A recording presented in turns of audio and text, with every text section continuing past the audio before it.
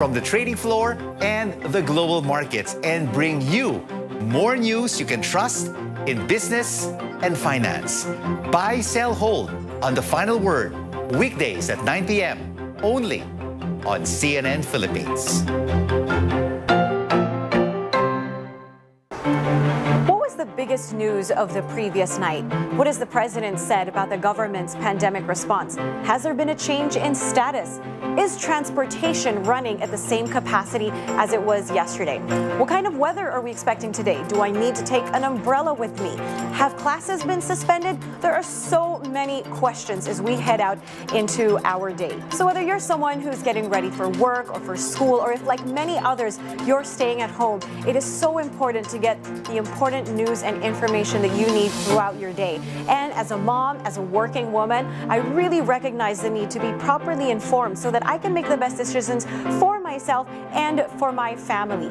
And that's also why I understand my important role as one of the people who gets to bring you the news first at the start of your day. I'm Ria Tanwatco Trillo, and I'll be bringing you the news you need to start your day. Only here on CNN Philippines, New Day, News and More.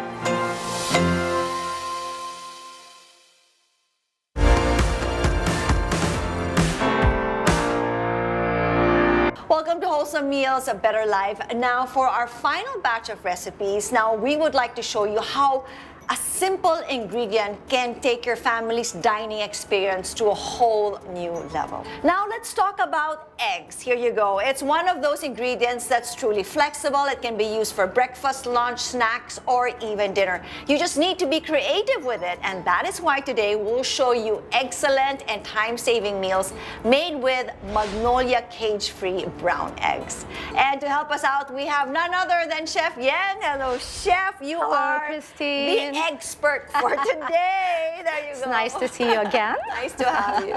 So for today, we have egg fried rice and pizza eggs made with Magnolia cage-free brown eggs. Magnolia cage-free brown eggs are antibiotic-free, naturally nested, rich in native flavor, and packed with nutrients because it comes from happy and stress-free Magnolia chicken hens. Now these dishes, of course, Chef, that you prepared for us, take a look at that naman. It looks so promising. And not only that, but of course, they're also nutritious. Magnolia cage-free brown eggs is a source of high-quality protein, essential amino acids, and vitamins, which help boost immunity. Kaya perfect for the kids and the whole family. So you can grab Magnolia cage-free brown eggs in leading supermarkets and Monterey meat shops near you. Now, for customers in the Greater Manila area, you can also have it delivered right at your doorstep. Just go to the Food Panda app or visit the hub.sanmiguel.com.ph for quality groceries and, of course, so much more. Hashtag Hub It Delivered na. When there's freedom to choose, choose Magnolia cage-free brown eggs. So, Christine, I have a question. How do you usually cook eggs? Well, I love eggs because I love the, that it's really rich in protein. But, I guess the easiest would be like scrambled eggs. Right. Diba? So, maski malamig, masarap pa rin, diba? Yun ang gusto ko talaga. True. And you can pair it with sandwiches or as you prepared for us today, even with rice. And speaking of rice, Chef, I like what you did with this. The colors is so beautiful. Well, I'm glad you noticed it. Alam mo naman tayo mga Pinoy, ang egg ay talagang staple ng ating breakfast. And what I did is take it to the next level with Magnolia cage-free brown eggs. This one has a rich, more native flavor and has a brighter yellow-orange yolk, no? Kasi nga, meron niyang lutein. Yes, I like that. Magnolia cage-free brown eggs contain natural antioxidants, which is very good for the body. And as Chef nga said kanina, it also has yung lutein to improve vision and even vitamin D. We really need that right now, that promotes strong bones and muscles. Okay, now Chef, how about this one? I've never had eggs on my pizza. So it's my first time. And napakadali pang gawin that the whole family can even join you sa paggawa nito. I like that. I think I'm gonna try that later. It looks really delicious, Chef.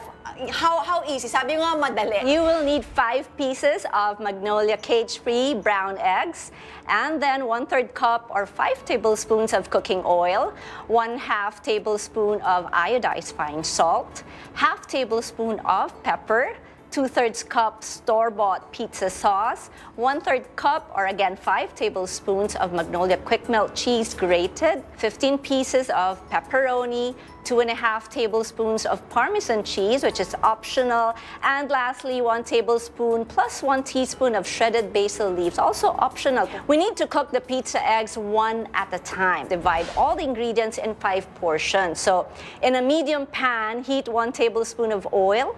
Place an egg ring in the center and crack 1 egg and let this cook until medium set. Now top egg with 1/5 portion of salt, pepper, pizza sauce, quick melt cheese, and pepperoni. You can also use bacon if you like.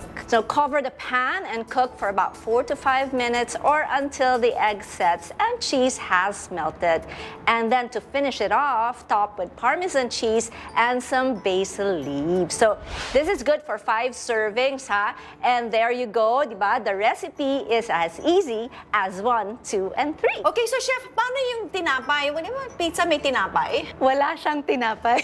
Walang tinapay. So Yeah, it's really, you know, literally pizza eggs. I love it. I mean, it's carb-free, so perfect for all those that are watching, of course, you know, their carb intake. And not only, sabi nga ni chef, hassle-free pa. At ang bilis pa. This is truly the definition of simple ingredient turned into an excellent meals. Let's jump I to our wanna try tasting that. session. I've got this plate of egg fried rice for you. Okay, I will try this because I love rice. My whole family. Yung balam ako fried rice queen. Ah, are you the fry? Okay, so guys, this is fried rice. You are the queen. You know, this is so perfect. You don't need anything else. This is like a perfect dish in itself. Yes, it's a full meal. Yung protein mo, yung egg na, di ba? Tapos may kanin ka na, may carbs ka, may gulay pa ako May nilagay. gulay. Saan ka pa? So up next, Christine, we have pizza eggs, also made with Magnolia cage-free brown egg. You know, I think it's something that my whole family, the kids especially, can make. Snacks, everything. It's so big. Okay. So Christine, what's your verdict? My verdict is wow. Napawaw kita. Napawaw. Napawaw. Parati naman napapawaw mo ako. But I think you can also pair it with bread and even rice as well if you wish. Now, the magic talaga is in the flavors of Magnolia cage-free brown eggs. Alam mo talaga, level up yan ng iyong typical fried eggs, di ba? Si- Gawin mong pizza. Gawin mo pizza. Kaya mo Correct. yan. Tsaka, it's so fun to make and really flavorful. Kaya perfect ito para sa buong pamilya, pang bonding, hindi ba? Agree. So, Christine, I'm glad you enjoyed all these exciting dishes. Ikaw talaga ang expert, chef, when it comes to eggs. Now, you can grab Magnolia cage-free brown eggs in leading supermarkets and Monterey meat shops near you. That's right. Now, for our customers in the Greater Manila area, you can also have it delivered right at your doorstep. Just go to the Food Panda app or visit thehub.sanmiguel.com.ph for quality groceries and so much more. Hashtag #HubItDelivered na. When there's a freedom to choose Magnolia cage-free brown eggs. Thank you so much, Chef. I enjoyed this. Thank you as well. That was so delicious. You know, even though a lot has changed in the way we work, Chef, di ba, quality time with our family should be and will always be our top priority. Now, sometimes that shared moment means enjoying a delicious meal that takes the stress away. And with that, we look forward to sharing more food hacks with you here on Wholesome Meals, Better Life, where you offer you the best ingredients for the best meals for the entire family. I'm Christine Jacobs-Sandejas, and we'll see you again next time.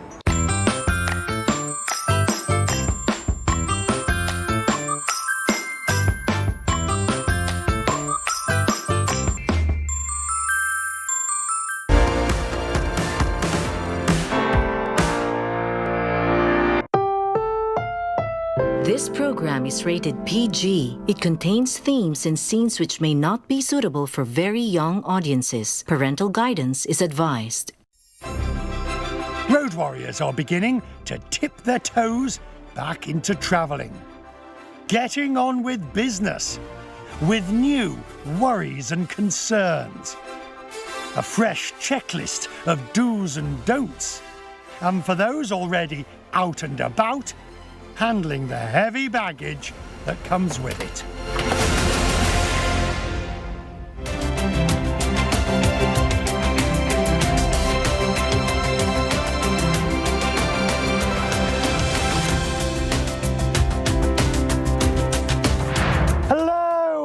welcome to CNN Business Traveller. I'm Richard Quest, this month reporting from London. Well, obviously Piccadilly Circus, that's the Eros statue.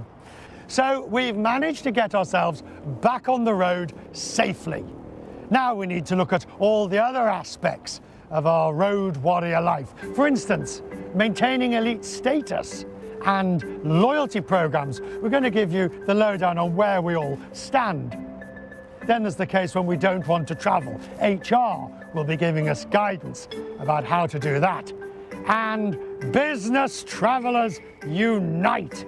Yes, we're coming together to hear our stories about what it's like back on the road.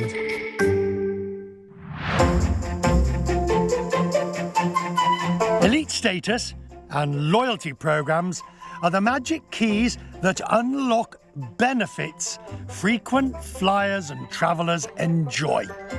You know the sort of thing. Those upgrades on flights and in hotels. Access to exclusive lounges. Getting on the plane first with priority boarding. And more free checked luggage.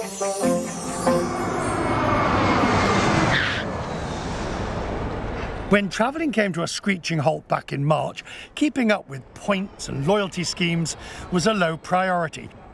Even so, the airlines and hotels knew we were worried about what was going to happen.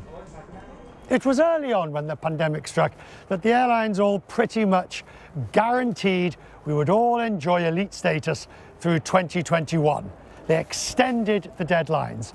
But as it becomes more and more clear that this is going to go on longer than we first thought, what happens next?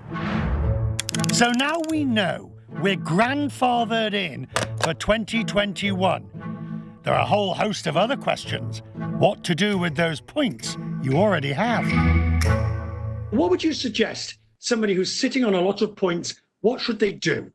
I would personally be looking to spend a chunk of those points in order to reduce your cash outlay for any sort of future travel that's coming up, but absolutely saving up some of those points for some future travel.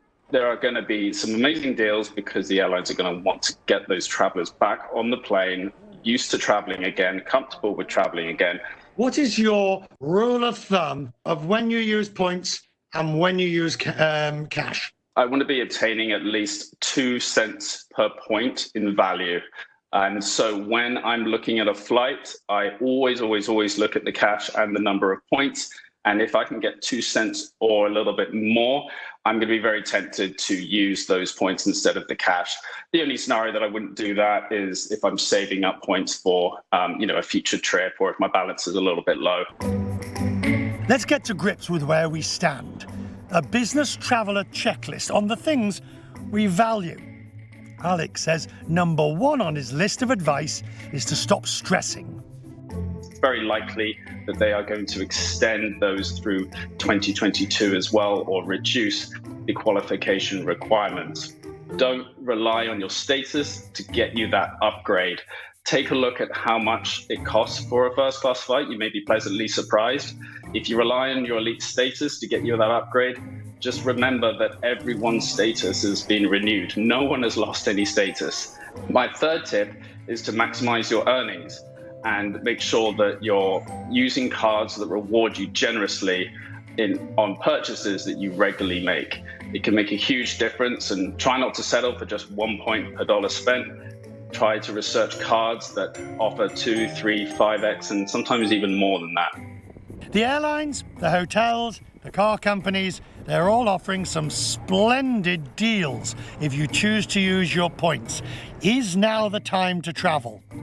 At some point, there will be some great news that will increase consumer demand greatly, and you want to lock in those deals now while they're on offer and before the demand comes back.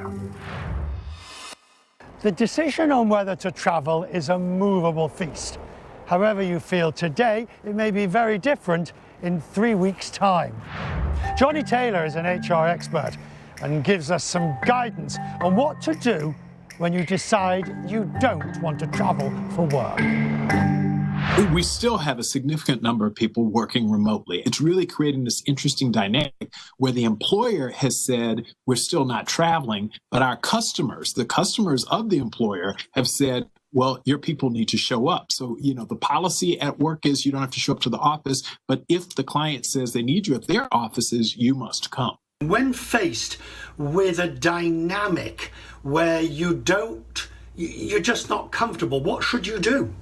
So any employee who's facing that situation should have a very honest conversation with their boss.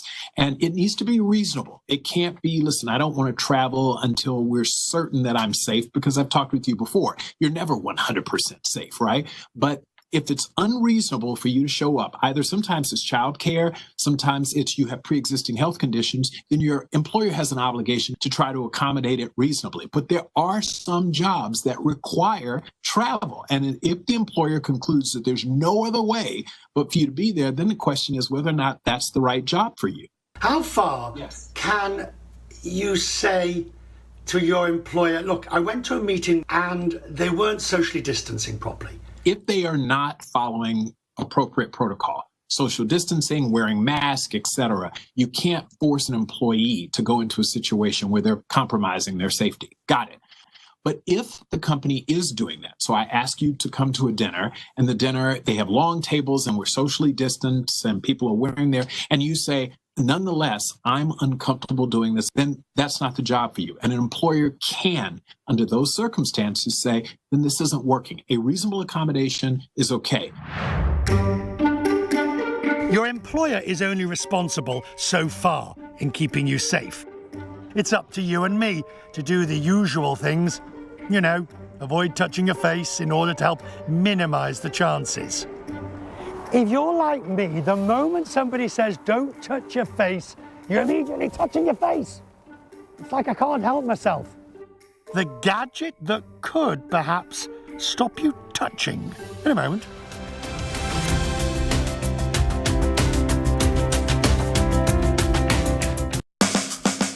Dubbed as the heart of the Philippines because of the shape of its island, the province of Marinduque is definitely picturesque and breathtaking. Dito po sa amin, sa Marinduque, is talagang dinadayo ang aming mga food. Tinawag tong butterfly capital kasi 80% ng supply na dinadala sa ibang bansa ay dito nanggagaling sa Marinduque. This heart-shaped island might have the answer to your heart's desires. If you're a commuter or a motorist, the first thing you'll do in the morning is to check how the roads are doing. Is EDSA jam-packed? How's C5 doing? Where will Waze take me this time? I like sharing the traffic to our viewers every morning. And we keep you updated to where is it not okay to pass, where is it okay to pass going to your location. Filipinos also share an undeniable love for sports. To some, it's even considered a way of life, whether it be basketball, boxing, volleyball, gymnastics, billiards, weightlifting, or martial arts, or whatever your sports is, they always have an impact. That's why our viewers really check on what's happening in the world of sports every morning. That's why we are here to give you the latest scores, the latest updates, and what's happening in the world of sports locally and internationally. I'm Andre Felix. Let me help you build your own game plan as you start a new day. Only on CNN Philippines New Day, news and more.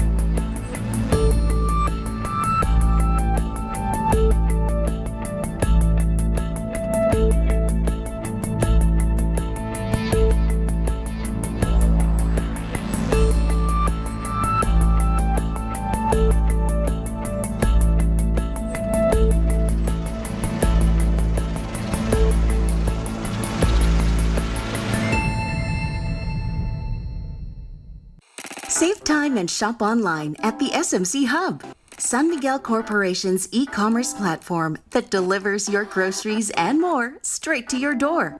It's easy to order. Step 1.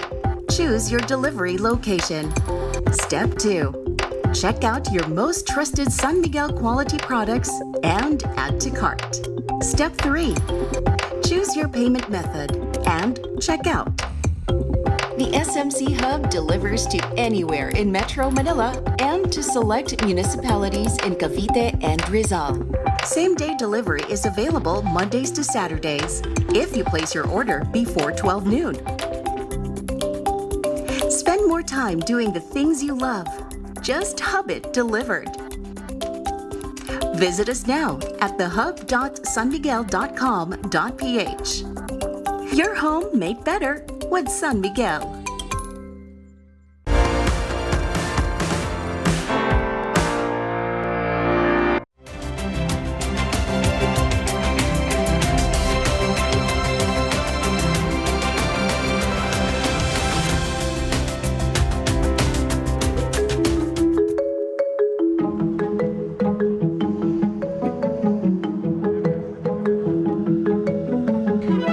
Months on, and nothing is back to normal. And yet, all the surveys and the studies show we do want to get back on the road. We're all having our own individual experiences. Collectively, we can learn from each other about what it's like back on the road. Business Travellers Unite. Let's do a catch-up first. David, you said you live in Barcelona. You're now travelling again. What was it like when you took that first flight? You know, it was very surreal because I traveled through Dubai into Nairobi, typically a 13, 14-hour turnaround. My closest connectivity was 34 hours to get from Barcelona, Dubai to Nairobi. And so that's COVID tests, that's health forms, that's QR codes, everything. So it was hard. Keith Norton, first of all, where are you? Greetings from Christchurch. Not travelling yet, Richard. Hopefully our government, the countries that I visit in South Pacific will open their borders, but I don't think any of them are in any hurry at the moment. Amy Rose, I know that you are working from home in counselling, but have you done any travel since? I'm happy about not driving the traffic, but not flying anywhere else, like domestic flights. It's something that makes me sad because I miss going to places. Felicia, how about yourself? What I think has helped me was that I put up a strategy of how I would ease the COVID lockdown within my own system. So I started traveling by road gradually to get used to the system and the new life. And then I'm going to start traveling locally.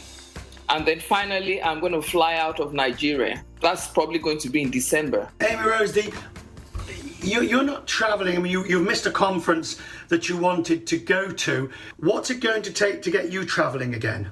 Well, hearing David's experience, that's something that I really don't like to go through. You don't want to go through what David had to go through, which was to do the testing regime. Because it's expensive. Do you have a fear at the moment of getting on a plane because of COVID? I did, but my husband flew in yesterday and said it was okay. So now the fear is gone.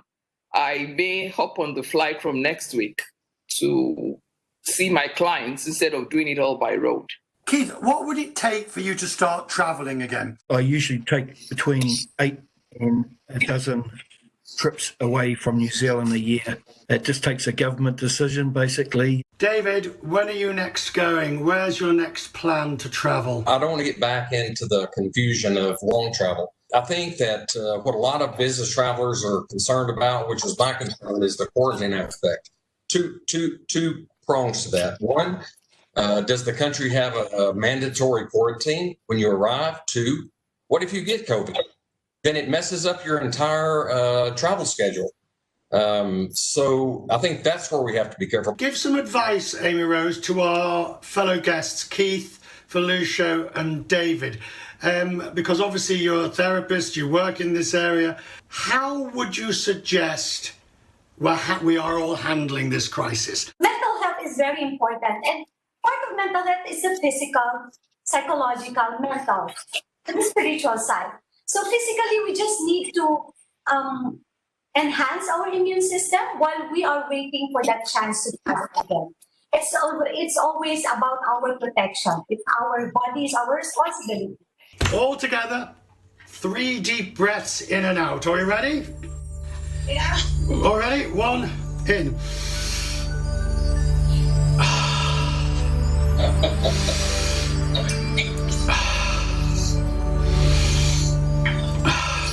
I feel better already. God bless one and all. Thank you very much for joining us.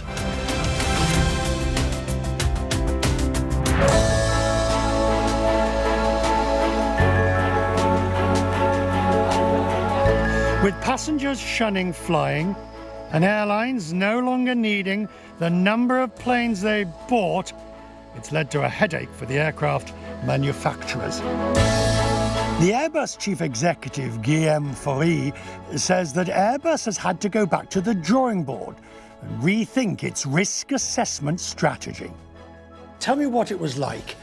I mean, you've been in the job a while, but suddenly this happens and you are reversing the company in a way that, the exact opposite of everything that the plan was. Ramping up now becomes shutting down or slowing down.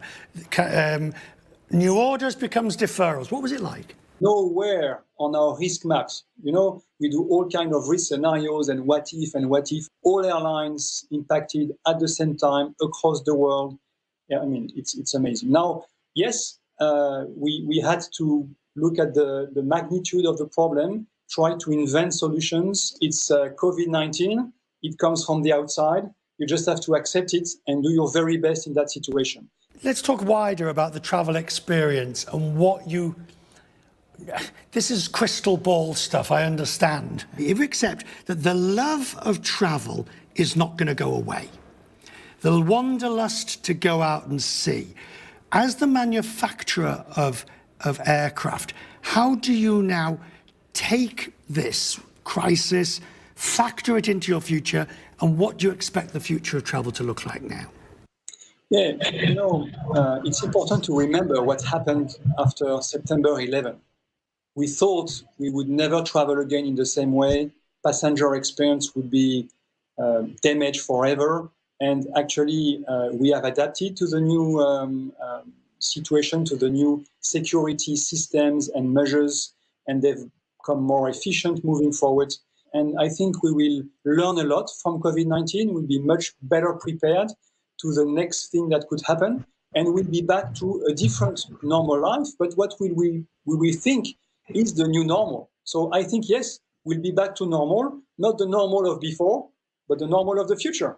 Normality with caution, but what does that look like? We see the traffic recovering.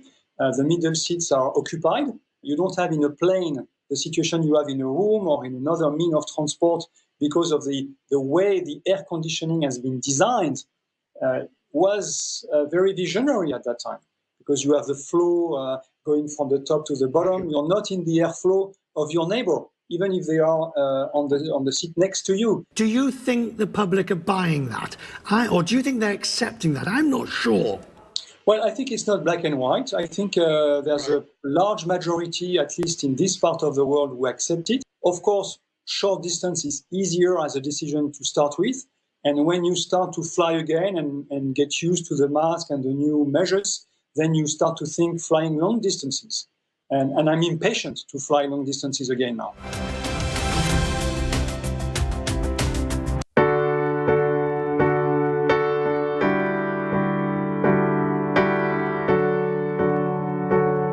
Bago pa lang mag-lockdown, pumunta na ako ng Lipa, Batangas. Nag-set up na ako ng kitchen doon. It was a lockdown kitchen.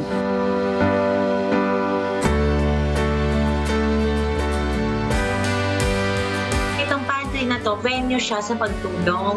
Tayo-tayo po muna yung magtulungan. What inspired me to keep going is knowing that people need you. And if you have the capacity to help, then you should do it. Pandemic ngayon. O kahit hindi pandemic, kahit sino ka man, ang sarap makatanggap ng tulong. Everybody needs help, regardless of where or who you are. Sobrang perfect time po ito para mag-unite tayo lahat.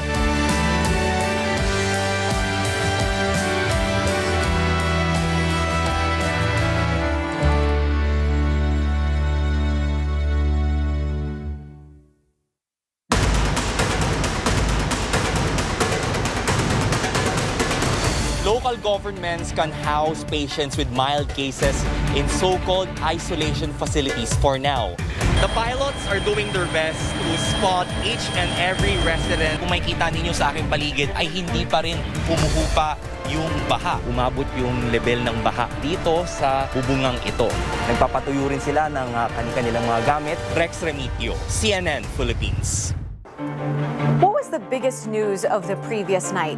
What has the president said about the government's pandemic response? Has there been a change in status? Is transportation running at the same capacity as it was yesterday?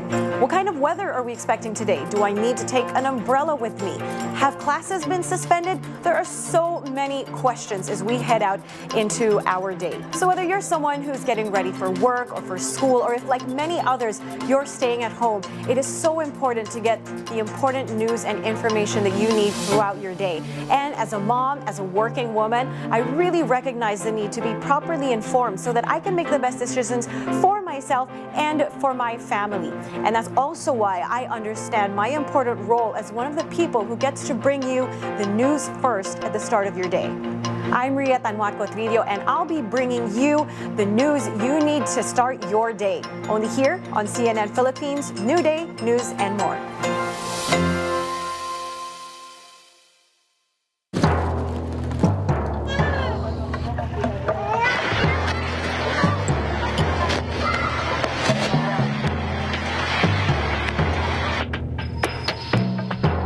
Ang mga residente ay stranded pa rin. Lahat halos ng mga bahay dito ay sira. Lampas tao na yung tubig. Overnight, Pinky, binantayan din natin ang sitwasyon. A portion of the Arten Bridge here in Navotas was destroyed. Nakikita niyo sa likod ko ngayon, malakas na yung agos ng Banano River.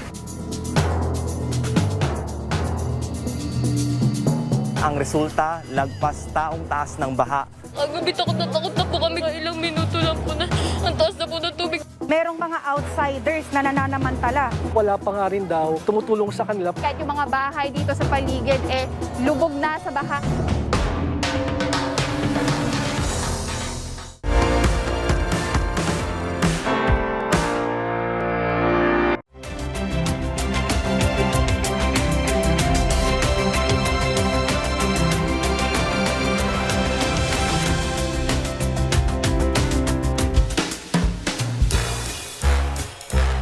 The Business Traveller team is back on the road.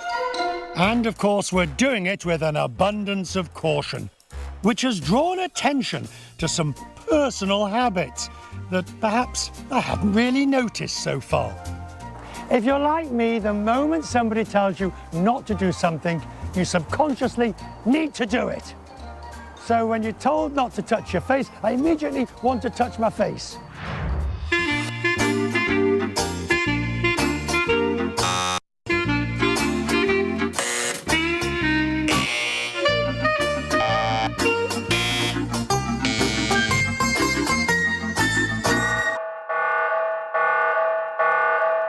The problem we're all facing at the moment. I've been, oh, see, I keep touching me. I can't stop. Nose, eyes, whatever. This says it will prevent it. Let us set it up. This is a gadget that could potentially save me from my own hands. We're going to do 3-second vibrations. Calibrate. Touch your mouth. Now we're going to touch the nose. Now we're going to touch the forehead. We've done all of them. The battery level is high and I'll be ready to go.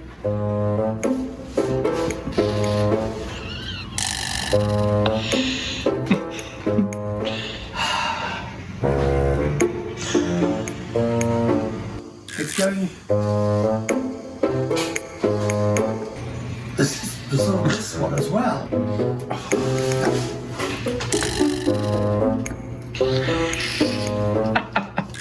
That worked. That worked. That worked. I guess what it does do, which is quite good, it's too late to stop you, but it reminds you you've done it.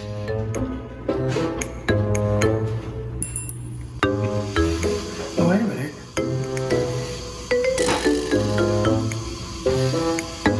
Ah, I'm sure that it is a useful gadget to help you remember not to touch your face, but I just wonder whether you'd actually use it.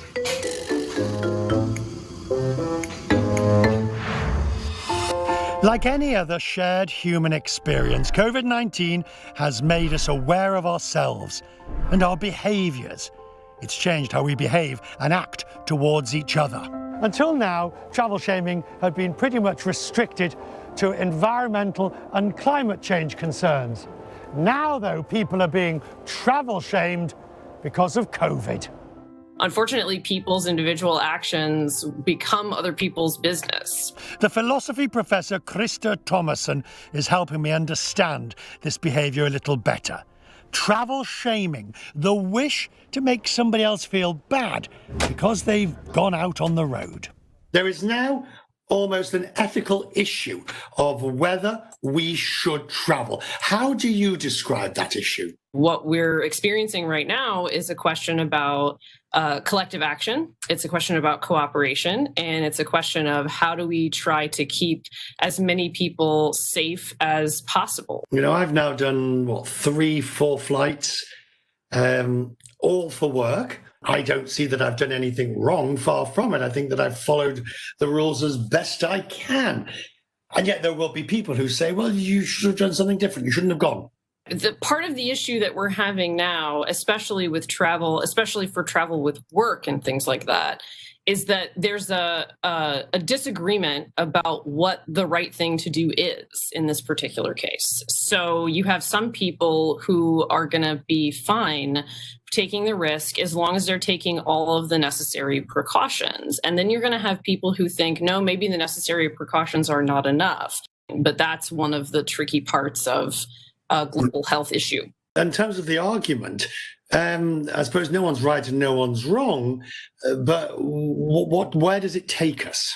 There are ways for you to ask people to reflect on their actions, for example, right? It's a little hard to do that over social media, unfortunately. Social media doesn't really provide us with the conversational framework that we usually need for healthy moral criticisms. So what's the moral point here? It's important for us to remember, even in dire circumstances, we're still people, we're still equals, and we still owe respect to each other. What for you is the biggest ethical issue that we're facing at the moment? I think the biggest ethical issue that we're facing at the moment is a lack of ability to put ourselves in other people's shoes. It's a little bit of a failure of moral imagination, I think. And I think we're doing a bad job of trying to think as though we're someone else and imagine life from a different perspective.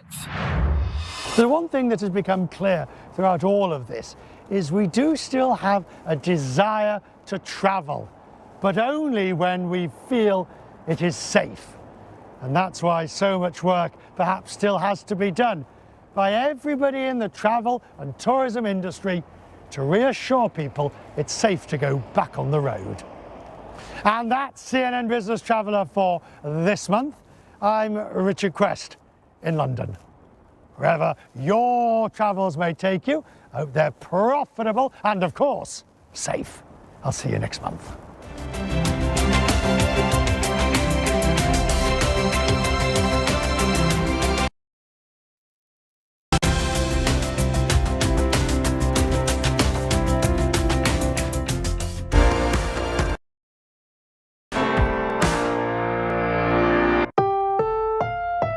This program is rated PG. It contains themes and scenes which may not be suitable for very young audiences. Parental guidance is advised. The stuff was coming out of the sky and it'll spot.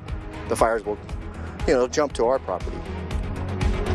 And out-of-control wildfires wreaking havoc, all right, in California, as actually much of the United States is getting pounded by a heat wave. Those pictures, right? Yo. All right. A bishop was robbed at gunpoint while delivering the Sunday sermon. Why he believes that he was targeted. And a boy was playing chess against a robot. When the robot broke his finger, officials say it's a misunderstanding.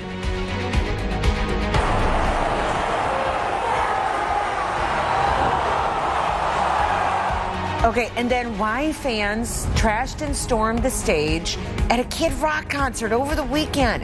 We have to follow up on that. It is Monday morning. How did it get to be July 25th already? It's good to see you. I'm Robin Meade, and this is what's going on today. You know, a couple managed to escape a fast-moving wildfire with just the clothes on their back. Their home of more than 37 years in California is burned to the ground in the blink of an eye. The Oak Fire has destroyed nearly a dozen structures. It's threatening at least 2,000 more, according to officials. Now, this is the fire that is burning near Yosemite National Park. The governor declared a state of emergency. Thousands of people have been forced from their homes. Power has been shut off in the area. Camila Bernal reports that the triple-digit temperatures in the state are making it even worse. CAL FIRE is saying that this fire is particularly difficult for a number of reasons. First, the drought and the weather, especially in the afternoons. Firefighters saying that the temperatures are increasing, the humidity is decreasing, and that's when the winds pick up, spreading those flames even further. They also say it's a difficult terrain. It is steep, so it's difficult for these firefighters to get into some of these areas. And finally, they also say it's hard to get to homes, to get to people, because a lot of these people live in large lots, say 5 acres. And so it is surrounded by forest, and many of it is overgrown. A lot of it is dry, and so it's hard for firefighters to get in, and it's hard for them to help people get out. That's why they're asking people who are under evacuation orders to listen to the warnings, to get out. Many have left, some without a lot of their belongings, while others simply say they don't want to leave. I talked to someone who's been here for 20 years, John Mullen. He says he doesn't want to go just yet. Here's what he told me. You get real nervous, but when the embers, Friday night was the worst night for us on Tip Top. Why? Because the stuff was coming out of the sky and it'll spot. The fires will, jump to our property. So we had to be, prepared.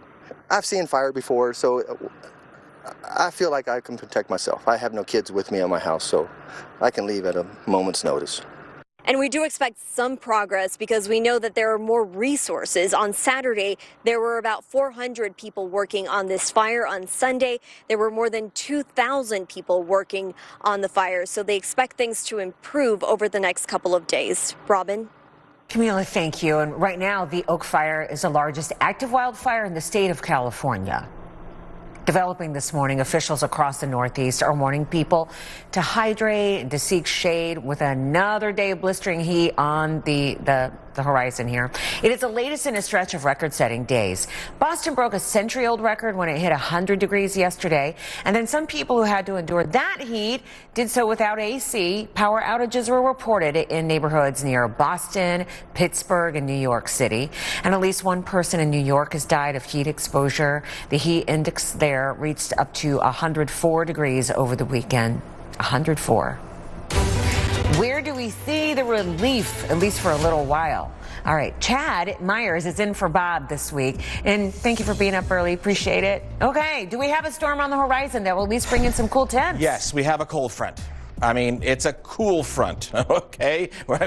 We have to lower our expectations at this time. But 100 in Boston yesterday, that's just incredible. 102 in Newark. We're still going to break more records today, but this will be the last day because there will be some thunderstorms that will bring some relief, and a cold front will also drop our temperatures. Very hot across the Midwest as well. Feels like temperatures across parts of Oklahoma and Texas will be 115 degrees today. So I know it's summer, and I know it's hot, and I know it's supposed to be hot, but in many places it's not supposed to be this hot. Here comes our cold front. It's along with the thunderstorms. There could be some wind damage today. There could be some power outages today. Some of the areas up here, as the storm rolls on by, we'll see winds of 50 to 60 miles per hour. That could take down a couple of power lines. That could take down a limb or two. Just be careful if you're out there. If you see it dark to your west, that storm is on its way. But how about 85? Hey, we'll take normal in New York any time of the year.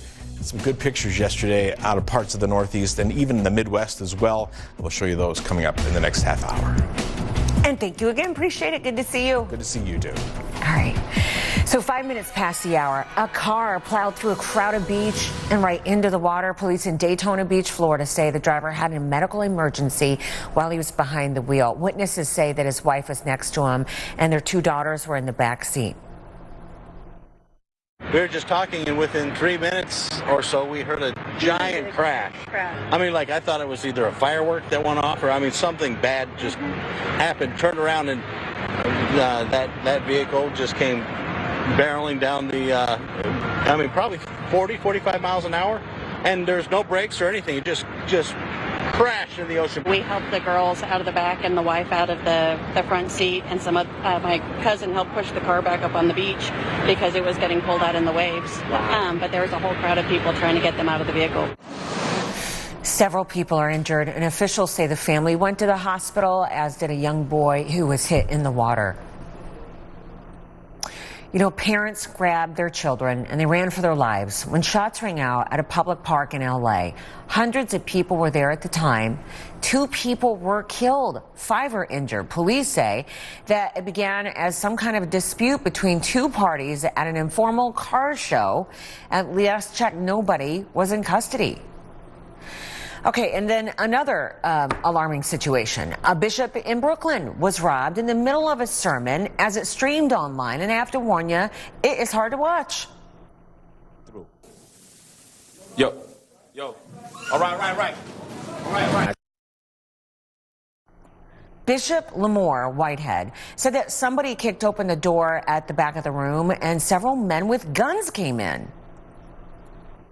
As I got down, one went to my wife and took all her jewelry and had the gun in front of my 8-month-old baby's face. Took off my bishop's ring, my wedding band, and took off my bishop's chain, and then I had chains underneath my robe. He started tapping my neck to see if anything else. So that means they knew. They watched and they knew that I have other jewelry. So he says that about 100 parishioners were in the room at the time. He believes that his family may have been targeted for turning in the suspect in a deadly subway shooting in May. Police say that they are still looking for the robbery suspects in this incident. How unnerving. All right, developing this morning on a totally different subject matter. The monkeypox outbreak is now a global public health emergency, says the World Health Organization. The virus is now spread to dozens of countries, and the CDC says that about 17,000 cases are reported worldwide. 2,800 of those were confirmed in the United States. So an official says the U.S. is still deciding whether to declare an emergency here. He adds that there will be more testing and vaccinations to slow the spread of monkeypox. What about COVID? President Biden's improving significantly after he was diagnosed with COVID last week. This is according to a letter that his doctor released. It says that the president's primary symptom is a sore throat. The doctor also says it's a good sign that his body is clearing the infection. And he also confirmed the president has the prominent BA.5 variant. The White House's COVID response coordinator says that he'll continue to be transparent about how the president's doing. We think it's really important for the American people to know how well their president's doing, which is why we have been so transparent, giving updates several times a day, having people hear from me directly, hear directly from his physician. And obviously, if he has persistent symptoms, obviously, if any of them interfere with his ability to carry out his duties, we will disclose that early and often with the American people. Meanwhile, the First Lady tested negative again yesterday. Dr. Jill Biden remains at the family's home in Delaware. Happening today, Pope Francis used a cane as he arrived in Canada following a recent knee injury, and he used it to walk around and then used a chairlift to get on and off his plane. But here's the story. The 85-year-old is in Canada this week, meeting with officials and Indigenous groups about a huge concern.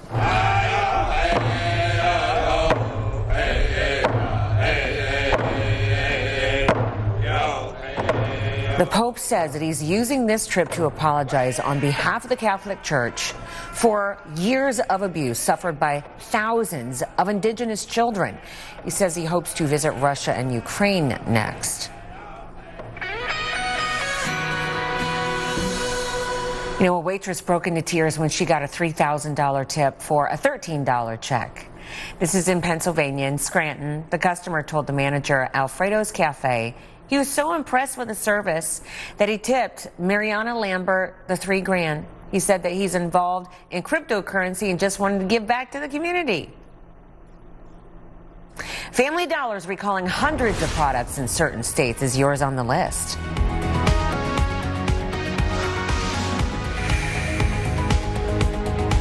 I would like to introduce you to Christian Grey. Oh, no. We started this book club to stimulate our minds. From what I hear, this book is quite stimulating.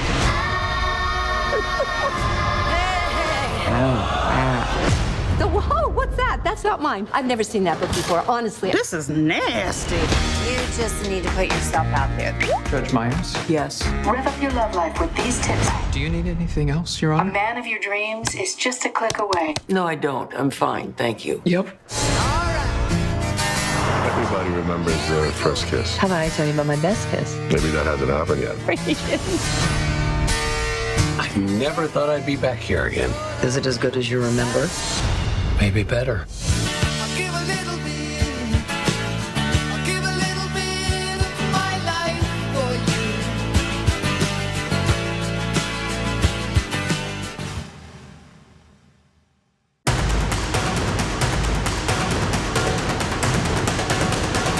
Bawal muna ang pakikipag-usap sa loob ng mga tren ng MRT. Some residents are back on the streets of Sampaloc, Manila after the 48-hour lockdown. Pagtaas ng mga kaso ng COVID-19 dito sa bansa. Naglagay na ng mga improvised barriers para sa mga nagbibisikleta. Typhoon Ulysses, a super typhoon. Christine Matulak, CNN Philippines.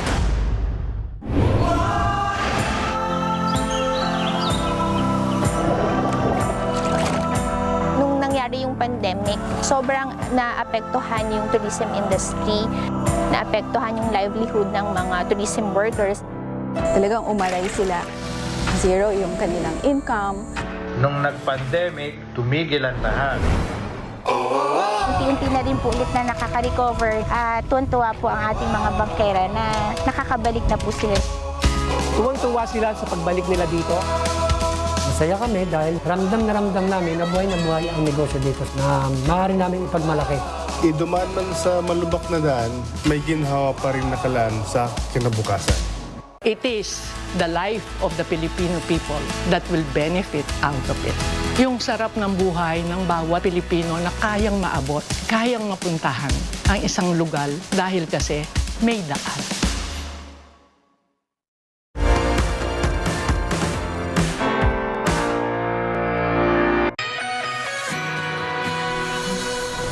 Minutes past the hour. What do you make of this? A robot trained to play chess broke a boy's finger during competition in Russia. Officials say the child tried to make a move during the robot's turn, and the robot grabbed him.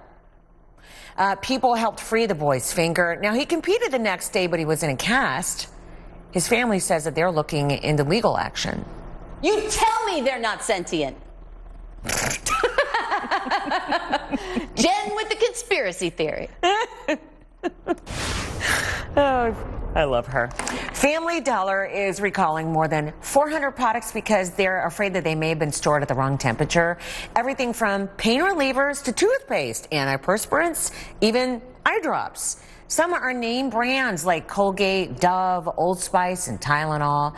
Family Dollar so far has not received any complaints about the items under recall. You want to find out that big list? You can find out at FDA.gov. You can see more of that list. Gas prices are finally taking a breather this summer. Maybe the high prices have you thinking about going electric, though. And our Jen Westoven is here with the drop in the prices and what questions to ask on what is your best car the next time you go to buy one. Good morning. Good morning. Yeah, the price for the main ingredient in gas, of course, is oil. It's staying pretty low. That's part of why gas prices coming back to earth. But we did so much reporting on the way up. It is nice to do the reporting on the way down. We are down $4.35 for a gallon, says AAA. I mean, last month we were looking at more than $5 a gallon. The daily drops in gas prices, I mean, I don't know about you guys. It is stunning to me. I mean, I follow these all the time, but you guys see the signs out there on the gas stations. Prices down almost a quarter a gallon just in the latest week in Iowa, Delaware, Wisconsin, Kansas, Oklahoma. That is a sizable difference, a quarter a gallon. You're talking like $4 on filling up your tank.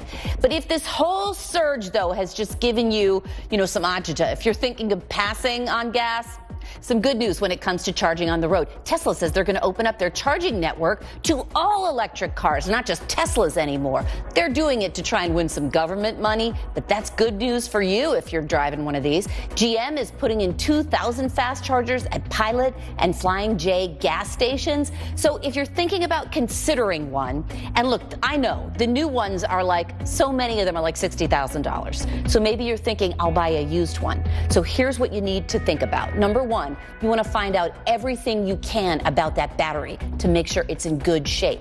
Often when it comes to electric cars, the battery is literally as expensive or more expensive as the rest of the car. That's the whole thing. Number two, has it ever been replaced? Actually, Kelley Blue Book says that's a good sign. It means you've got a newer battery. You likely won't have to replace yours. And number three, find out how much is left on the battery warranty. For batteries, that's often 8 years or 100,000 miles. And if your commute is less than 30 miles, you likely may be able to find something affordable and older, maybe one of those old Nissan Leafs, to handle your day-to-day commute and errands, and then you can skip all this drama at the gas pump. Robin. Jen, thank you. So, a whale of a story here about a whale breaching and landing on a boat. Dubbed as the heart of the Philippines because of the shape of its island, the province of Marinduque is definitely picturesque and breathtaking. Dito po sa amin, sa Marinduque, is talagang dinadayo ang aming mga food. Tinawag tong butterfly capital kasi 80% ng supply na dinadala sa ibang bansa ay dito nanggagaling sa Marinduque. This heart-shaped island might have the answer to your heart's desires. What was the biggest news of the previous night? What has the president said about the government's pandemic response? Has there been a change in status? Is transportation running at the same capacity as it was yesterday? What kind of weather are we expecting today? Do I need to take an umbrella with me? Have classes been suspended? There are so many questions as we head out into our day. So whether you're someone who's getting ready for work or for school, or if like many others, you're staying at home, it is so important to get the important news and information that you need throughout your day. And as a mom, as a working woman, I really recognize the need to be properly informed so that I can make the best decisions for myself and for my family. And that's also why I understand my important role as one of the people who gets to bring you the news first at the start of your day. I'm Ria Tanwatco Trillo, and I'll be bringing you the news you need to start your day. Only here on CNN Philippines, New Day, News and More.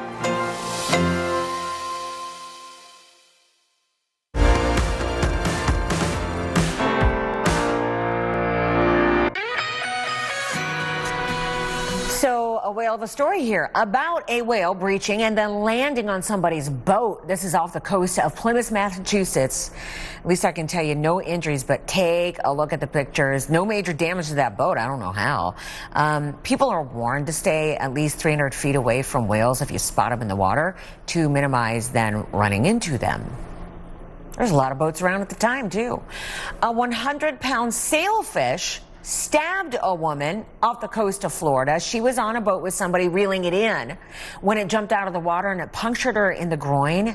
This is near St. Lucie Inlet over the weekend. But they were pretty far offshore. It's not like they were right there. People on board applied pressure to her wound to stop the bleeding, and it took them like an hour to get back to the dock. She was then taken to the hospital and at last check was in good condition. The poor thing. Sailfish are similar to marlins and swordfish. You see their beak there. Well, I don't know if you call it a beak on a fish, but some say that they are the fastest fish in the ocean.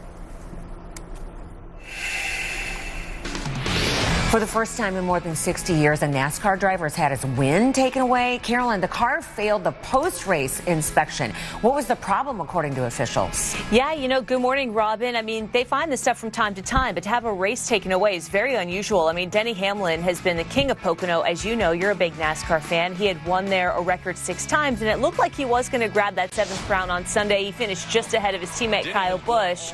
Hamlin actually sent his daughter to grab the checkered flag, and they took it on the victory lap. It was very sweet. But then about 2 hours later, NASCAR officials said that Hamlin and Busch actually both had extra material on the car's front bumper, which caused that failed inspection. And that led to NASCAR stripping that win away from a driver for the first time since 1960 and giving it to the 3rd place driver, Chase Elliott. The last thing we want to do is meet here afterwards and talk about this problem. But, the teams and the owners and everybody is well aware that this new car was going to be kept with some pretty tight tolerances. And there's some areas that all of the teams are well aware that we cannot be going down the path that we had in the past with the other car. Hamlin's team does have a right to appeal that ruling, and Hamlin replying to a tweet of his daughter with the checkered flag saying, yeah, good luck getting that back. We'll see what happens. And the final day of the World Athletics Championships featured more gold for the Americans. The men storming to another 4x400 meter relay win in front of a packed home crowd. This event is a real point of pride for Team USA. They have now won 8 of the past 9 world titles. And it did get better from there when the women took to the track, anchored by the 400-meter hurdle world record holder. That's a mouthful, Sydney McLaughlin. The lead less than a second when Sydney got the baton for the final run. In the end, they finished almost 3 seconds ahead of second-place Jamaica. So it's been quite a run on home soil for the Americans. That win marking their 33rd medal of the meet, Robin. So they have just done a great job. And more to come. Carolyn, thank you. Appreciate it. 25 minutes past the hour. We always do a salute to the troops. Nice and early today. The salute is for the members of New York's Army National Guard who will be helping train Ukrainian troops. They're assigned to the 27th Infantry Brigade combat team. And the Army posted this picture and says that they're in Germany and are replacing members of Florida's Army National Guard. So I hope that their families are watching and know that they are the subject of the salute to the troops. Now, do you personally have someone that you know in the military and you just want to say, world, here's why I'm proud of them? We'll do so. We'll put that on the air. I think it's the best when it's you talking. Just video from your cell phone about that loved one in the military. Tweet it to me at Robin Meade. You can Facebook the show. We'll get that done.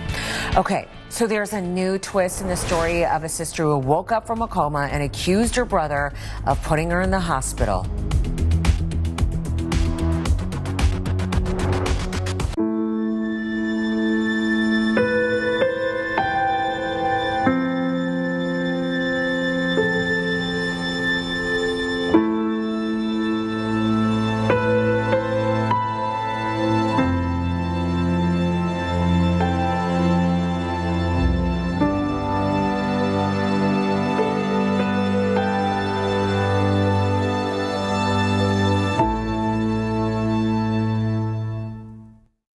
Save time and shop online at the SMC Hub, San Miguel Corporation's e-commerce platform that delivers your groceries and more straight to your door. It's easy to order. Step 1. Choose your delivery location. Step 2. Check out your most trusted San Miguel quality products and add to cart. Step 3. Choose your payment method and check out. The SMC Hub delivers to anywhere in Metro Manila and to select municipalities in Cavite and Rizal. Same-day delivery is available Mondays to Saturdays if you place your order before 12 noon. Spend more time doing the things you love. Just hub it delivered. Visit us now at thehub.sanmiguel.com.ph. Your home made better with San Miguel.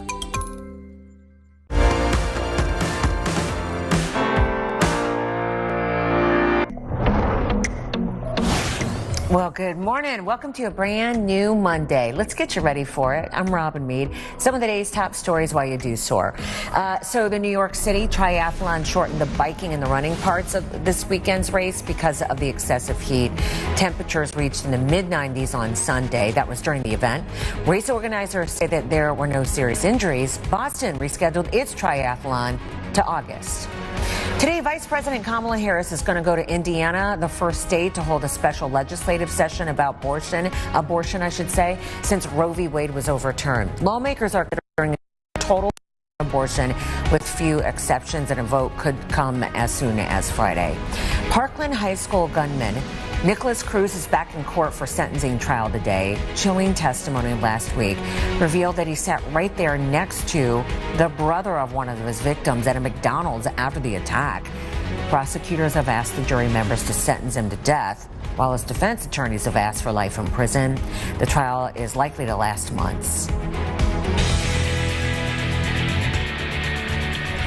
Tennessee state investigators are looking into the violent arrest of an African-American man accused of running a stop sign. Authorities say that officers used a taser and a police baton.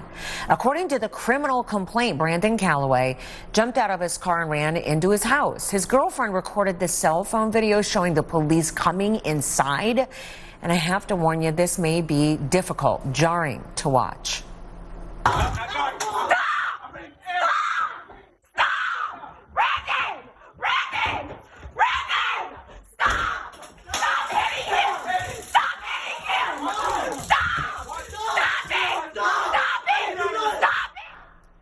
Authorities say that the 25-year-old ran a stop sign and was driving 12 miles over the speed limit before then running into the house. According to the criminal complaint, police kicked in the front door and went inside after he ignored their commands and yelled obscenities. Calloway tells us that he was afraid for his life because of what has happened to people in similar situations. I'm definitely having flashbacks and nightmares. I really feel like it's a nightmare. So that's like a consistent thing. I always have fear because of what's happened to other people like me. But no, I never thought anything like this would ever happen. Calloway is out on bond. One of the officers involved has been placed on administrative leave, and that's according to the Oakland City manager, and an internal investigation is underway.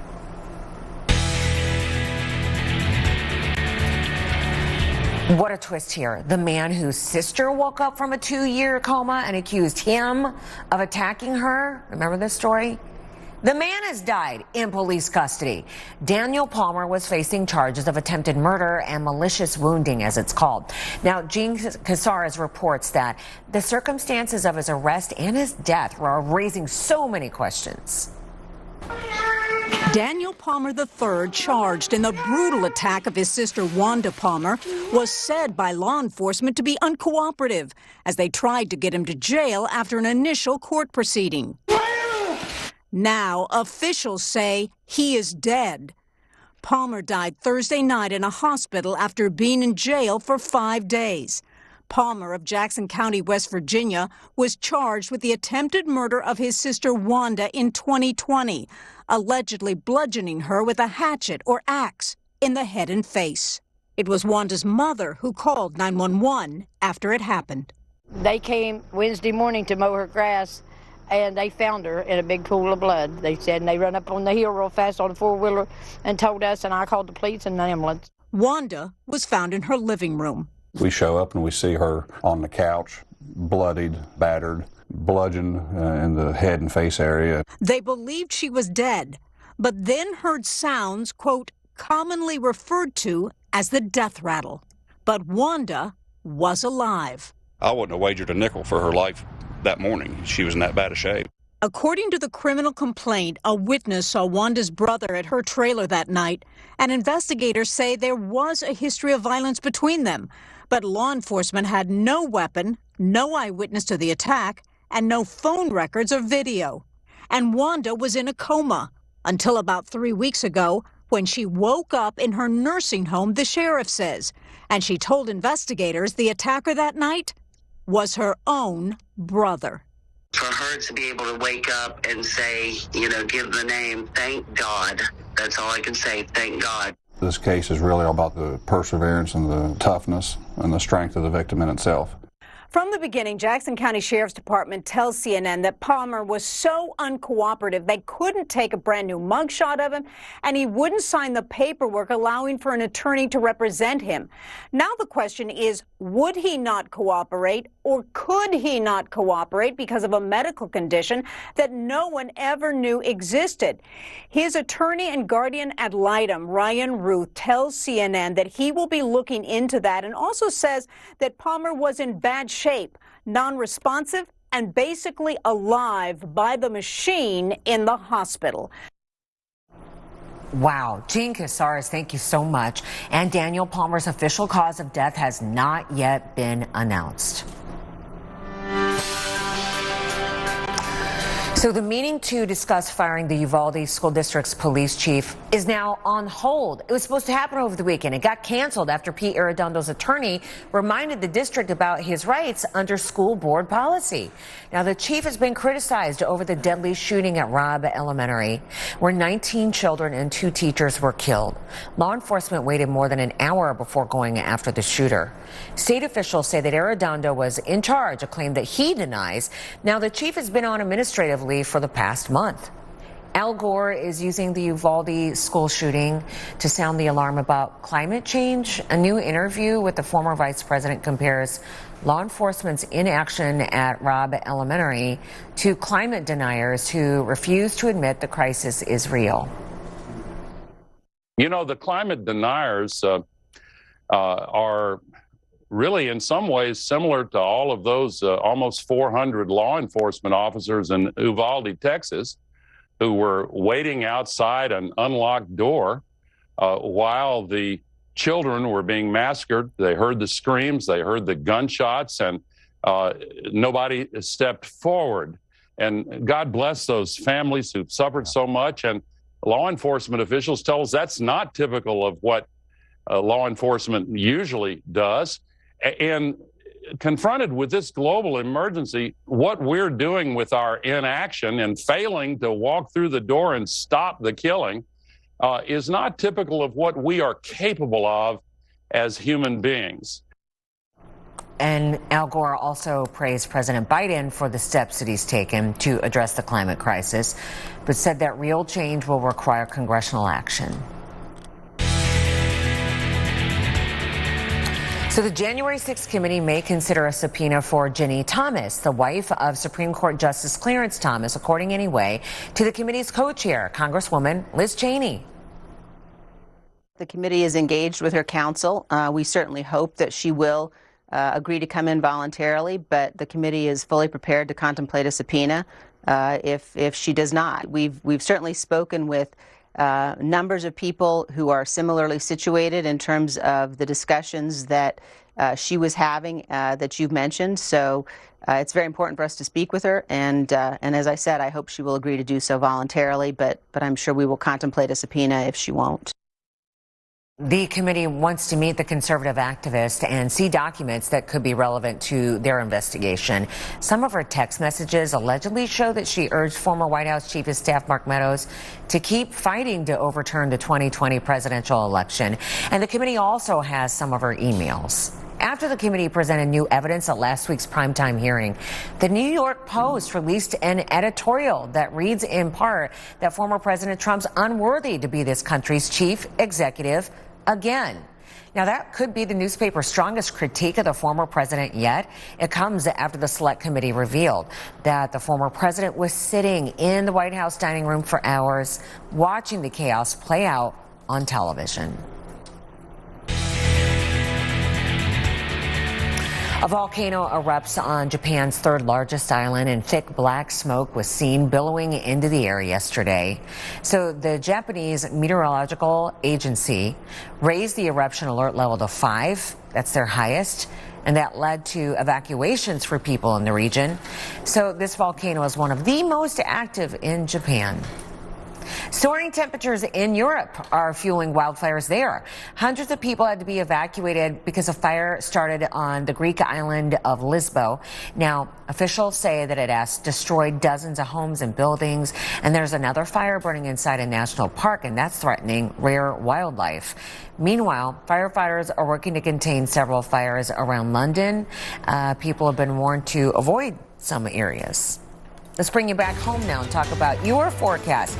So as you step outside today, what is going to greet you? Chad, will it feel like we're behind the hot exhaust of a bus?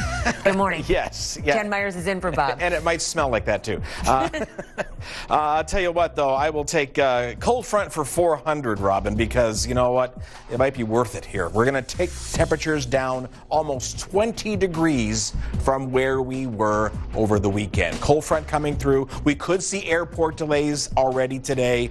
This morning, we could see some planes not wanting to take off to get to some of these airports as a big storm rolls on by. There could be some power down. There could be some lines and also limbs down with this. The cold front does come on by, though, and drop our temperatures by almost 20 degrees in some spots. Now, there's a lot of rainfall coming with it. You have to watch out for this flooding. Even Tucson, in the desert yesterday, had flooding. You know, you don't expect there to be too much water in the desert, but when it does come down in monsoon season, that's what it looks like. So you have to be careful. A lot of the roads that I've driven through here don't even have bridges over these little creeks. You're just supposed to drive down and then back up the other side, just called a dry wash, because 99% of the time it's dry, but obviously not yesterday. Be careful, especially in the dark. Temperatures, though, back to normal. Normal. Well, I'm not sure I've said that word in about 3 months. We'll take it. And I am Abby Norma. Okay. Chad, thank you so much. Appreciate it. Dave Chappelle made a surprise appearance over the weekend as an opener. He opened for 2 other stars. I would like to introduce you to Christian Grey. Oh, no. We started this book club to stimulate our minds. From what I hear, this book is quite stimulating.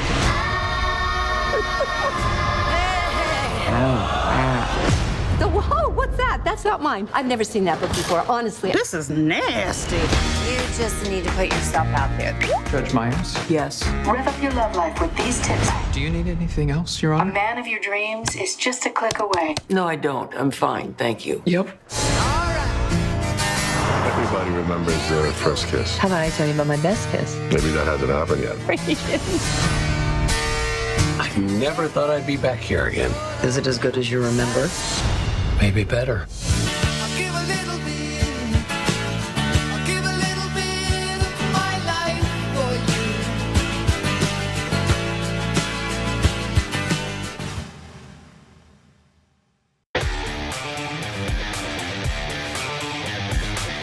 Staying active can be difficult sometimes. Whether you're short on time or you just want something exciting to add to your fitness routine, you can't go wrong by getting strong. Step to the side like this. Lift the knees. Use the arms. Keep the chest up. Back straight the whole time. 1 full round. Faster, faster, faster.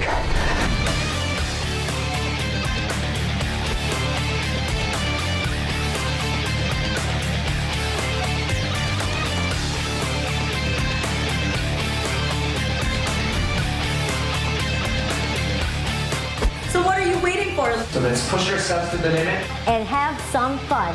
Get off your seat and let's get it. On CNN Philippines.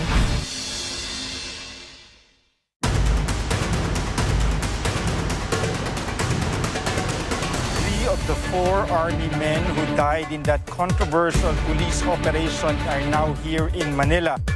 Sanay na raw, no? This is not unusual para sa mga taga dito ang ganitong klaseng sitwasyon. They did not hold it in their traditional protest grounds amid the coronavirus pandemic. David Santos, CNN Philippines.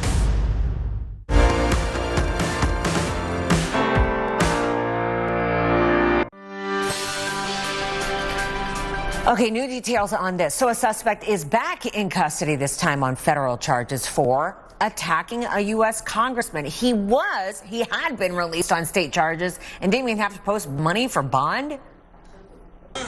And there's only one option.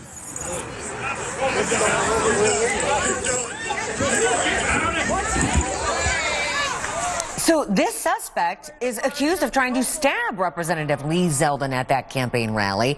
Zeldin tweeted that he's grateful for the arrest again, saying that federal authorities did what New York's broken pro-criminal justice system could not uphold the rule of law, unquote. And he added that cashless bail must be repealed, unquote. The 43-year-old's now charged with assaulting a member of Congress.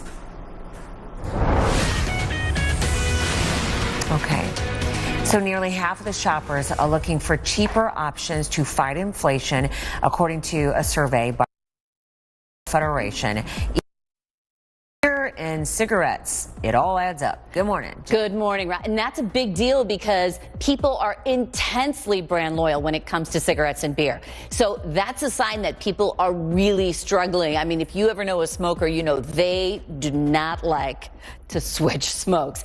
Economy beers like Nielsen, economy beers, Nielsen says, that's like Busch Light, Miller High Life, and Ice House. They're doing really well. Marlboro, the premium cigarette, losing out as people switch away to discounts like Eagle and Pyramid and Montego. And here's another money headline with another sign of trouble here, that people are having a hard time making ends meet.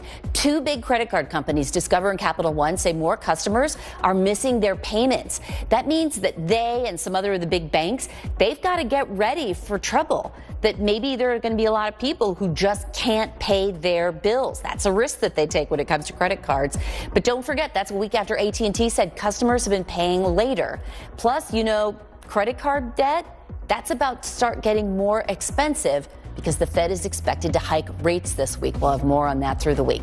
So I'm going to leave you with some good news. More people who have served their time, they've paid their debt to society for a crime, they are getting their second chance with a job. The healthy job market has been good for them. Companies like Microsoft, Best Buy, Chase, but look at that whole list there. McDonald's, Target, Pepsi, United Airlines, they are all participating in programs, hiring people who were once behind bars. The Second Chance Business Coalition says that people with criminal records perform the same or better than workers that don't have criminal records. They say that turnover is lower and that they're more loyal to their employers. And so they're hoping that if you're a manager, you'll give those people a chance. And look at that list of companies that did. Jen, thank you. So why did the crowd at a Kid Rock concert trash the venue?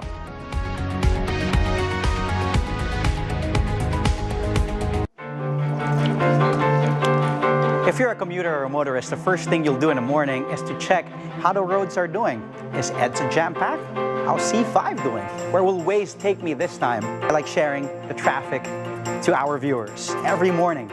And we keep you updated to where is it not okay to pass, where is it okay to pass going to your location. Filipinos also share an undeniable love for sports.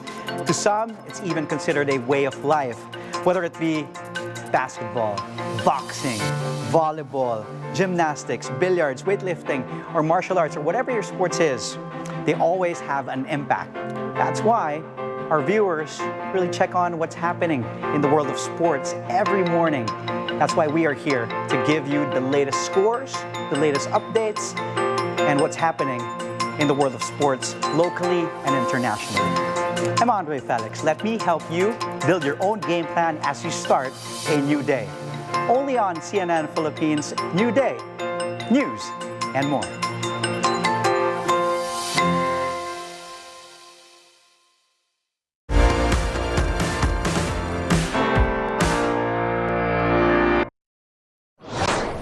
So audiences are saying, yep, to nope. The Jordan Peele sci-fi flick opened at the top spot over the weekend. So what happens next? You ready? Mm-hmm. Are you ready?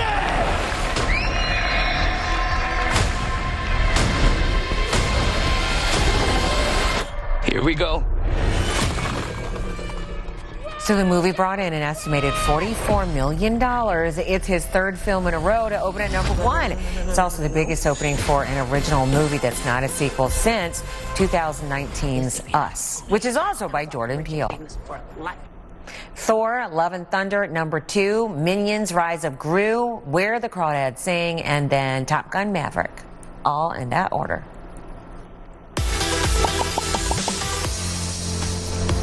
So Kid Rock fans were so upset that his concert was eventually canceled that some trashed the venue. It's on tape. They stormed the stage. This is at the North Dakota State Fair. So Chloe's in for Melissa with more on what set the crowd off. One fan said that shutting it down at the last minute is what got them so upset. Or was it about waiting around for hours? Good morning, Robin. Yes, shocking footage. A crowd of 18,000 people waited an hour and a half before a sheriff took the stage to announce that the show was canceled due to the weather. There were high winds. It was severe, but watch what happened next.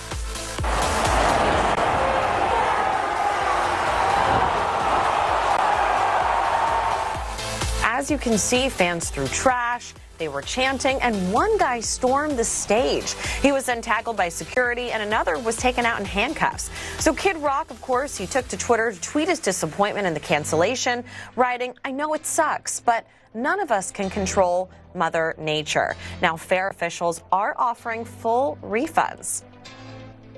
More concert news for you this morning. Kid Cudi stopped mid-song Friday when concert goers started chucking water bottles at him. Yo,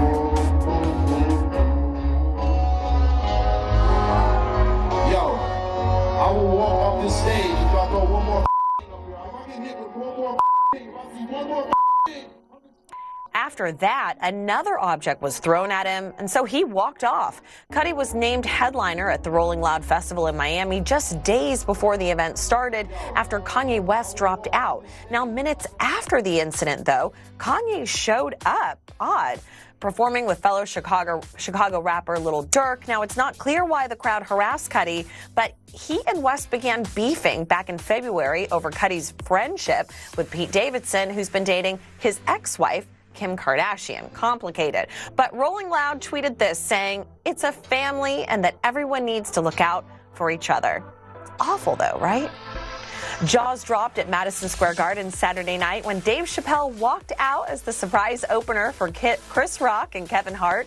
There was no introduction needed. Chappelle just came out, cigarette in hand, and the crowd went wild. He talked about cancel culture, getting tackled at the Hollywood Bowl recently, and briefly referenced his canceled performance in Minneapolis. Now, a few days ago, the show ended with 3 comedians on stage, plus Robin.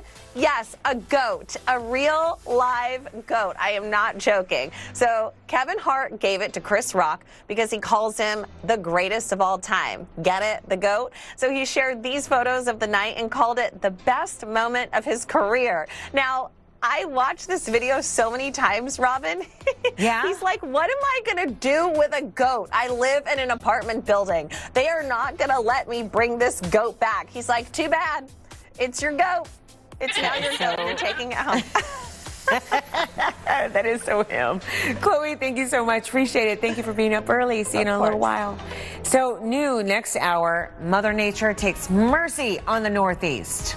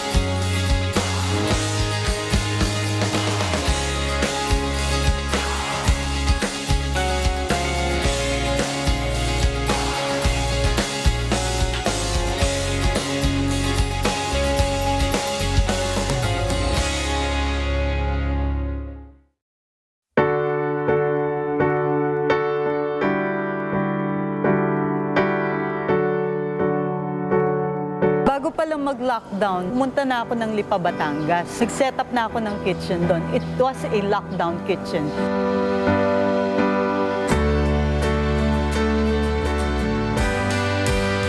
Itong pantry na to, venue siya sa pagtulong. Tayo-tayo po muna yung magtulungan. What inspired me to keep going is knowing that people need you. And if you have the capacity to help, then you should do it.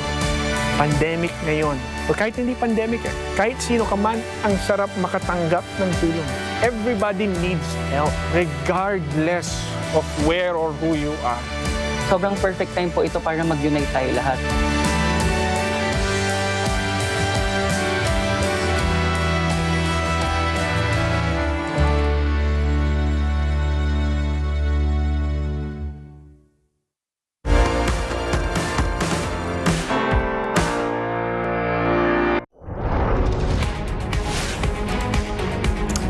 Thousands are being forced to flee their homes with just the clothes on their backs as firefighters are battling the flames during punishing heat. We're going to take you to that region live. Yo. All right. A bishop was robbed at gunpoint while delivering a Sunday sermon. Why he believes he was targeted. One of these sunscreens costs 75% less than the other one, but does it work as well? And then, how would you react if a whale got this close to your boat? How would your boat take it? And that.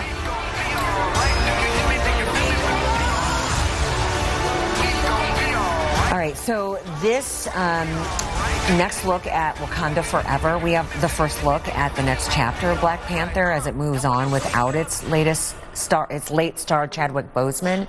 So it is an emotional look, and fans are really reacting to it on Monday, July 25th. Come on, in the room here. Well, good morning, sunshine. I'm Robin Meade, and we've been waiting for you. Let's get you set for your Monday. This morning, an out-of-control wildfire is forcing thousands of people in California to leave their homes. It's burning right outside of Yosemite National Park. More than 15,000 acres is scorched.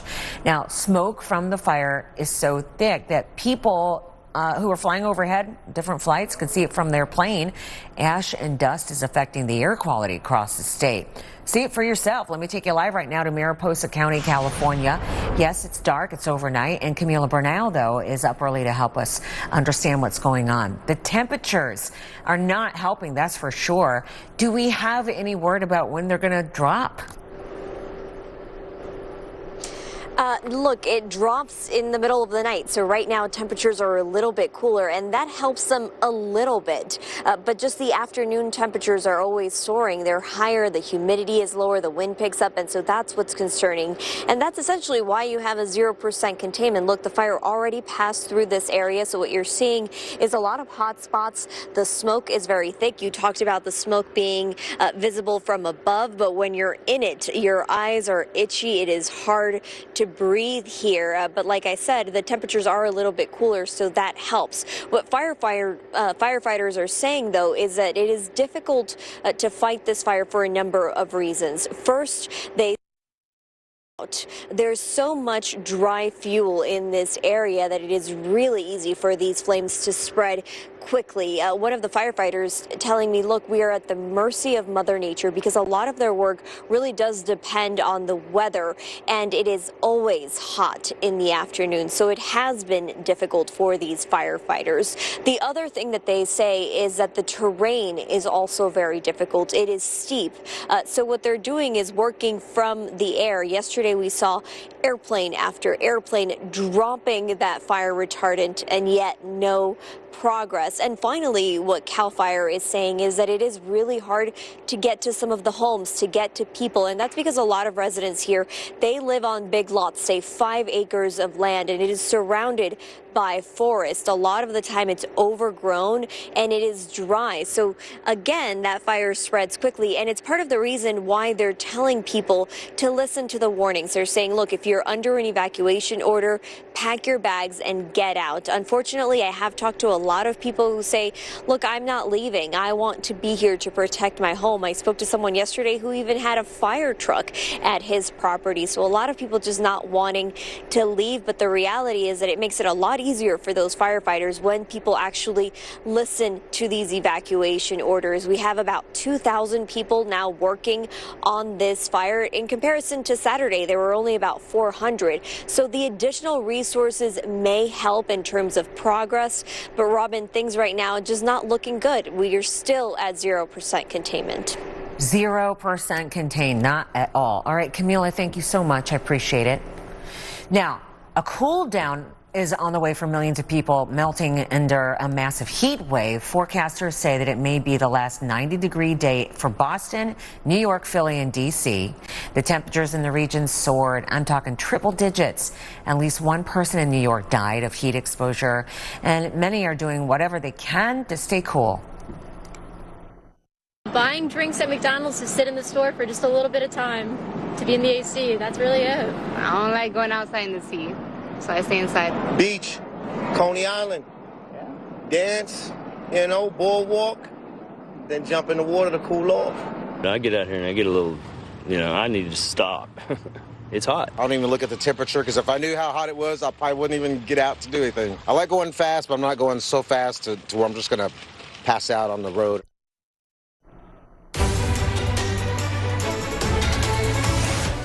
Okay, so this may be the last 90-degree day in Boston, New York, and Philly and D.C. It bears repeating as we go to Chad, who is in for Bob this morning, about what's on the way then. Good morning. Good morning. Yes, last 90-degree day for maybe a week. I mean, because clearly we were still in the middle of summer. Newark yesterday, though, was 102. That's the 5th day in a row that Newark has been over 100 degrees. That is a new record for the longest stretch. Philadelphia, you're going to be hot today. 100, 105 is your feel-like temperature. Back down across parts of Oklahoma, it's going to feel like 112. I mean, so we're even hotter out here and still hot in the southwest as well. Not seeing any significant precipitation across the west. We'll take what we can get, but it doesn't like that fire in that Yosemite area is going to get any relief whatsoever. We do get relief across the northeast because of that cold front. All the way through the big cities, from really Minneapolis all the way to Boston, to Maine, and even as far south as D.C. will cool down. Now, there are thunderstorms out there right now. There are 50,000 without power in New York State and 22,000 in Pennsylvania that are without power already. I could see the storms today making more power outages, but what it's going to do is bring the power consumption down over the next couple of days as we work our way down into the 80s and morning lows, more importantly, in the lower 60s. You can actually open the window and not feel like you're suffocating yourself. Robin. How refreshing will that be? All right, Chad, thank you. So a bishop in Brooklyn was robbed in the middle of a sermon as it was streaming online, and I have to warn you, it is jarring to watch. Yo. All right. Oh, wow. Bishop Lamore Whitehead said that somebody kicked open the door at the back of the room, and several men with guns walked in. As I got down, one went to my wife and took all her jewelry and had the gun in front of my 8-month-old baby's face. Took off my bishop's ring, my wedding band, and took off my bishop's chain, and then I had chains underneath my robe. He started tapping my neck to see if anything else. So that means they knew. They watched and they knew that I have other jewelry. How concerning. He says that about 100 parishioners were there in the room too, and he believes that his family may have been targeted for turning in the suspect, he says, in a deadly subway shooting back in May. Now, police are still looking, though, for the robbery suspects, so I'm not sure if that's matching up. You know, a car plowed through a crowded beach and into the water. Police in Daytona Beach say the driver had a medical emergency as he was behind the wheel, and witnesses say that his wife was right there next to him. Their 2 daughters were in the back seat. We were just talking, and within 3 minutes or so, we heard a giant crash. I mean, I thought it was either a firework that went off, or something bad just happened. Turned around, and that vehicle just came barreling down the I mean, probably 40, 45 miles an hour, and there's no brakes or anything. It just crashed in the ocean. We helped the girls out of the back and the wife out of the front seat, and some of my cousin helped push the car back up on the beach because it was getting pulled out in the waves. But there was a whole crowd of people trying to get them out of the vehicle. Several people are injured, and officials say the family went to the hospital, as did a young boy who was apparently hit in the water. One of the 2 Americans who recently died in Ukraine has been identified. Kathy Lushin tells our sister network CNN that one of the victims is her son Luke, and that she learned about it from the State Department, and she shared pictures of him. But the State Department has confirmed the deaths of 2 Americans, but did not give names or the circumstances yet at this point. Pope Francis is in Canada this morning to apologize for the Catholic Church's role in the abuse of Indigenous children. The Pope hopes the visit is going to bring some healing. An investigation found that at least 150,000 Indigenous kids were separated from their families and then forced to go away to schools. The Catholic Church ran many of the schools, and thousands of the children endured physical, sexual, and emotional abuse. Among the victims, Victoria McIntosh, who was taken from her family at the age of 4, and she says she was abused by a priest. He violated me in ways that no child should. And I would break down and I would cry thinking about it, what he'd done. And I wonder why. What did I do to you? Kneel down the way you made us kneel down as little kids and ask for that forgiveness. Some tribal leaders say that they have mixed feelings about the Pope's visit and apology. Several communities are still searching the grounds of those schools, where hundreds of unmarked graves have been discovered.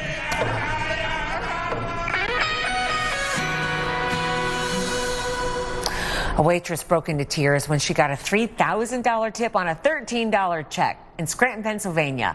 The customer told the manager of Alfredo's Cafe that he was so impressed with the service that he tipped Mariana Lambert that $3,000. He said he's involved in cryptocurrency and wanted to give back to the community.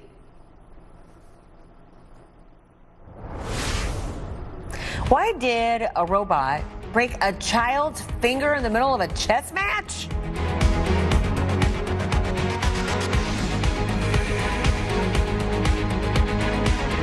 Save time and shop online at the SMC Hub, San Miguel Corporation's e-commerce platform that delivers your groceries and more straight to your door.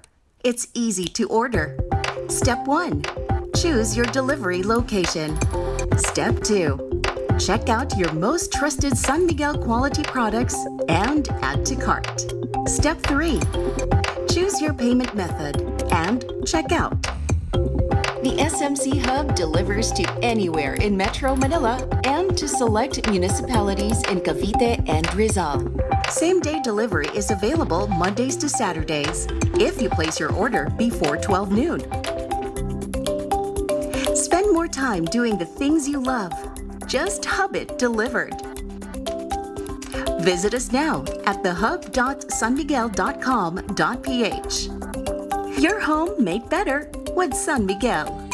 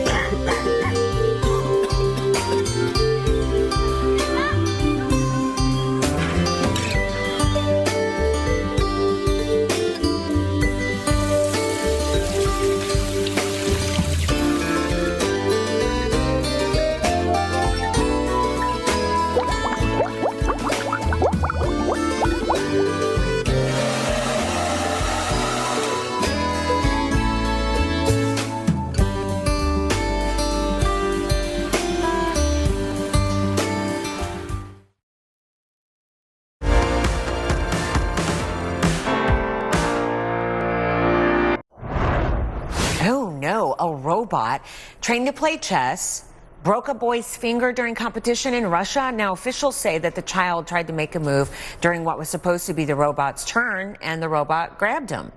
People helped free the little boy's finger. I mean, they rushed to his side there. He was still able to compete the next day, but notice he came back in a cast. His family says that they're looking into legal action. Who programmed that thing? Yeah, why grab the finger? Why? Yeah. Wait. Do you remember the New Jersey couple who scammed GoFundMe donors after claiming that a homeless man gave them his last $20 so they could buy gas? And maybe you were one of the 14,000 people who donated to help. Now, Jen has more on how the justice has been served. Good morning. Good morning. Yeah, Caitlin McClure was sentenced to a year and a day behind bars for her part in the $400,000 scam. She's also supposed to pay that money back after she and her boyfriend went on national TV with their fake story. They both pleaded guilty, and it only came to light because the vet sued them. He said they gave him less than 1/10 of the dough. Ugh.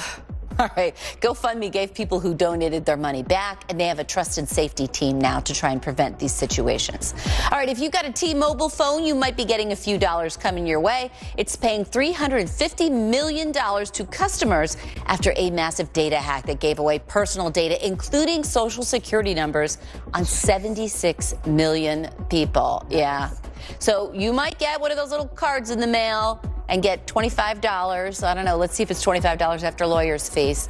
I'm going to get one, so I'll let you know. I mean, I was a T-Mobile customer then. Okay. Or even $100 if you live in California, because they have stricter consumer protection laws there. All right, and this sunscreen, have you heard about this yet? Has turned into a summer war. It's a viral sensation as people fight about sunscreen. Trader Joe's came out with their own $9 version of a fancy sunscreen that looks like a pretty clear knockoff of a much more expensive $36 Supergoop Unseen sunscreen. So the Trader Joe's version is so hot, it is sold out at most of the stores. It started all kinds of TikToks and memes and threads. Tell me why I had to go to 3 Trader Joe's to find this. Y'all, it was sold out already. Y'all, guess where I'm going after this show? Some TikToker, I want to try it. Some TikTokers say the products are nearly the same. If you're wondering what makes it so special, it's supposed to be like a clear gel that your skin can really absorb very quickly and doesn't feel greasy. It doesn't leave a tint on your screen. And it has an ingredient in it that surprised me. Frankincense. As in myrrh? Yeah, as in the 3 wise men. It says it's supposed to make your skin be resilient. Who knew? Huh. Okay. New to me. Listen to this story. Elon Musk is denying reports that he had an affair with Nicole Shanahan, the wife of his longtime friend Google co-founder Sergey Brin.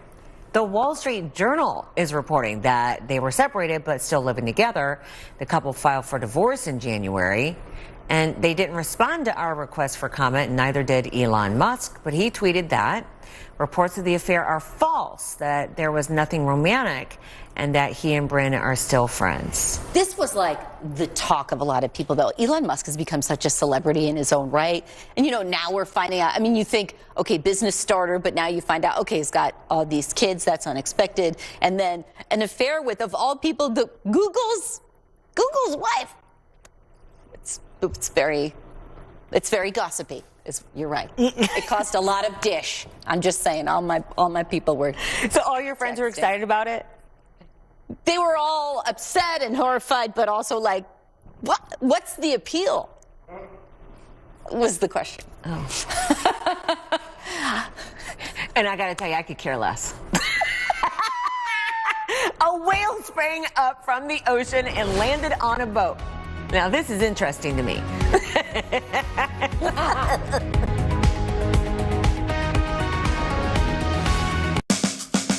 Dubbed as the heart of the Philippines because of the shape of its island, the province of Marinduque is definitely picturesque and breathtaking. Dito po sa amin, sa Marinduque, is talagang dinadayo ang aming mga food. Tinawag tong butterfly capital kasi 80% ng supply na dinadala sa ibang bansa ay dito nanggagaling sa Marinduque. This heart-shaped island might have the answer to your heart's desires.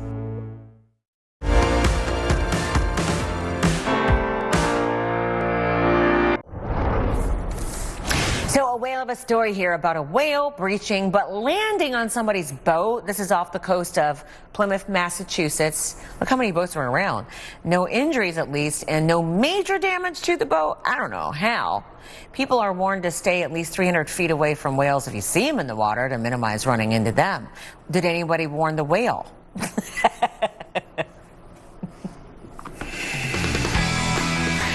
All right, so David Ortiz became baseball's newest Hall of Famer, and he made history in the process. Carolyn. Good morning, Robin. Big Papi, right? Yeah. Oh, yeah, Big Papi. That's how everybody knows him. I mean, he's got a larger-than-life personality, and that's what was on display, for sure, in Cooperstown. He was a fan favorite there. He received a huge ovation from Red Sox Nation. A lot of Boston jerseys as he was introduced to the crowd. The Red Sox slugger hit 541 homers over the course of his 20-year career. He is the first full-time designated hitter to make the Hall on the first ballot and the fourth native of the Dominican Republic to earn a Hall of Fame nod. The dual citizen acknowledging both countries in his acceptance speech.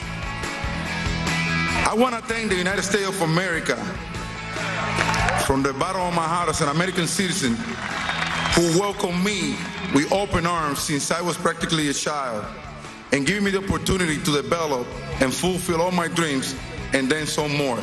Thank you very much, U.S. And to all of my American friends, consider this as an open invitation to visit my island, the Dominican Republic. Send a special place where we have a lot of good and happy people, beautiful beaches where you guys can go when you guys are freezing here. Beautiful message there. You know, Yankee slugger Aaron Judge could very well join Big Papi in the Hall if he keeps up this pace. Top of the third, he absolutely crushes this ball to deep left. This one measured at 456 feet. That was Judge's major league leading 37th home run of the season, 7 more than anybody else in the Bigs. The Yankees go on to win 6-0 over the Orioles.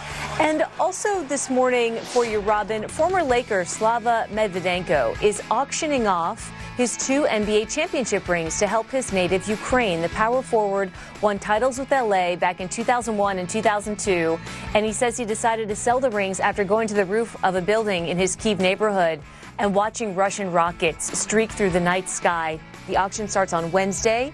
It runs through August 5th, and his goal is to raise around $100,000 per ring. He said, Robin, you know, that he lives there and just watching what's happening in Ukraine. Why would he keep them in a safe when he could actually do some good? So a really valiant effort there, and hopefully they raise a couple $100,000. That's interesting. All right, thank you. Police say that officers kicked in a man's front door to arrest him after he allegedly ran a stop sign. More on that tape.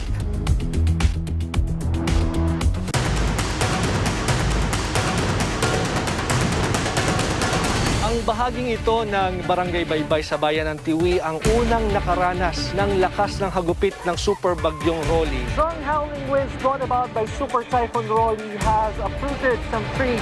Survivors tell us that the fire engulfed their homes with thousands of evacuees here. Social distancing is almost impossible to practice. George Cahiles, CNN Philippines. I would like to introduce you to Christian Grey. Oh, no.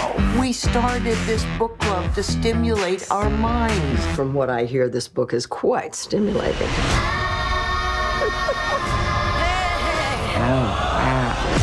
Whoa, what's that? That's not mine. I've never seen that book before, honestly. This is nasty. You just need to put yourself out there. Judge Myers? Yes. Rev up your love life with these tips. Do you need anything else, Your A Honor? man of your dreams is just a click away. No, I don't. I'm fine, thank you. Yep. Everybody remembers their first kiss. How about I tell you about my best kiss? Maybe that hasn't happened yet.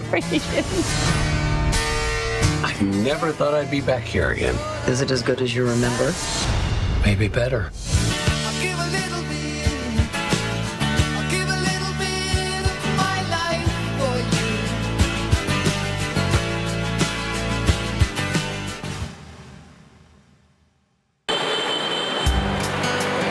You have to check your priorities in life, because even if you read a lot of articles, if you do a lot of exercises, if you don't get the right reasons for getting healthy, you're gonna fail. In having a fitness plan, you need to have a SMART goal. It should be specific, measurable, attainable, realistic, and time-bound. After all, fitness is a lifestyle change. We have to be aware emotionally and psychologically. Mas nagiging kalmado yung ating pakiramdam and the state of mind whenever we have a good environment. Define your priorities in life, and if you have defined that, you want to live longer, healthily with your loved ones, then you have to eat right and exercise right, and you won't go wrong. The focus should be on developing healthy behaviors when we are going on a diet, and it is not merely about the appearance. I'm Dr. Freddy Gomez, and welcome to MedTalk Health Talk on CNN Philippines.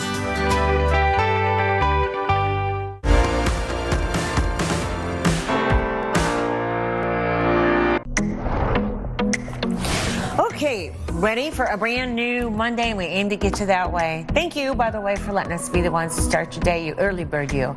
I'm Robin Meade. Some of the day's top stories now. Crews are working to fix power outages after storms move through eastern Pennsylvania. You know, thousands of people outside of Pittsburgh were impacted Sunday as the near-record high temps settled in. The intense heat is blamed for at least one death. The region has had an excessive heat warning in effect through this evening. Parkland High School gunman Nicholas Cruz is back in court today for a sentencing trial. Chilling testimony last week revealed that he sat right next to the brother of one of his victims at a McDonald's after the attack. Prosecutors have asked the jury members to sentence Cruz to death, while his defense attorneys have asked for life in prison. And our next story, the January 6th committee might subpoena the wife of Supreme Court Justice Clarence Thomas. Committee co-chair, Congresswoman Liz Cheney, says that that's if Ginny Thomas doesn't voluntarily cooperate. The committee accuses her of urging Trump officials through email and text to fight to overturn the 2020 election. What a follow-up on this story. The man whose sister woke up from a 2-year coma and accused him of attacking her. The brother, the man, has died while in police custody. Police say that Daniel Palmer was difficult, was uncooperative when they arrested him, and while he was in custody as well. Now, they took him to the hospital, they said, after 5 days in jail, and he died there. No word on the cause of death yet. Palmer's sister told police that he attacked her and left her for dead and put her in a coma for the past 2 years. Authorities say the siblings had a history of violence. Tennessee state investigators are looking into the violent... Okay, another story here. Tennessee investigators are looking into the violent arrest of an African-American man accused of running a stop sign. Now, national correspondent Nadia Romero explains shocking cell phone video shows Oakland, Tennessee police kicking in the man's front door and tasing him, and a warning that parts of this story are so difficult to watch. This is 25-year-old Brandon Calloway. Police say he failed to stop at a stop sign and was driving 12 miles over the speed limit. A complaint affidavit obtained by the Tennessee Attorney General's office alleges that Calloway refused to pull over until he turned into his driveway. It says he then ran into his home, ignoring police commands, as another officer, identified as Officer Richardson, arrived. Then, police say officers pursued and made entry by kicking in the front door. Now, you're about to see video of law enforcement officers running into the home of Calloway, where he was tased and hit by a baton after police say he resisted arrest. The video was recorded by Calloway's girlfriend, and we want to caution you, this video is disturbing.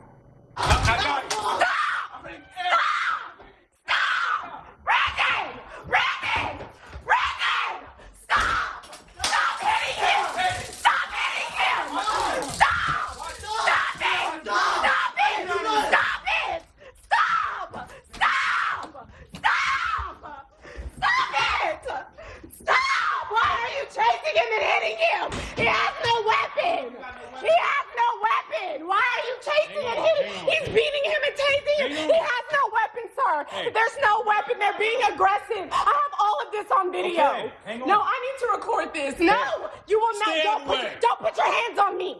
Do not put your hands on me. I don't know if he's in here or not. But I heard the door slam. What we got? Bring me my phone, Zaria. I need to call my mom. I need to call his mom. Get out. Get on the ground. Get on the ground. Get on the ground. Get on the ground. Get on the ground. Okay, look how they're doing him.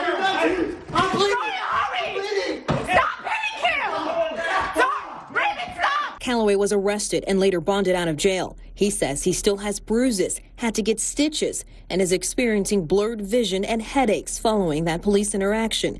He says he never thought he would be involved in this kind of an incident. I'm definitely having flashbacks and nightmares. I really feel like it's a nightmare. So that's like a consistent thing. I always have fear because of what's happened to other people like me. But no, I never thought anything like this would ever happen. The cell phone video does not show the entire police interaction. The Tennessee Attorney General's office denied CNN's public records request to obtain the officer's body camera footage, citing the open and ongoing investigation. Brendan Callaway's attorney, Andre Wharton, says they're asking for transparency into the investigation by the Tennessee Bureau of Investigation. He also says the allegation of a traffic violation should not have escalated. Oakland police officer Richardson has been placed on administrative leave, according to the city manager. Now, CNN has reached out to the Fayette County Sheriff's Office, the Fayette County Criminal Justice Center, and the police union, but we have yet to hear back. Robin? Nadia, thank you for that report. You know, Callaway says that before the arrest, he was afraid for his life because of what has happened to people in similar situations, he says.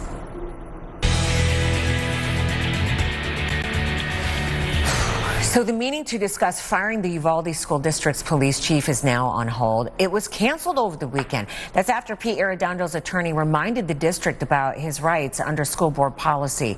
The chief has been criticized over the deadly shooting at Robb Elementary, where 19 children and 2 teachers were killed. Law enforcement waited more than an hour before going after the shooter. State officials say that Arredondo was in charge. He denies that claim.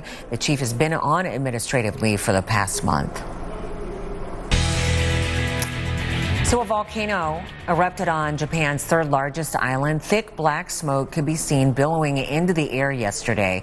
Japan raised the eruption alert level to 5. That's their highest.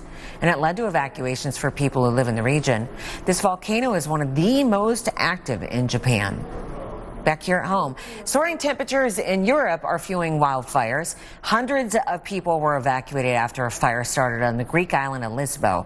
Now, officials say that it has destroyed dozens of homes and buildings. Another fire burning inside a national park there is threatening rare wildlife. And meanwhile, firefighters are working to contain several fires in and around London. People are warned to avoid some of the areas. Now, come back home. Now let's talk about your day in weather. Now, if you're up early, because normally you go to the airport, stay close here. We're going to have more about what type of weather could be delaying your airport rides, your trip from the airport. Stateside Newark, New Jersey reached 102 yesterday, the 5th straight day of temperatures at or above 100. It's Newark's longest streak of triple-digit heat since the records began in 1931.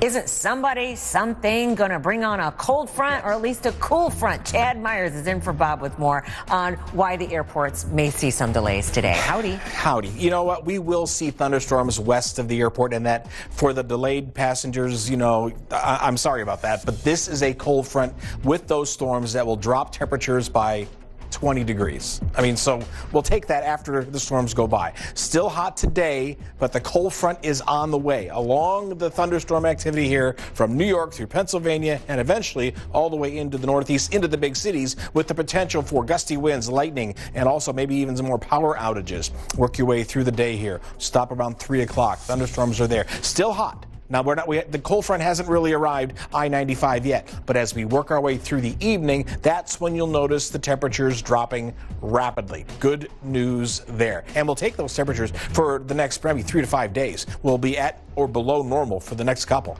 A lot of rainfall across parts of the Midwest, but also rainfall here in the Southwest. I have some pictures out of Tucson. You don't expect the desert to flood, but in fact, it does. It does flood, and the showers yesterday came down so heavily that we will, Minnesota, also some storms as we worked our way into, look at that big storm there. Looks like plates stacked on top of each other on my dishwasher. But tell you what, it's going to be another stormy day across the Northeast and through the Midwest as well. Rob. Thank you. Appreciate it. Oh, my word, a 100-pound sailfish stabbed a woman off the coast of Florida. See, she was on a boat with somebody trying to reel it in, and it jumped up out of the water and punctured her in the groin. This is near St. Lucie Inlet, if you're familiar with it, over the weekend. Now, people on board applied pressure so they could stop the bleeding until they got back to shore, which is like an hour. She was taken to the hospital. Last check was in good condition. So what is a sailfish? Well, they're similar to marlins and swordfish. You see the pointy bill. Some say that they are the fastest fish in the ocean. What an experience. Lori Laughlin is opening up about how she spent the last year since release from prison for her part in the college admissions scandal.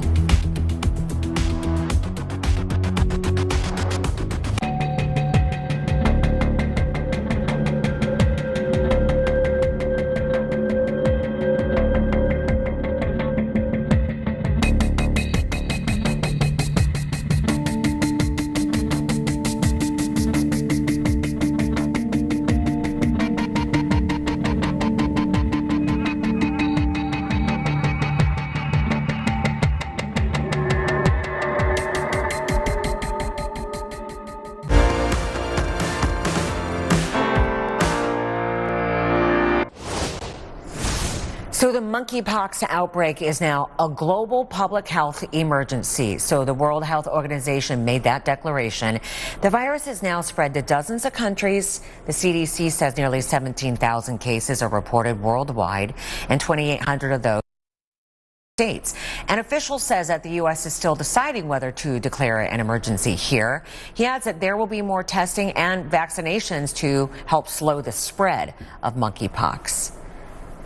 Now, when it comes to coronavirus, President Biden's getting better after his COVID diagnosis last week, says his doctor. Arlette Saenz reports that the White House says it plans to be transparent if the president has any long COVID symptoms. President Biden's physician, Dr. Kevin O'Connor, says the president's COVID-19 symptoms continue to improve significantly. His predominant symptom at the moment is a sore throat, and the other symptoms like the runny nose, body aches, as well as that loose cough is starting to diminish considerably, according to the president's doctor. O'Connor says that the president will continue on that Paxlovid treatment, as well as take Tylenol and use that albuterol inhaler as needed for his cough. Now, the president has completed his third day of isolation here at the White House, and day 5 will be on Tuesday. His wife, First Lady Dr. Jill Biden, continues to remain at their home in Wilmington, Delaware, and she tested negative for COVID-19 on Sunday. And earlier in the day on Sunday, Dr. Ashish Jha, the COVID-19 response coordinator here at the White House, was asked whether the White House would be transparent and provide information if the president suffers from any long-term COVID symptoms. Here was his answer. Absolutely. You know, we think it's really important for the American people to know how well their president's doing, which is why we have been so transparent, giving updates several times a day, having people hear from me directly, hear directly from his physician. And obviously, if he has persistent symptoms, obviously, if any of them interfere with his ability to carry out his duties, we will disclose that early and often with the American people. One big question is what President Biden's week will look like as he remains in isolation here at the White House. He was last seen participating virtually in a meeting with his economic advisors on Friday, and the president was actually scheduled to travel to Florida on Monday, but that trip was pulled down after he was diagnosed with COVID-19. Now, the White House has said that the president was working over the weekend. He participated in conference calls with his staff and aides, and their message throughout this process is that the president has been able to continue his working even as he is experiencing these COVID-19 symptoms. Now, the president's isolation will end on Tuesday, but he will not physically return to work until he tests negative from COVID-19. Arlette Saenz reporting. So President Biden is vaccinated and double boosted. So the man accused of attacking a U.S. congressman on the campaign trail is back in custody, this time on the federal charges. Kind of raised eyebrows when he was released on state charges, but didn't have to post money for bond. And there's only one option.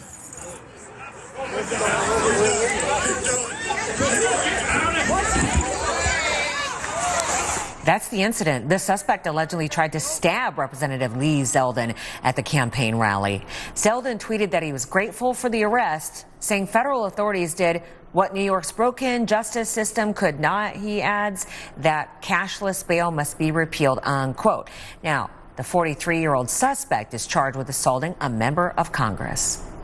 So a Colorado man pleaded guilty to forging his missing wife's signature on a 2020 election ballot. Barry Morphew will not serve jail time, but has to pay a fine and do community service. He was arrested last year on murder charges in the disappearance of his wife, Suzanne.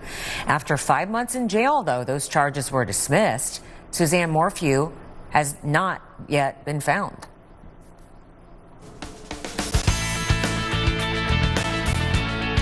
The salute to the troops today is for members of New York's Army National Guard, and they're going to be helping train Ukrainian troops. They're assigned to the 27th Infantry Brigade Combat Team. Now, the Army posted this picture. The Army says that they're in Germany, and they're going to replace members of Florida's Army National Guard. Maybe you have somebody who's in the military. We always save this space. We do it every single morning to do a salute to the troops. It's maybe you saying, hey, I know somebody in the military. Here's why I'm so proud of them. Speak from the heart. It's a home run. Get it to us at Rob Mead on Twitter or Facebook the show. Dwayne "The Rock" Johnson made an epic entrance at Comic-Con. In character.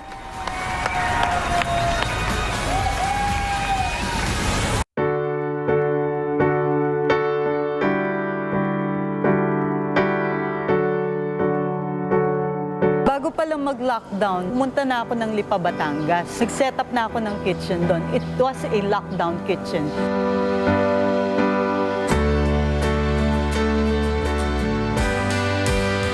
Itong pantry na to, venue siya sa pagtulong. Tayo-tayo po muna yung magtulungan. What inspired me to keep going is knowing that people need you. And if you have the capacity to help, then you should do it. Pandemic ngayon, o kahit hindi pandemic kahit sino ka man, ang sarap makatanggap ng tulong. Everybody needs help, regardless of where or who you are. Sobrang perfect time po ito para mag-unite tayo lahat.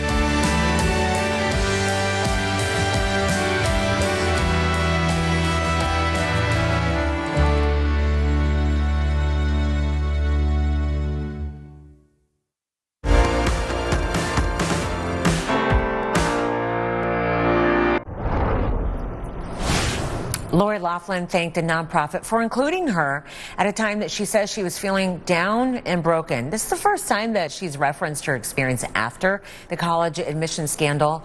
Loughlin was part of a telethon supporting Project Angel Food in Los Angeles. She said that she'd been volunteering with the group for a year and a half. Now, Loughlin and her husband, Massimo Giannulli, pleaded guilty to paying bribes to get their daughters into the University of Southern California. Loughlin served 2 months in jail and completed 150 hours of community service.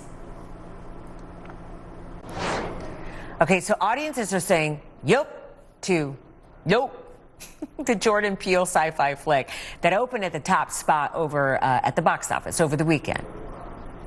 So what happens next? Are you ready? Mm-hmm. Are you ready?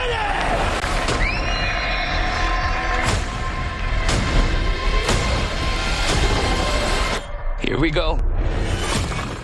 Just this clip freaks me out. The movie brought in an estimated $44 million, third film in a row for him to be at #1.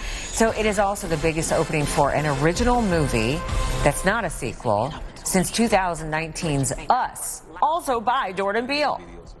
Okay, so back to the standings. Thor, Love and Thunder was #2, followed by the Minions movie, Where the Crawdads Sing, and Top Gun Maverick. You know, Marvel has finally released a trailer for its Black Panther sequel, Wakanda Forever, and the fans are emotional about it.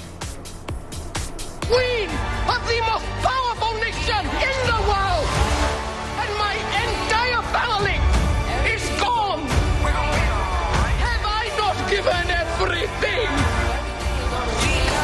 And you may have seen there the mural of the late Chadwick Boseman, the original Black Panther star, passed away in 2020. Chloe's in for Melissa with more on what else you can derive from this trailer if you're a fan of this movie. Good morning. Good morning, Robin. Fans are calling the first look at the follow-up an emotional roller coaster.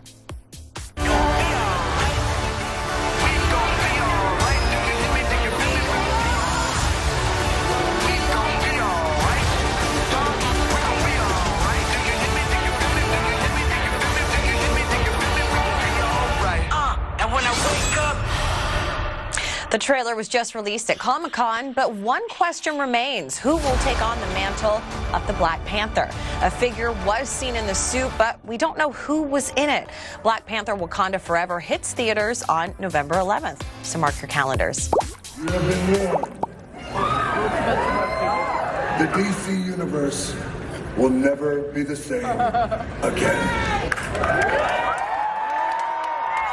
Oh, Dwayne "The Rock" Johnson brought Black Adam to Comic-Con with that epic entrance. Some fans said it looked like he was channeling his WWE days, perhaps. Playing the DC Comics supervillain has been a passion project for Johnson. He also shared a new teaser for the movie.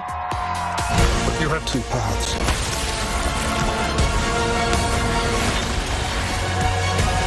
You can be the destroyer of this world, or you can be its savior. Black Adam is part of our Warner Media family, and it hits theaters October 21st. So you asked me if it was worth it? To answer your question, yeah, I think it was worth it. Now, this is something that I'm sure you guys have been wondering about. So Stranger Things star David Harbour is sharing, finally, how he lost over 75 pounds for the 4th season of the hit series. Now, Harbour, who plays police chief Jim Hopper in the show, posted these incredible transformation photos that have gone viral. Now, he says that it took him 8 months to shed the weight with the help of a personal trainer. In the series, his character spends time in a Russian prison being tortured. Harbour says he recently, though, had to pack the weight back on, for a Santa Claus movie. So he's working on his body again for Stranger Things 5. Robin, it is amazing to see what he put his body through and how he did that in such a short period of time. 8 months? 70 pounds? Won awards for that. Wow. Seems like the award givers are always impressed with that. I know, right? Thank you. Appreciate it. A bishop says that he thinks he knows why he and his family were robbed at gunpoint in church, no less. You know, music, movies, and other forms of entertainment have become a necessity to all of us as we stay home amid the pandemic. You know, even if cinemas are closed or concerts have been canceled, we somehow manage to catch our favorite film or, you know, even listen to our favorite artists, which is why every morning on New Day, we will keep you up to speed and put the spotlight on, you know, the top celebrities and, of course, their upcoming projects. So you can catch New Day, news and more every morning at 6 a.m. only here on CNN Philippines.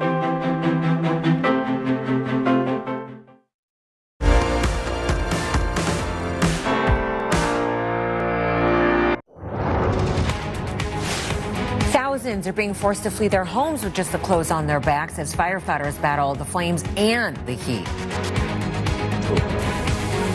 Yo. All right. This is a bishop being robbed at gunpoint while trying to deliver his sermon. Why he believes that he and his family were targeted. Why a robot broke a child's finger during what should have been a friendly game of chess. What's up with that?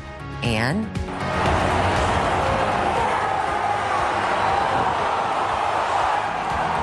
more on what caused fans to trash and storm a concert stage. Scene. It is Monday. It is July 28th. I think I had the date wrong earlier. No, it's 25th. I have the date wrong right now. It's the 25th. Everyone's like, wait, bills due. No, it's the 25th. Good morning. I'm Robin Meade. Right now, thousands in California are grabbing what they can and leaving as a wildfire creeps dangerously close to their homes. They came by about 15, 20 minutes ago and told us that everybody's got to go. About 4 o'clock, the power went out, and the fire's been coming towards us faster and faster. So the fire is just southwest of Yosemite National Park. More than 15,000 acres is already scorched. Ash and dust is affecting the air quality, as you might imagine. Live to Mariposa County and our Camila Bernal. Camila, good morning. The CAL FIRE says that they made good headway yesterday. What are the crews focusing on now? Hey, Robin, good morning. Really trying to get a handle of the fire. That's their biggest focus because we went from 14,000 acres that were burned to now about 15,000 acres that are burned and still at 0% containment. So even though, yes, they say maybe we made good progress, that containment is still at 0%. So we're waiting for those numbers to increase. They say the chances are high because they now have more people on the ground. They started with 400 people on Saturday. We're now about 2,000 people that are battling these flames. So that's why they believe they're going to continue to get a handle on them. But as of now, not a lot of progress. This is a part of the area where the fire already went through. So what you're seeing is a lot of hot spots, a lot of trees that may be falling because they burn. So you hear them falling. The smoke, as you said, is very thick. It burns your eyes. But at the moment, temperatures are low, and that is very helpful for those firefighters because in the afternoon, it gets a lot harder as those temperatures rise. CAL FIRE, though, saying there are a number of reasons why this fire has been so difficult to fight. The dryness, the drought. They also say it's very steep in this area, so it's hard to get to in some places, and it's also hard to get to people because a lot of them live in big lots, say 5 acres, so it's hard for them to go inside of the homes and get people out. It's why they're really telling people to listen to those evacuation orders. A lot of people that I spoke to are telling me, look, we don't want to leave, but it makes the job of local authorities and firefighters a lot easier when people listen to the warnings and leave when they're under an evacuation order. Robin? Yeah, because it sounds like once it's upon you, it's going to be hard to get out there. What are some of the personal stories about people who are making that decision of when to leave? Yeah, look, it's really hard because people just don't want to leave their homes. It's hard to leave behind all your belongings. A lot of people in this area have animals, and they just don't want to leave that behind. So a lot of times what authorities say is have your stuff packed, have it ready to go, and then there is going to possibly come a time when a sheriff deputy is going to come by and tell you to go. Now, a lot of people do end up leaving, but there are some that stay behind. They do not have electricity. I talked to one man yesterday who told me I have my own fire truck, so I'm going to try to do my best. But then they're at their own risk, so firefighters are not going to come back for them if it gets dangerous. They may if they're able to, but it is going to get a lot harder for those firefighters to come back and get people out who are supposed to have evacuated. So that's why it is a difficult decision for the firefighters, and it is sort of left up to the people in this area. But they are encouraged to leave if they are under one of those evacuation orders. Understood. Camila Bernal, thank you so much. Appreciate it in California. You know, officials across the Northeast are warning people to stay hydrated, to seek shelter when you can, with another day of blistering heat ahead, the latest in a stretch of record-setting days.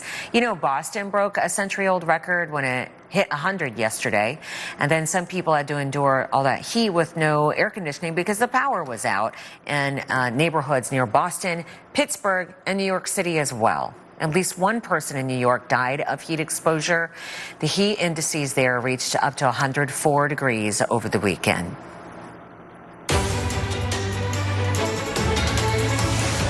Chad Myers is in for our Bob Van Dillon. There is some relief to at least the extreme temperatures that's on the way. You have more on the timing. Yeah, the timing will be this afternoon. The cold front will make it through New York City this afternoon, make it through Boston probably this evening. But 100 degrees in Boston? It's hard to wrap your mind around temperatures like that. It was 102 in Newark, even 98 at LaGuardia. Still excessive heat today. One more day of this, but the front is on the way. Temperatures in the middle part of the country in the southwest, even hotter than the northeast. Temperatures are in the 100-degree range, 105 in some spots, with the heat index warmer than that. Now, there is some relief back out to the west. This is where it's going to be raining. But that rain is also going to help us out because it's been kind of a summer full of drought in a lot of places. We'll take the rainfall, we'll take the cold front, and things do cool down. That's the good news. Not so much for you, Dallas. Temperatures are still going to be over 100 for the next few days in a row, and Oklahoma City as well. And the heat begins to build Portland, Seattle, and the Pacific Northwest. That coming up. Thank you. Appreciate it.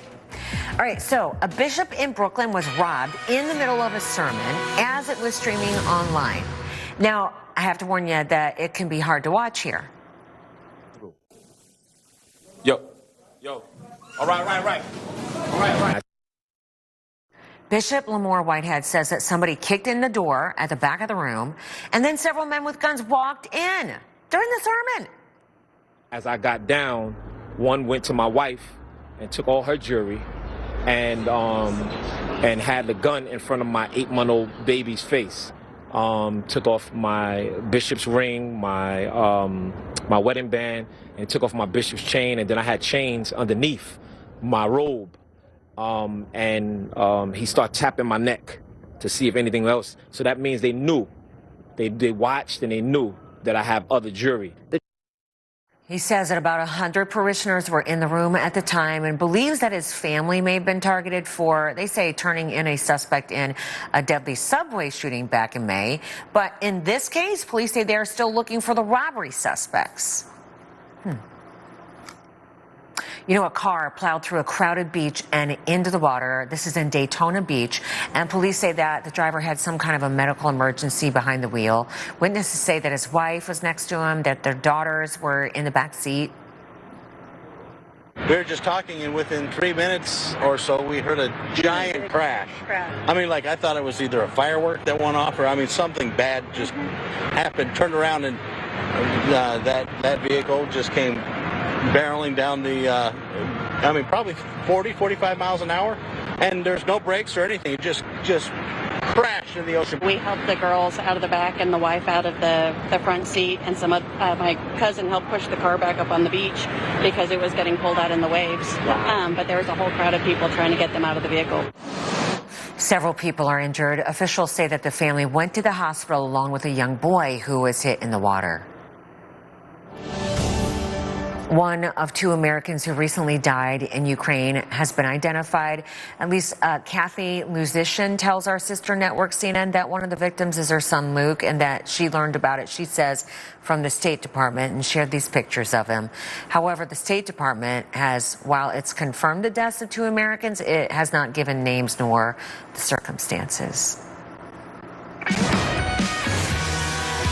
So Pope Francis is in Canada right now apologizing for the Catholic Church's role in the abuse of Indigenous children. The Pope hopes the visit will bring some healing. It's after an investigation found that at least 150,000 Indigenous children were separated from their families and forced to go away to schools, many of which were run by the church. Thousands of those children endured physical, sexual, and emotional abuse. Now, among the victims is Victoria McIntosh, who was taken from her family at the age of 4 and says that a priest abused her. He violated me in ways that no child should ever go through. And I would break down and I would cry thinking about it, what he'd done. And I wonder why. What did I do to you? Kneel down the way you made us kneel down as little kids and ask for that forgiveness. You know, some tribal leaders say that they have mixed feelings about the Pope's visit and apology. Several communities are still searching the grounds of those schools where hundreds of unmarked graves have been discovered.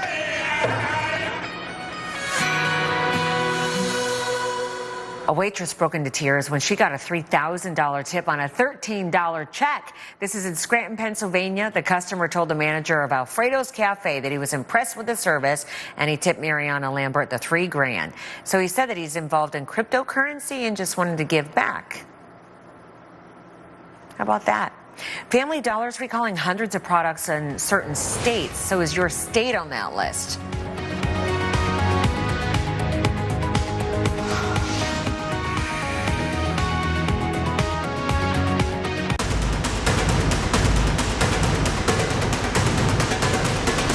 Local governments can house patients with mild cases in so-called isolation facilities for now.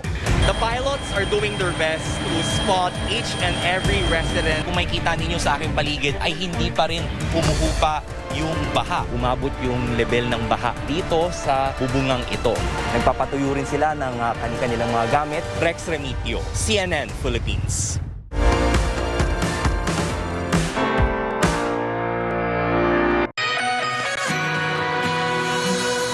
14 14 minutes past the hour. What do you make of this? A robot trained to play chess broke a boy's finger during competition in Russia. Officials say the child tried to make a move during the robot's turn, and the robot grabbed him. People helped free the boy's finger. Now, he competed the next day, but he was in a cast. His family says that they're looking into legal action. You tell me they're not sentient. Jen with the conspiracy theory. Oh, I love her. Family Dollar is recalling more than 400 products because they're afraid that they may have been stored at the wrong temperature. Everything from pain relievers to toothpaste, antiperspirants, even eye drops. Some are name brands like Colgate, Dove, Old Spice, and Tylenol. Family Dollar so far has not received any complaints about the items under recall. You want to find out that big list? You can find out at FDA.gov. You can see more of that list. Gas prices are finally taking a breather this summer. Maybe the high prices have you thinking about going electric, though. And our Jen Westoven is here with the drop in the prices and what questions to ask on what is your best car the next time you go to buy one. Good morning. Good morning. Yeah, the price for the main ingredient in gas, of course, is oil. It's staying pretty low. That's part of why gas prices coming back to earth. But we did so much reporting on the way up. It is nice to do the reporting on the way down. We are down $4.35 for a gallon, says AAA. I mean, last month we were looking at more than $5 a gallon. The daily drops in gas prices, I mean, I don't know about you guys. It is stunning to me. I mean, I follow these all the time, but you guys see the signs out there on the gas stations. Prices down almost a quarter a gallon just in the latest week in Iowa, Delaware, Wisconsin, Kansas, Oklahoma. That is a sizable difference, a quarter a gallon. You're talking like $4 on filling up your tank. But if this whole surge, though, has just given you, some agita, if you're thinking of passing on gas, some good news when it comes to charging on the road. Tesla says they're going to open up their charging network to all electric cars, not just Teslas anymore. They're doing it to try and win some government money, but that's good news for you if you're driving one of these. GM is putting in 2,000 fast chargers at Pilot and Flying J gas stations. So if you're thinking about considering one, and look, I know the new ones are so many of them are like $60,000. So maybe you're thinking, I'll buy a used one. So here's what you need to think about. Number one, you want to find out everything you can about that battery to make sure it's in good shape. Often when it comes to electric cars, the battery is literally as expensive or more expensive as the rest of the car. That's the whole thing. Number two, has it ever been replaced? Actually, Kelley Blue Book says that's a good sign. It means you've got a newer battery. You likely won't have to replace yours.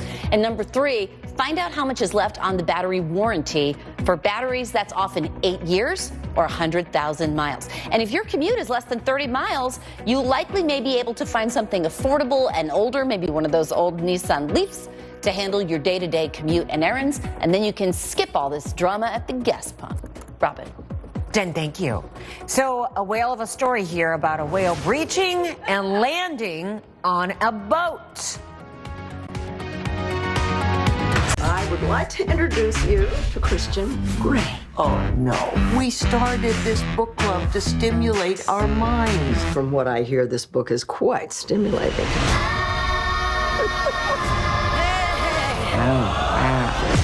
Whoa, what's that? That's not mine. I've never seen that book before, honestly. This is nasty. You just need to put yourself out there. Judge Myers? Yes. Rev up your love life with these tips. Do you need anything else, Your A Honor? man of your dreams is just a click away. No, I don't. I'm fine, thank you. Yep. Everybody remembers their first kiss. How about I tell you about my best kiss? Maybe that hasn't happened yet. I never thought I'd be back here again. Is it as good as you remember? Maybe better.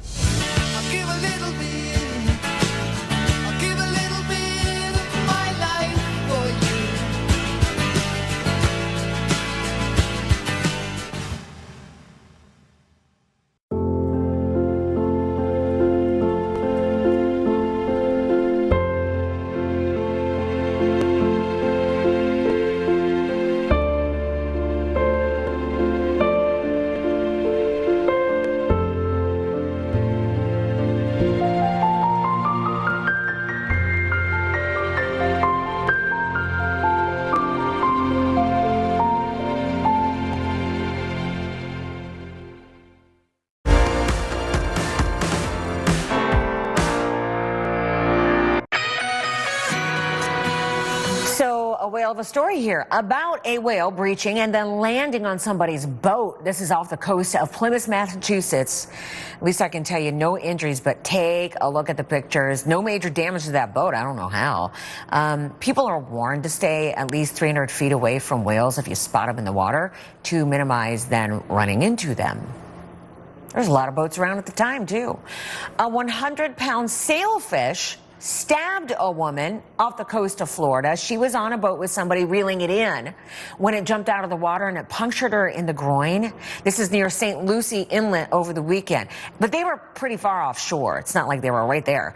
People on board applied pressure to her wound to stop the bleeding, and it took them like an hour to get back to the dock. She was then taken to the hospital and at last check was in good condition. The poor thing. Sailfish are similar to marlins and swordfish. You see their beak there. Well, I don't know if you call it a beak on a fish, but some say that they are the fastest fish in the ocean.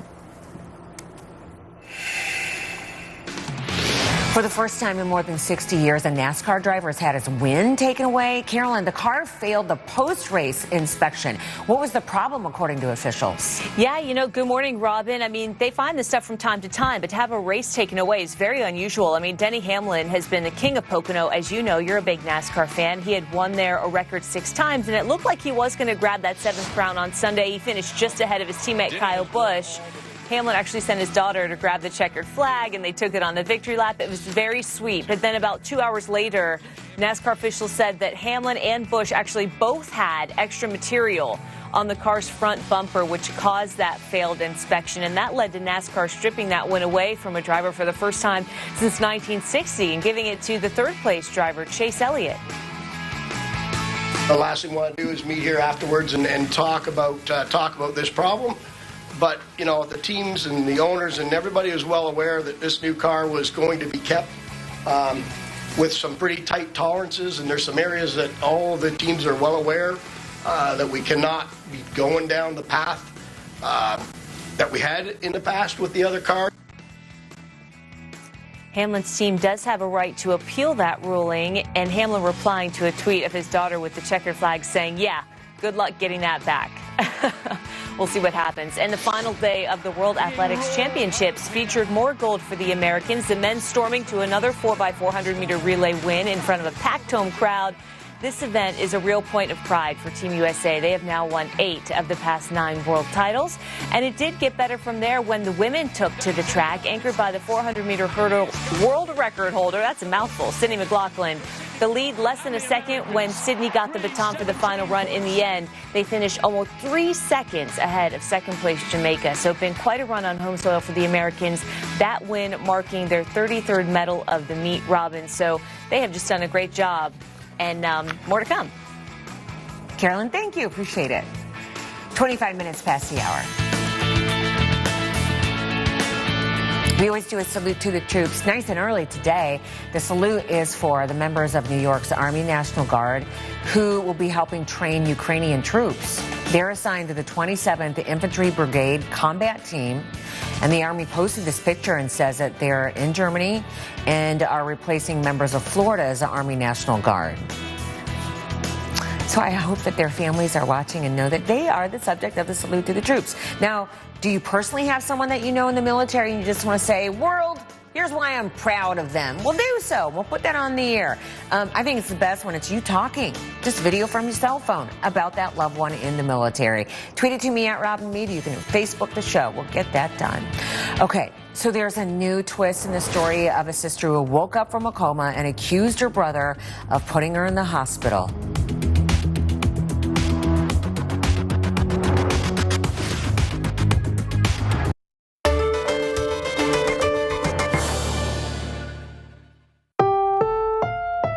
This program is rated PG. It contains themes and scenes which may not be suitable for very young audiences. Parental guidance is advised.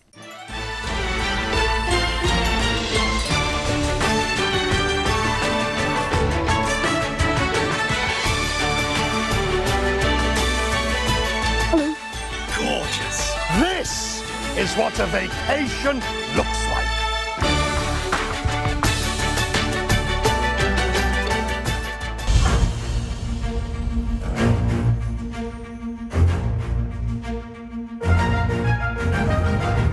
There is a city surrounded by serenity, with traditions both genteel and gritty, rising up from its past to bring out the best of human endeavour.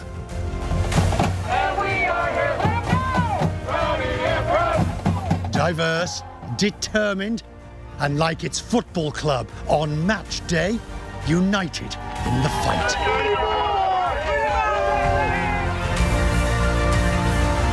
I can feel the vibe, I can hear the pride.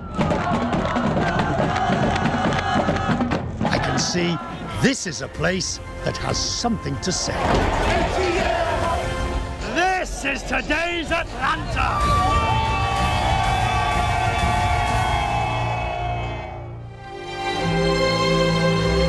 A rousing entrance to a quintessential American southern city. Some say the capital of the South, but be prepared for an argument over that one. The city behind me was forged on the anvil of strife that rose from the embers of the Civil War. Whew. It's overpowering, it's overwhelming. We want you to take in the illusion. Just take a minute. Take in the illusion, right? So theoretically, you're on July 22nd, 1864, 4:45 in the afternoon. That is the time and the date of the Battle of Atlanta, a seminal moment in American history, displayed in all its glory in the cyclorama. The thing is curved, so it's giving a feeling of depth. Right.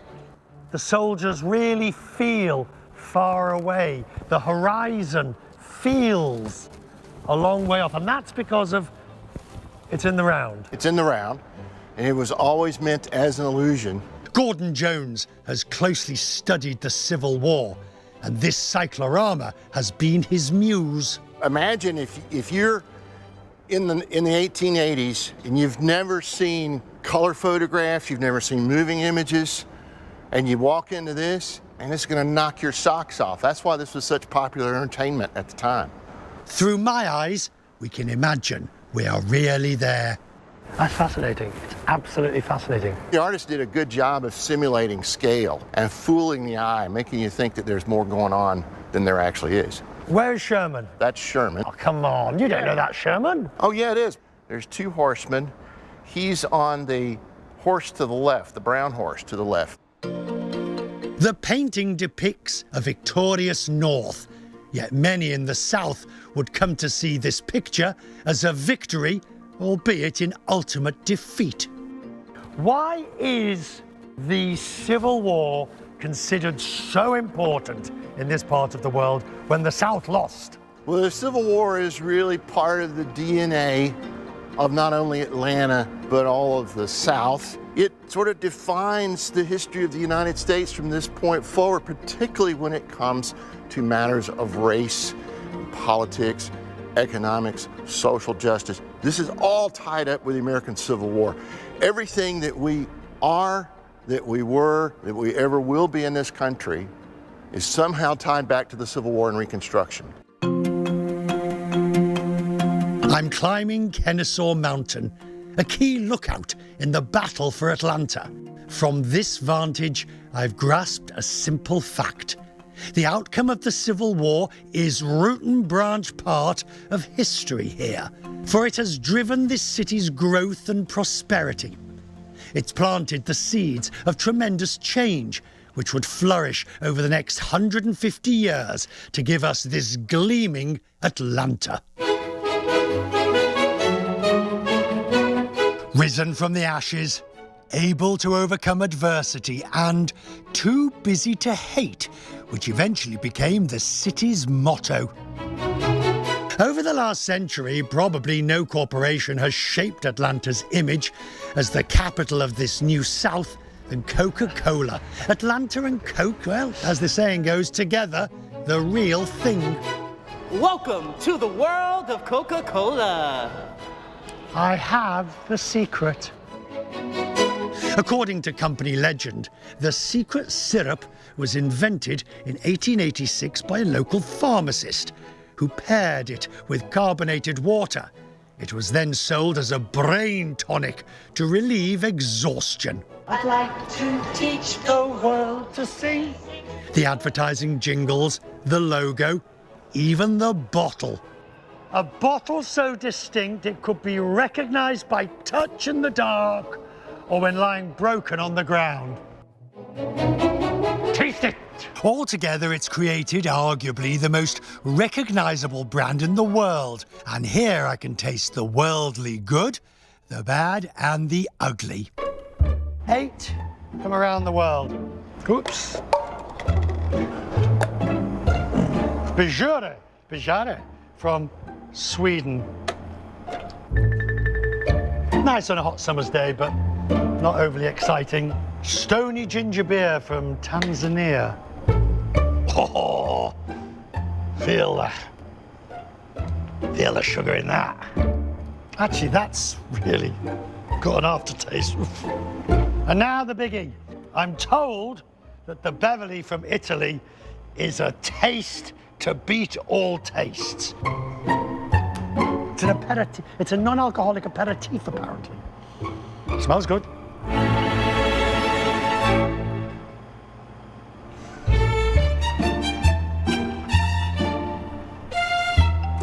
Oh, that is... I'm not sure even Coke could teach the world to love that. With a nice snack, that could be okay. But at the moment...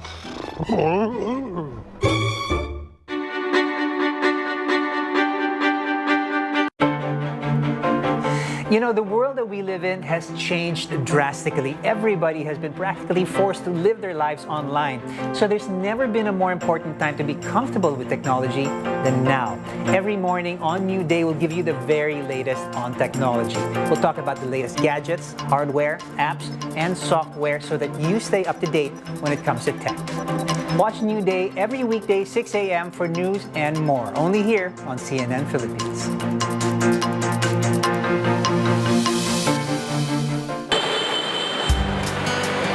You have to check your priorities in life, because even if you read a lot of articles, if you do a lot of exercises, if you don't get the right reasons for getting healthy, you're gonna fail. In having a fitness plan, you need to have a SMART goal. It should be specific, measurable, attainable, realistic, and time-bound. After all, fitness is a lifestyle change. We have to be aware emotionally and psychologically. Mas nagiging kalmado yung ating pakiramdam and the state of mind whenever we have a good environment. Define your priorities in life, and if you have defined that, you want to live longer, healthily with your loved ones, then you have to eat right and exercise right, and you won't go wrong. The focus should be on developing healthy behaviors when we are going on a diet, and it is not merely about the appearance.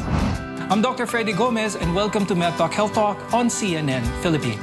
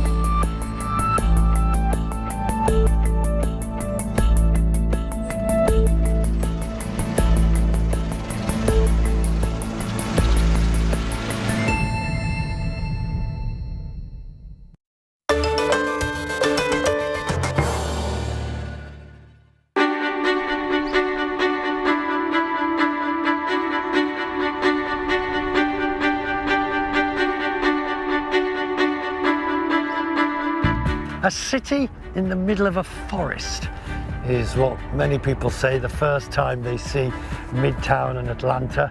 The sheer amount of greenery, which at this time of the year is just breathtaking. Unless you've got allergies, of course. I'm discovering that Atlanta is a very active, outdoor city. Perfect for people watching. Dare I say, celebrity spotting of every kind. At the Center for Puppetry Arts, I find some of the most famous puppets on the planet. Kermit! The Muppets. This is a living, breathing space with a renowned puppet theatre, and the artistry reminds me how far culture has embedded itself into Atlanta's fabric. So we're gonna try it with a puppet. This is Mr. Dormouse. He is very spiffy. All right, so you just wanna make sure your hand is all the way. Jamaica Collins is allowing me to get up close and personal with Mr. Dormouse, bringing him to life, lending a hand, if you will. Let's see if we can just do hello. Hello. Hey! Hello. There we go. Some, It's amazing. They take on an absolute life of their. Mr. Dormouse has awakened the child within me. Also, you're already creating your own puppet voice, which I really like. It doesn't sound like you're kind of doing like a high-pitched thing. I don't know why. It's good. And you're over there. Hey, look at that point. Oh, I like what you just did. Oh, were you feeling sad? No, horrified. Can I shake your hand? Of course. We're both vaccinated. Yes, we are. Oh. When I'm on stage and I'm in my own body, I kind of think about, oh, my hair, or oh, am I conveying what I need to convey? But with the puppet, I'm kind of hidden away, and the puppet is doing the work, and I just have to live through the puppet. Oh, I'm so excited. It's just the best day ever. Yay! I don't know why, but I suddenly get the urge to. The hills are alive with the sound of music. Now it is time to up the ante, controlling a puppet that requires more than two hands. Perfect. Are you ready for the challenge? I'm ready. And go. How are we going to get over this? We're going to jump. We're going to jump. Okay, then go down. Up. The centre's artistic director, John Ludwig, runs me through a tabletop obstacle course. We are recreating the Japanese art of bunraku. Great, excellent. What an experience. What fun. Being taken to places I didn't even know I needed to go. Yay! Congratulations, you did it. You did the work. I came along for the ride. That was unbelievable fun. That transported the brain away from whatever nonsense was going on in my head. Yeah. For the time I was able to do it. Oh, that's great. That's what it's intended to do. That was truly, truly amazing. Isn't this what the world of wonder is all about? So that guy wasn't very good, was he? That is fine. Well, he had a lot of enthusiasm. That doesn't get you very far.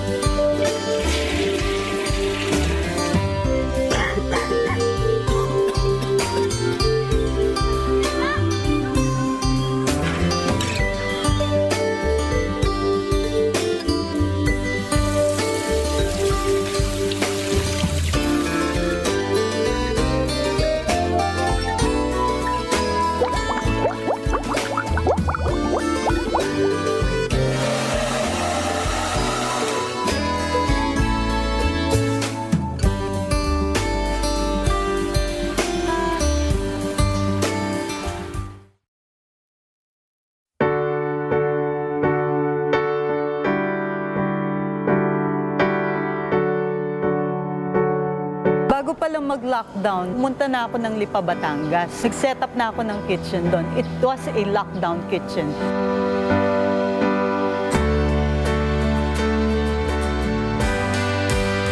Itong pantry na to, venue siya sa pagtulong.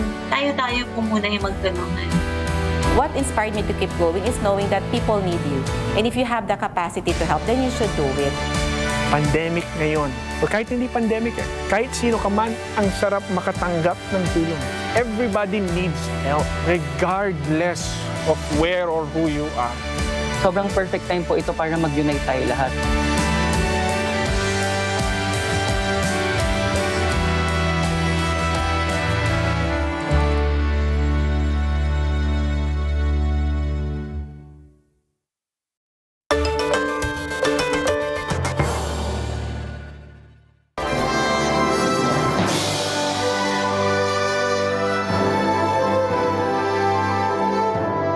Graceful mansions, southern decadence, a taste of Gone with the Wind. Well, I declare. The Atlanta of old had charm and elegance.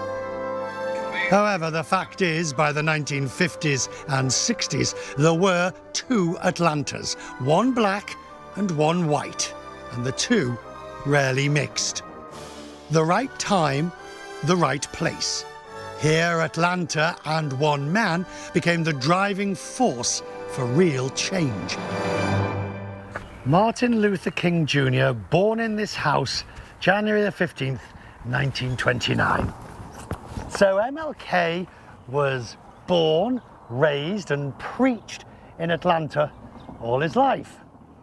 And whatever national or global influence and change he was able to effect, it was based on the values that he learned in this city.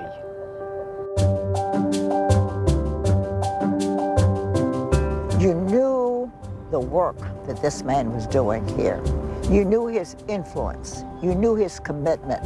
And you were hopeful that he would stay alive forever because he's going to make life better for us.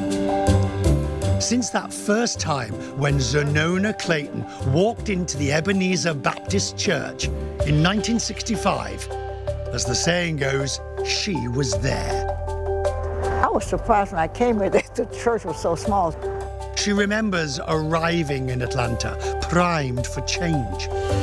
I've become sensitized now to the fact that we had an America that wasn't kind to people like me. I learned that there's an absolute difference between being black in America and non-black, whatever. Really? Because black people had restrictions. And I ran into every place I went. Ran into it. And it just hits you in the, not in the face, but in the gut. Because you know you're not responsible for what you look like. I don't want to be judged by what I look like. When Dr. King was murdered in 1968, she remained close to his wife, Coretta, helping her choose the mourning outfit Coretta wore for the funeral. And then I had gone and designed this headdress. She didn't want to look like Jackie Kennedy, but she did want her face covered. Mrs. Clayton has kept his dream alive, helping to desegregate Atlanta's hospitals and then becoming the first black woman to host a daily prime-time TV talk show in the South. Zenona is incredible. At 90 years old, the fire within still burns strong. A fire that continues to scorch a path towards harmony. Thank you, thank you, thank you very much. Fine, thank you. Absolutely. Thank you. Beautiful, phenomenal, very important. Oh, bless you. oh, Wonderful. Thank you for meeting you, ma'am. Thank you so much. There was a point when I felt like Atlanta is the paradise. Atlanta is a place for black people to be. But I was working with a man who said, do what you can, all the time. Change a man's heart, and you can regulate his behavior. That's what I heard Martin Luther King say all the time. And I tried to do that. People here work to make things better.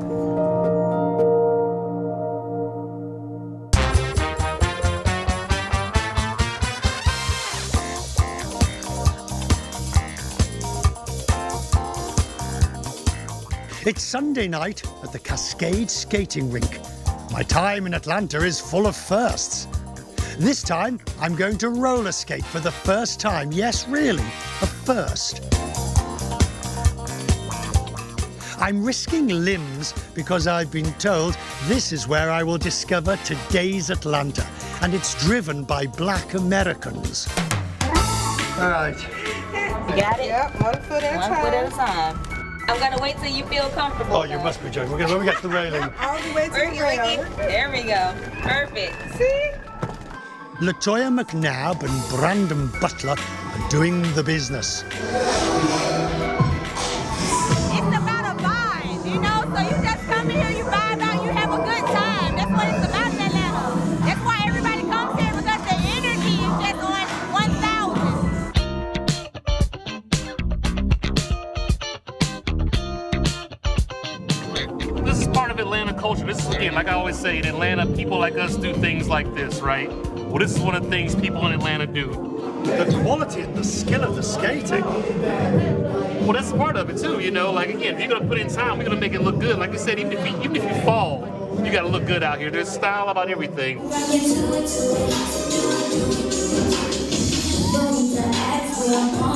Everyone here has a style. Mine clearly is a work in progress. What do you see when you look out at this? I see this is the Atlanta I see every single day. And you know what the beautiful thing about this is? You don't know what these people do. Some of these folks could be doctors, lawyers, surgeons. They could be trash people, garbage man. You know, they could be waiters, but they're all just coming together and just having a good time. And everybody's equal because they're all on skates. And to me, this is just what Atlanta is. It's just people coming together and just vibing and having a good time in some really interesting places. I disagree with you on one thing. What's that?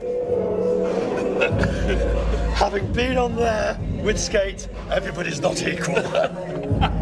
Well, there's levels of equality. Oh, thank you. Yes, thank you. One thing you can say though, even when you were out there, people were helping you. Yes. People helped you, people came to you, you know, people supported you. So again, even though that was your first time out there, you felt welcome. And Very much. And that's what Atlanta is. Completely. The style, the skill, the pride on display. What I've discovered tonight is that the Atlanta vibe isn't about showing off. It's about showing up.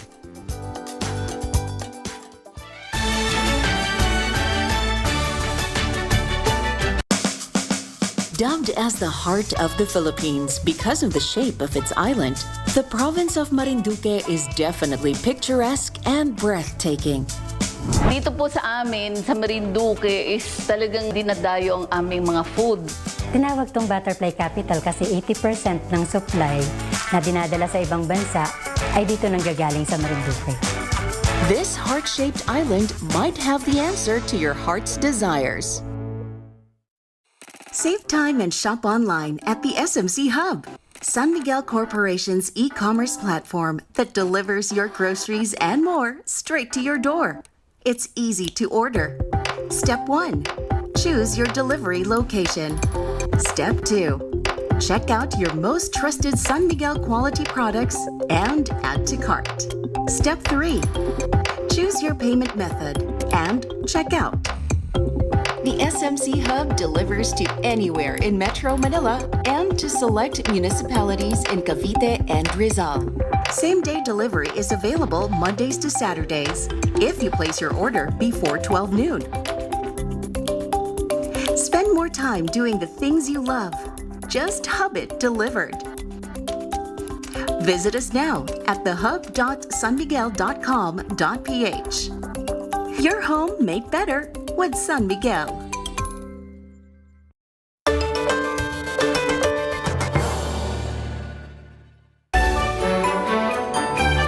There is something I have been craving ever since I arrived in Atlanta. Deeply rooted in Southern cooking, a taste of the South that could clog my arteries, raise my cholesterol. Ah, who cares? It's Southern fried chicken. And that means a visit to Mary Mac's Tea Room.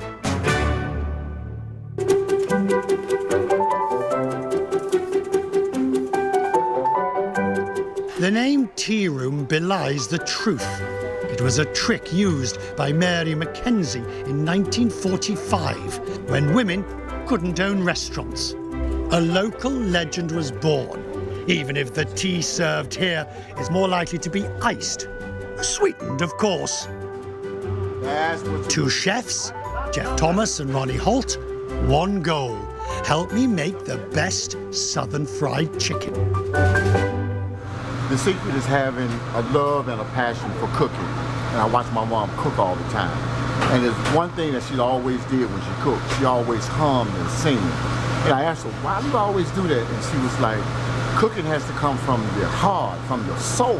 If the soul is happy, then you'll taste it in your food.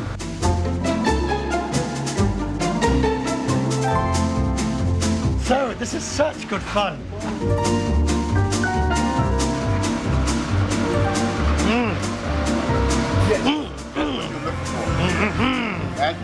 See how you're harving now? All right. What temperature? We're going to cook it at 300 degrees. 300? Yeah. So now the bit I've been waiting for, learning how to make true Southern fried chicken. I fell in love with fried chicken when I went to Vanderbilt University in Nashville, Tennessee. And I've tried all my adult life to master the art. Now, after all these years, I'm surprised at the simplicity of the ingredients. We believe in Southern cooking. That's Southern cooking. All it takes is salt and pepper. Keep it simple. I love it. We believe in Southern cooking. That's right. That's that Southern draw. Southern cooking. That's that Southern draw. No matter how long I try, I'll never get it right.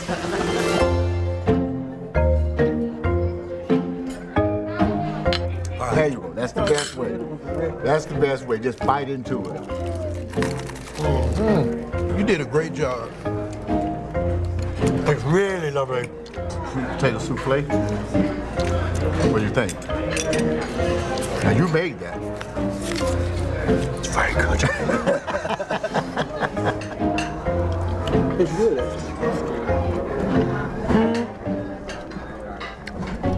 Put your soul into that. You put your soul into that. You passed the test. Thank you. That's good. Cheers. How sweet the taste. How perfect the experience. Southern life as it should be enjoyed. There is nothing better than a beautiful sunny day in a place filled with Southern charm. Atlanta is a difficult place to define. On the one hand, it is immensely proud of its Southern traditions, whilst on the other, it is a place at the forefront of change and progress. And I think progress is the word that best describes all of this. And you'll want to come and see this progress for yourself. Atlanta, part of our world of wonder.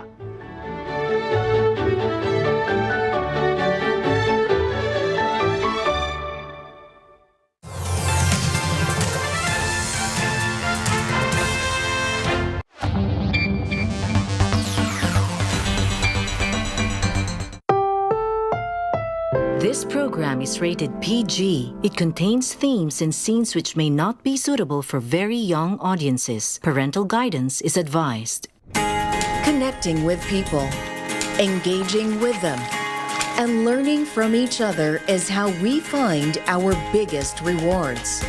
As a people and as a nation, infrastructure development plays a pivotal role in our growth and development.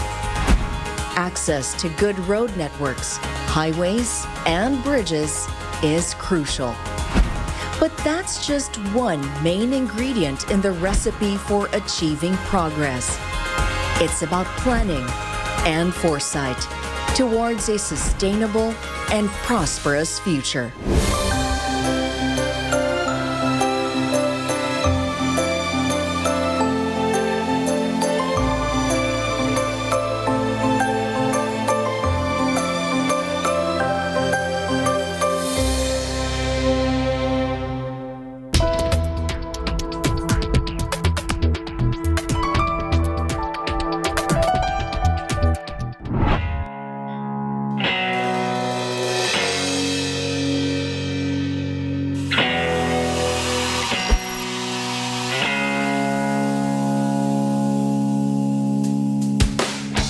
If all-out action is what you desire, then head to the forest heartland of Cagayan Valley, Quirino Province.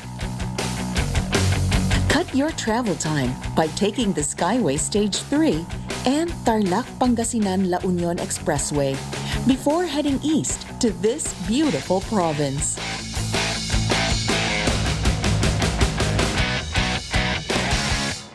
Dumanon kayo, dito'y Quirino. Mabuhay! Welcome to Quirino Province, a home away from home. Quirino Province is naturally beautiful and it doesn't need to be beautified. We are excited to welcome you here. You can commune with our nature. Quirino Province is located in Region 2, bounded by the Mamparang Ranges and the Sierra Madre mountain range.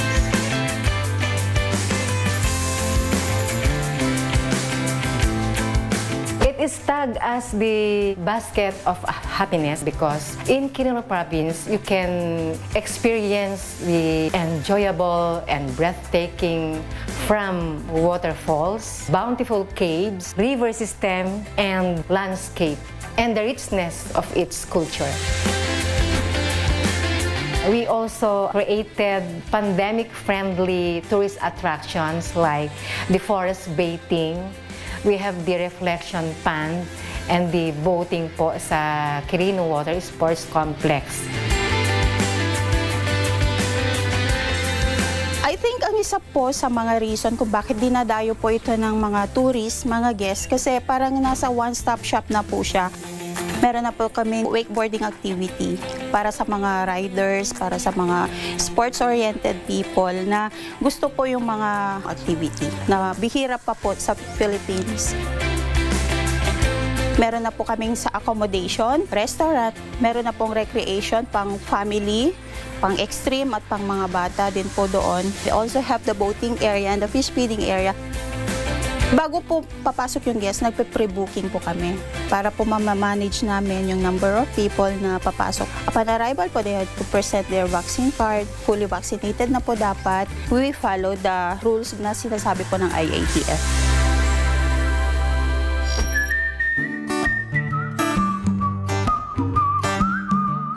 Quirino is so blessed sa dami ang nature din nila.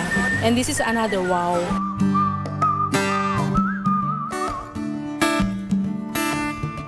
Ang Governor's Rapids ay makikita dito sa Divisoria Sur, Mandela, Quirino. Tuwang-tuwa yung mga adventurist na turista. Kasi ang mga activities ng Governor's Rapids, water tubing, di ba may inflatable na tube tayo, sasakay yung mga guests doon, kasama nila yung tour guide. Papababa sila dito sa mga rapids, sasakay sila. Talagang enjoy na enjoy sila. Kung yung mga turista nakikita natin na talagang medyo takot sila sa malalaking alon, pwede natin silang bigyan ng ibang activity kagaya ng boating, cliff jumping.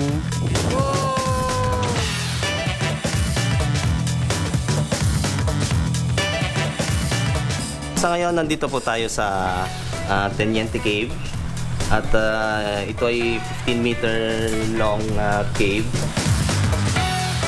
Pagdating po sa dulo, meron po tayong makikitang waterfall doon. Pwedeng mag-swimming. Sa loob may bat siya, and then at the same time meron din siya yung mga balin sa sayaw. Ang ganda po ng nature, nakaka-refresh ng mind. Nakaka-relax, refreshing. Talagang nag-enjoy din po kami. Yes, for sure. Balik-balikan.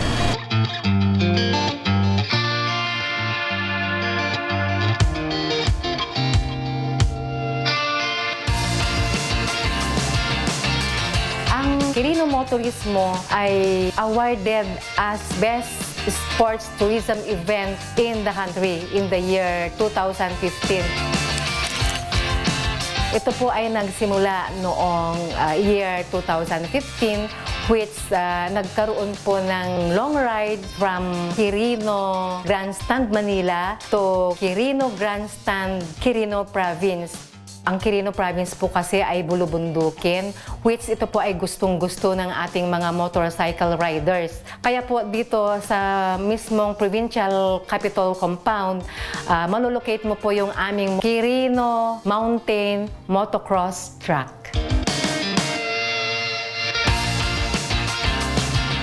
Our tourists came from different parts of the Philippines. Binibisita po talaga kami. Masyado pong malaki yung tulong ng pag-improve ng mga roads. Kasi maayos na po yung mga daan. Easier ang access po nila doon sa mga tourist spots na pupuntahan nila. Mas napadali po yung kanilang transportation. Dati po kasi, ang sabi nila, ang Quirino Province ay it's a major effort destination because of the long time of travel. With the presence of, especially sa Metro Manila, coming from the south, with the newly constructed skyways and tiplex, they can now travel by land from Manila to Quirino for only 7 to 8 hours. Talaga namang sila po ay uuwi na napakasaya just because sunod-sunod po yan, napakalapit ng mga tourist attractions.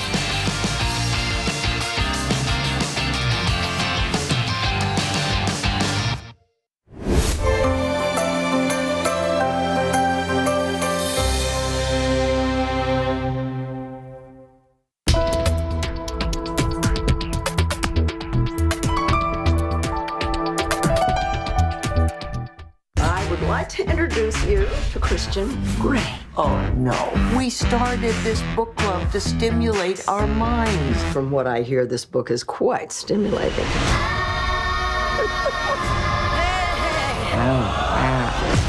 Whoa, what's that? That's not mine. I've never seen that book before, honestly. This is nasty.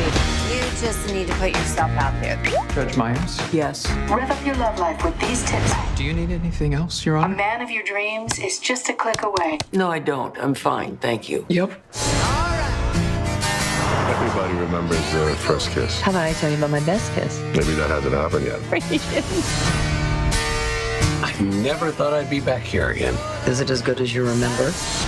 Maybe better.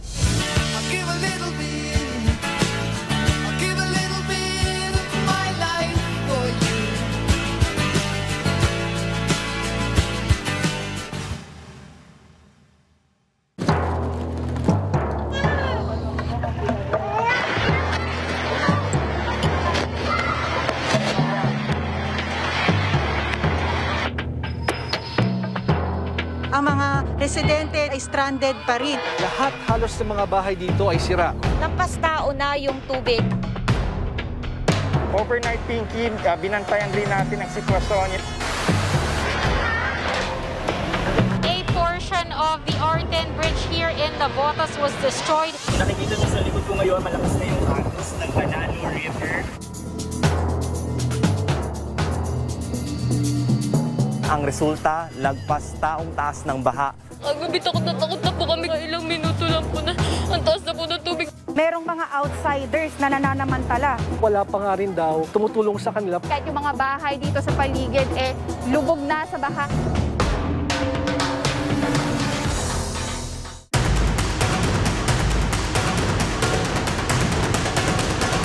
Bawal muna ang pakikipag-usap sa loob ng mga tren ng MRT. Some residents are back on the streets of Sampaloc, Manila after the 48-hour lockdown. Pagtaas ng mga kaso ng COVID-19 dito sa bansa. Naglagay na ng mga improvised barriers para sa mga nagbibisikleta. Typhoon Ulysses, a super typhoon. Christine Matulak, CNN Philippines. You have to check your priorities in life because even if you read a lot of articles, if you do a lot of exercises, if you don't get the right reasons for getting healthy, you're gonna fail. In having a fitness plan, you need to have a SMART goal. It should be specific, measurable, attainable, realistic, and time-bound. After all, fitness is a lifestyle change. We have to be aware emotionally and psychologically. Mas nagiging kalmado yung ating pakiramdam and the state of mind whenever we have a good environment. Define your priorities in life, and if you have defined that, you want to live longer, healthily with your loved ones, then you have to eat right and exercise right, and you won't go wrong. The focus should be on developing healthy behaviors when we are going on a diet, and it is not merely about the appearance. I'm Dr. Freddy Gomez, and welcome to MedTalk Health Talk on CNN Philippines.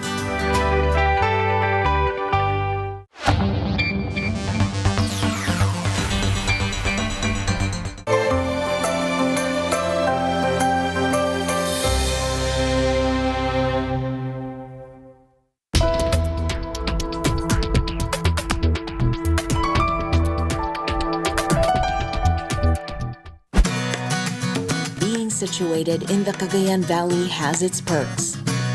These include bountiful harvests and foliage that provide livelihood to the people of Quirino Province.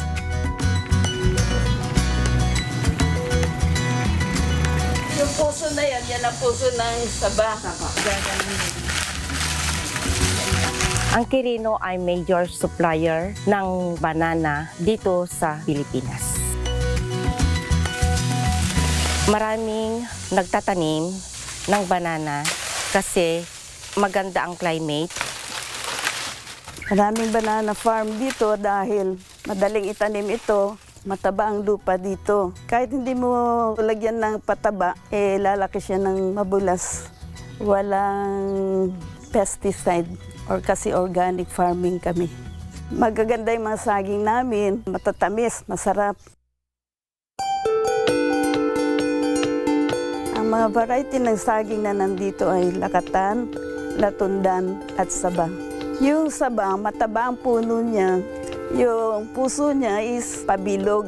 Samantalang yung lakatan, mataba rin ng konti pero mas patulis. Yun namang latundan, payat at matulis din.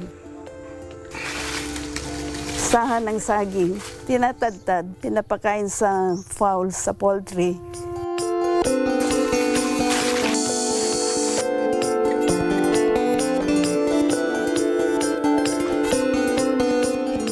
Ang pagtatanim ng saging ay nagsisimula sa plantlet. Pag pinutol mo ito, ang puno ng saba, at tutubo ito. And then hindi mo puputulin ito ng sagad para mapakain niya itong anak niya. Tapos maghihintay ng 8 months bago magbunga. Pag nag-mature na yun, ha-harvest na yun, and ibebenta sa market. Meron akong customer sa Manila na nag-order sa akin palagi. Malaki ang impact ng road sa atin, lalo na yung T-Plex. Kasi napapadali niya yung biyahe. At least hindi nasisiraan ng paninda. Yung pagdating sa market, hindi pa nabubulok, saka fresh pa. Malaking tulong ang saging dito sa Quirino kasi ginagawang chips.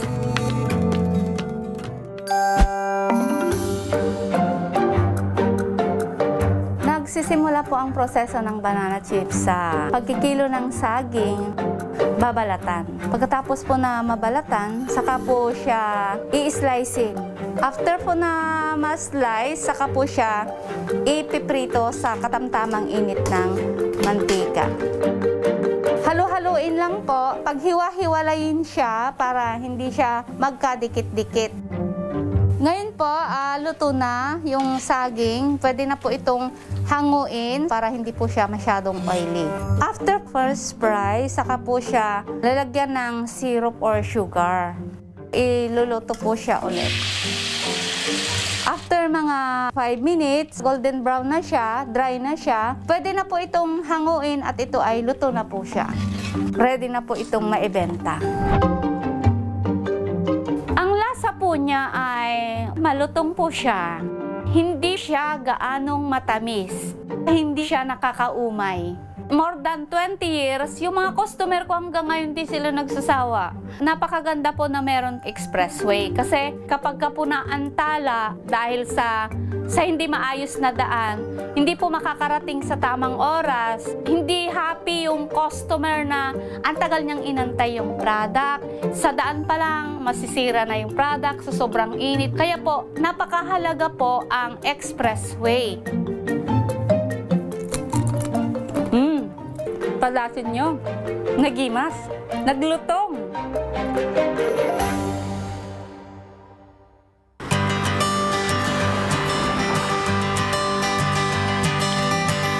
Through flowers, we make people happy. We decorate life. In that way, we are giving colors to their life. Fossilized flower making started in 1994 here in Quirino. And it was sponsored by the Department of Agrarian Reform. A few years ago, it became popular, especially during the pandemic, because they last long. From then on, fossilized flower making was one of the livelihood projects of Quirino Province. This is the butterfly tree. This is our raw materials in making fossilized flowers. We soak these leaves with some chemicals like the caustic soda and the hydrogen peroxide. It will become like this when it is already processed. So we are going to dye these leaves. We are going to use paper for the cone. It becomes like this.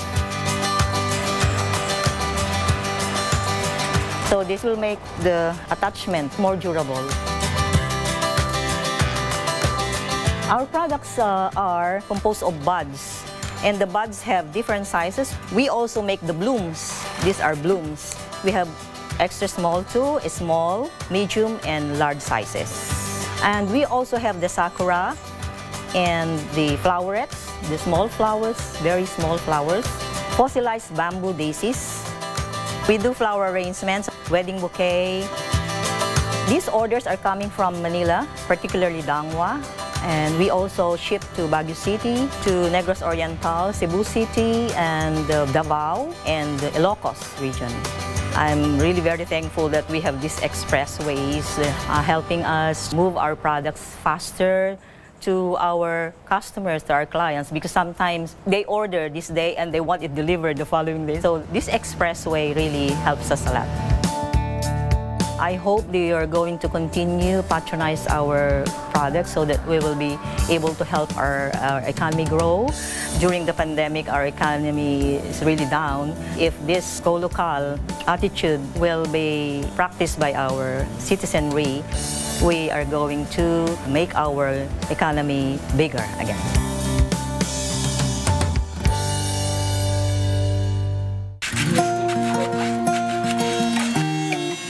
Talagang maipagmamalaki namin yung talent namin na ganito, yung mga taga-ukit ng Santo Domingo. Kasi ang probinsya natin ay napapakilala dahil sa kagalingan ng mga tao natin dito sa Quirino.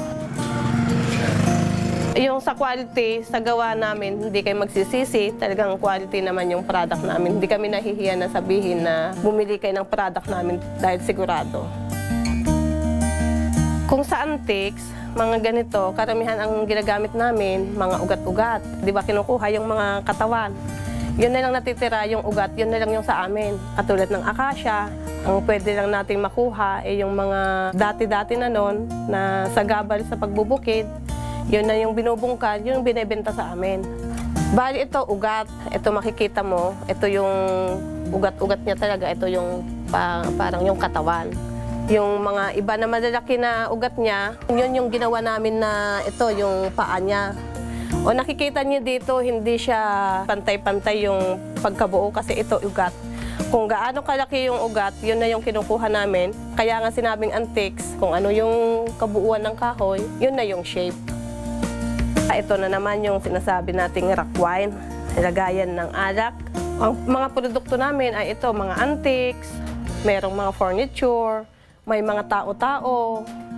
At kung ano pa yung mga gusto ng customer na pinapagawa sa amin, kaya namin gawin.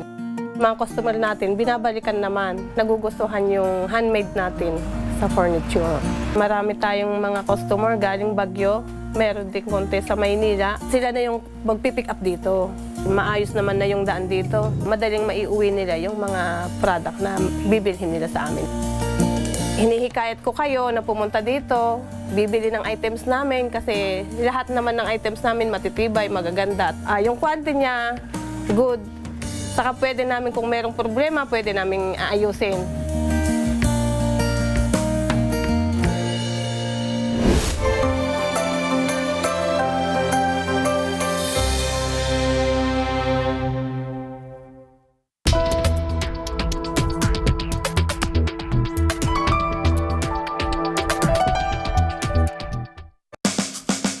Dubbed as the heart of the Philippines because of the shape of its island, the province of Marinduque is definitely picturesque and breathtaking. Dito po sa amin, sa Marinduque, is talagang dinadayo ang aming mga food. Tinawag tong butterfly capital kasi 80% ng supply na dinadala sa ibang bansa ay dito nanggagaling sa Marinduque. This heart-shaped island might have the answer to your heart's desires. What was the biggest news of the previous night? What has the president said about the government's pandemic response? Has there been a change in status? Is transportation running at the same capacity as it was yesterday? What kind of weather are we expecting today? Do I need to take an umbrella with me? Have classes been suspended? There are so many questions as we head out into our day. So whether you're someone who's getting ready for work or for school, or if like many others, you're staying at home, it is so important to get the important news and information that you need throughout your day. And as a mom, as a working woman, I really recognize the need to be properly informed so that I can make the best decisions for myself and for my family. And that's also why I understand my important role as one of the people who gets to bring you the news first at the start of your day. I'm Ria Tanwatco Trillo, and I'll be bringing you the news you need to start your day. Only here on CNN Philippines, New Day, News and More.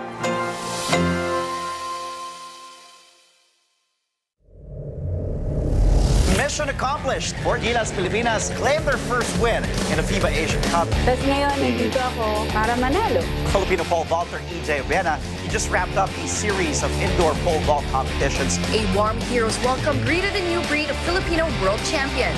Pagdanganan is getting the inaugural Miss Golf Award. The PBA has announced it is considering creating a bubble for the resumption of its 45th season. Every night, we take a hard look at the stories and provide you with multiple points of view from here and around the world. Now, we'll bring you more news you can use from the trading floor and the global markets, and bring you more news you can trust in business and finance. Buy, sell, hold on The Final Word, weekdays at 9 p.m.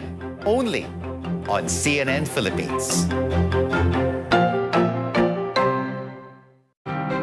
Mano po, a traditional Filipino gesture, a sign of respect to our elders. The power of the word please and thank you. More than just pleasantries, they're necessary to show respect and appreciation, much like wearing a mask.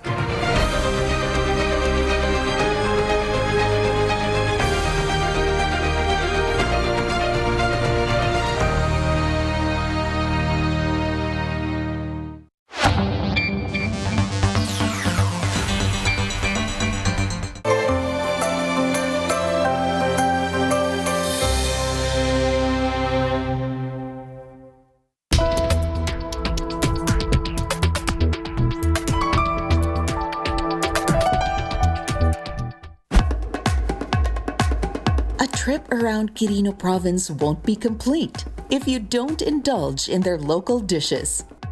Adobong pato and pansit batil patong. Dito po sa Quirino, ang pambatok natin na pansit, batil patong po. Ang batil patong kasi yung kakaiba.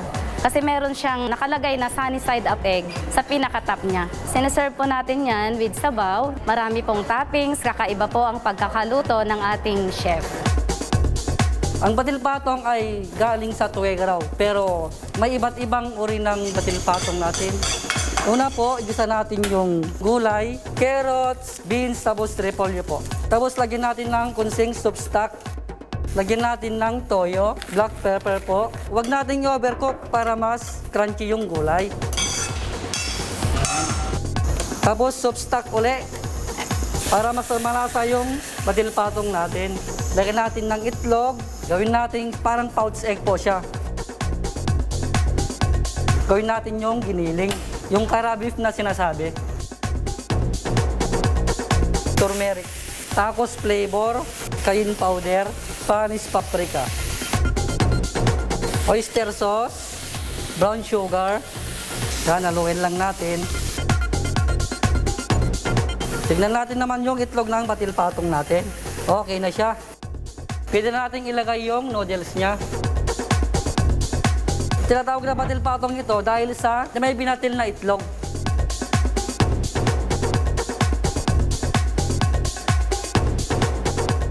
Masarap po yung sabaw niya kasi preferred po namin yung medyo thick tapos malasa po. Yun po yung nagbubuhay dun sa pansit. Pag Sunday and Saturday po, yung mga weekends po, hindi lang po 100 servings na buy one take one ang naisa-serve po namin sa maghapon. Nagpapasalamat po kami at ang batil patong po sa Quirino Province, dinarayo po.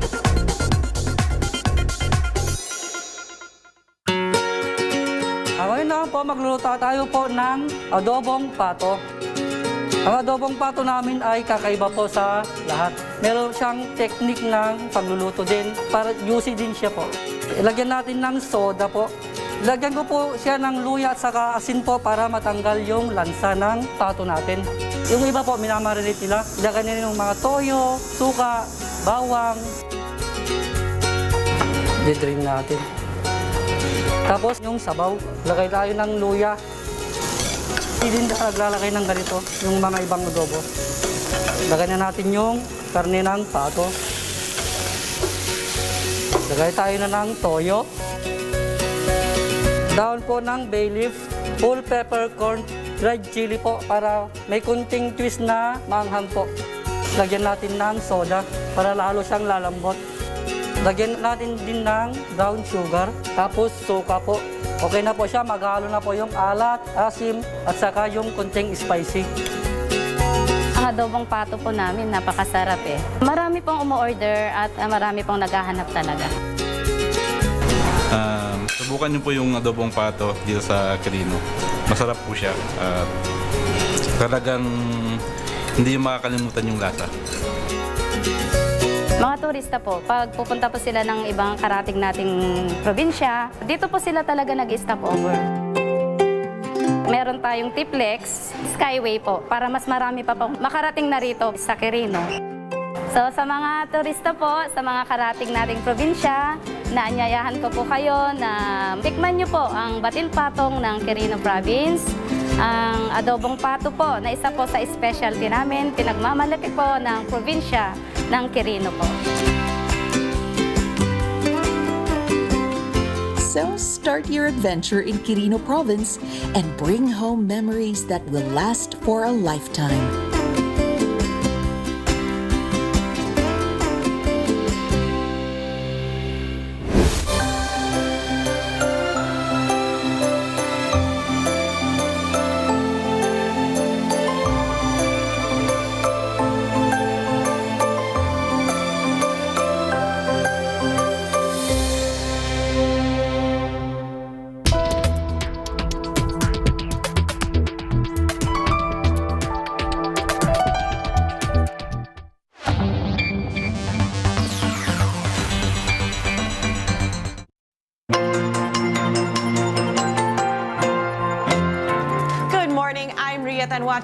Welcome to New Day. Great to have you this Tuesday, July 26th. I'm Paolo Abrera. And we have a lot in store for you in the next hour. I'm Christine Jacobson-Dejas. And I'm Andre Felix here on New Day. We have all the news you need and more. That is right. The biggest stories this morning. President Bongbong Marcos with a promise to revitalize the country deeply hit by the pandemic. We have the highlights of the president's first State of the Nation address.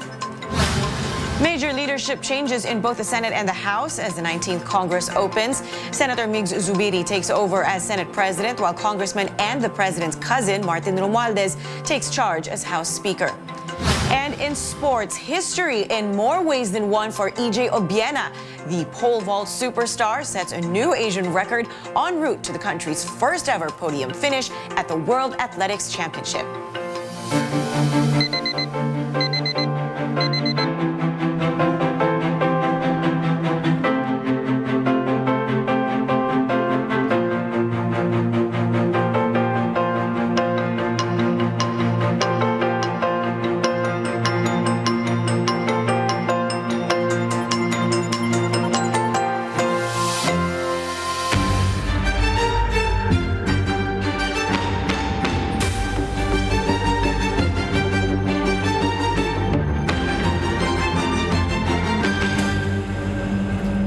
Will endure. That is how President Ferdinand Marcos Jr. closed his first State of the Nation address on Monday. The speech lasted for an hour and 13 minutes with a promise to revitalize the country deeply hit by the pandemic and an economic crisis. Critics have questioned the absence of a platform in his election campaign other than a promise of unity. And now he has finally laid out his plans in several key sectors, asking Congress to pass 19 priority legislations. What are some of the programs he is pursuing, and what are the issues the president did not cover in his speech? Our Rex Remitio takes a closer look. President Bongbong Marcos says he understands that the challenges Filipinos are facing aren't easy. That's why in his first State of the Nation address, he laid some plans he wants to pursue in the coming years. For the health sector, he wants to put up more specialty hospitals like the Heart Center, Lung Center, and Children's Hospital. Maliwanag na hindi lamang dapat dito lamang sa National Capital Region, kundi maging sa ibang parte ng bansa, kailangan magdagdag ng ganitong uri ng mga pagamutan.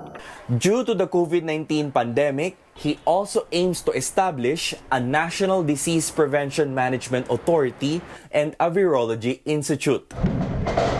For the education sector, he seeks to make the Reserve Officers Training Corps mandatory in all senior high schools.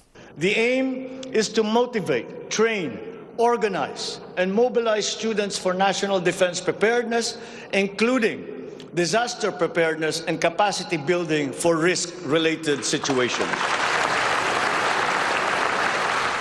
Marcos is also pushing for the retraining of teachers so that Filipino students can be more competitive in international rankings. And he wants to continue the use of English language as the medium of instruction in all schools. As for the horror stories that we have heard about the poor quality of educational materials and supplies that are being given to our schools, this must end. For the agriculture sector, Marcos says the government will build more farm-to-market roads and kadiwa centers which sell food products at lower prices. He also aims to erase the unpaid debts of agrarian reform beneficiaries. I intend to issue an executive order to impose a one-year moratorium on the payment of land amortization and interest payments. For transportation and infrastructure, Marcos will continue the projects of the Duterte administration. He also seeks to build more railway projects, being one of the cheapest modes of transportation. My order to the Department of Transportation, or DOTR, is really very simple. Full speed ahead. Meanwhile, his critics noticed that he did not mention anything about his plans to stop corruption, human rights abuses, among several others. Marcos still believes the Filipino will continue to endure amid the many challenges inside and outside the country. I know it in my heart, I know it in my very soul. The state of the nation is sound. Thank you and good afternoon. Marami pong salamat sa inyong lahat.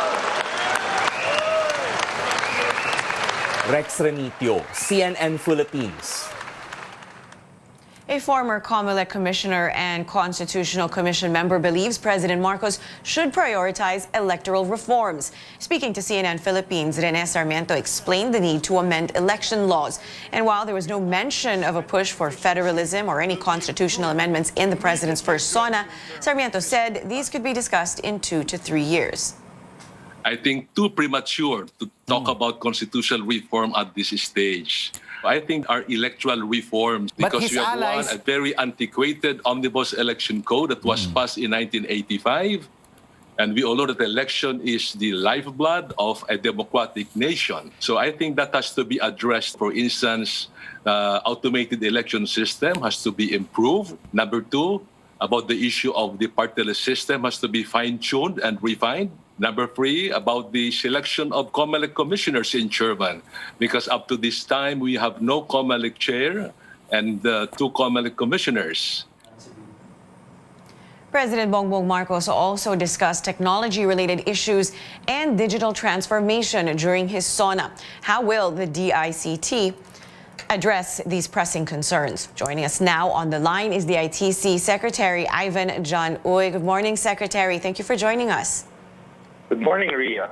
All right, sir. First, we'd like to get your reaction to President Marcos's first SONA. What are your thoughts on that? Well, he covered a lot of topics, and it's actually a very comprehensive presentation of what's the plans of his current administration. And I got a lot of instructions actually in many areas for the DICT to help the different agencies. That's right. He did mention a number of issues that the DITC needs to prioritize. I believe he mentioned the digitalization of government records, of course, the issue with the national ID, and the, quote, broadband ng masa project. Could you briefly discuss with us how you intend to address these concerns, Secretary?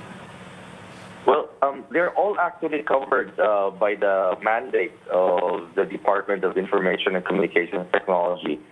So, well, one is an area of connectivity, and that's a perennial issue that has been raised in the past and even now. So we need to push more connectivity all over the country in terms of better quality and better coverage. And of course, everybody's also asking for lower costs in terms of connectivity. There has been improvements already, especially on the fixed line speed and quality. But in terms of the wireless, meaning the mobile connectivity, I think we still have a lot of room for improvement. Additionally, we need to reach the far-flung areas of the country where many of the telcos actually hesitate to go because of cost and profitability issues. So we need to push. Government may have to come in order to provide those connectivity in those areas. And the second, go ahead. Well, speaking of the president's call for connectivity, we know that Filipinos love to use the internet for better or for worse. We are one of the most active in the world in terms of social media. What else needs to be done to improve connectivity? As you were saying, government would need to step in. But how long do you think before far-flung areas do have better connectivity and everybody else feels a marked improvement in the internet? In the past, the challenge has been the cost of laying out fixed lines like a fiber optic, whether terrestrial or submarine cable, because these are very costly, and the infrastructure that's needed, for instance, setting up those towers to bring those lines across the mountains or laying them out under the water. Doesn't seem to be very practical if you're just servicing very small communities. Well, what's good this time is we actually have newer technologies that's coming in, like the low Earth orbit satellites that's been often discussed, for instance, the Starlink system of Elon Musk, where you could have actually very reasonable costs for broadband, low latency connectivity. We're talking about $500 for a satellite dish and between $100 to $200 monthly subscription. So that's quite affordable, especially if these are going to be installed in communities instead of individual homes. Right. Affordability is so important. One more thing, Secretary, could you give us an update on the national IDs, both physical and digital? How soon can citizens get a hold of these? The issue with the national ID is not the data capture. It's the printing of the physical ID cards. This has been taking quite a while, especially in the Bangko Central in terms of its printing. The reason is that they're using specialty printers to print the ID, and those special printers are very, very sensitive. Sometimes just the wrong temperature, the wrong humidity setting in the room, and the colors are already off. So that's causing a delay. We're introducing newer printers and simplifying the process in order to catch up with the printing. So we're working closely with the Philippine Statistics Authority as well as the Bangko Central to speed this up. All right, sir, we want to say thank you very much for being here. It is your birthday today. Happy birthday, Secretary. Yeah. Thank you very much, Ria. All right, thank you, sir. That was the ICT Secretary Ivan John Uy. At the helm of the supermajority in the upper house is Senate President Migs Zubiri. Only 4 senators chose not to join, with 2 of them forming the minority bloc and the other 2 choosing to become independent. Amor Santos gives us a rundown of the new Senate leadership. It's official. Migs Zubiri is the new Senate President. 20 out of 24 senators voted for him. They called him Trabajador ng Senado or Worker of the Senate, praising him for his work in Congress for the past 2 decades. This Senate, under my leadership, however, will be one to solve problems more than it would find faults. While probes are magnets for publicity, it is the policies, laws patiently written, line by line, away from the limelight that drives progress. Meanwhile, most senior member Loren Legarda is Senate President pro tempore. Joel Villanueva is Majority Leader. The minority bloc has 2 members. Senator Risa Hontiveros announced that Senator Coco Pimentel is Minority Leader. I accept the challenge and I thank Senator Hontiveros for the nomination. Sibling Senators Alan and Pia Cayetano declared themselves as independent. My sister and I can be a bridge dito sa Senado between a majority bloc that is very, very supportive sa administrasyon and a small minority bloc which is also very, very critical of the administration. Even if it's a small minority, what is important is that we in the Senate, we will decide to act if it is for the good of the people. We put our foot down also when it is measures that we feel that are, of course, will not benefit our countrymen. Meanwhile, Senator Amy Marcos believes it's time for her brother, President Bongbong Marcos, to show his contempt against corrupt officials and criminals. Sabihin ko totoo? Yes. Okay, bilang super ate, gusto ko magalit na si Bongbong. Gusto ko magwala na siya, pangalanan na lahat ng mga agricultural smuggler na nakakasira ng ating pagsasakan lokal. Sana takutin na niya at kasuhan lahat ng mga nasa gobyerno na kilalang-kilalang korap sa BOC, BIR at sa iba pang ahensya. Sana magalit na siya at tunay na sabihin na dadamputin na yung mga kriminal at mga nangangalakal pa rin ng droga.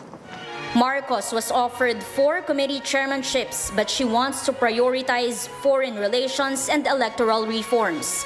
Committee chairpersons will be elected in the coming days. Amor Santos, CNN Philippines. New leaders were also elected in the House of Representatives ahead of the president's SONA. We have the details from our ZN Arcangel later in the show.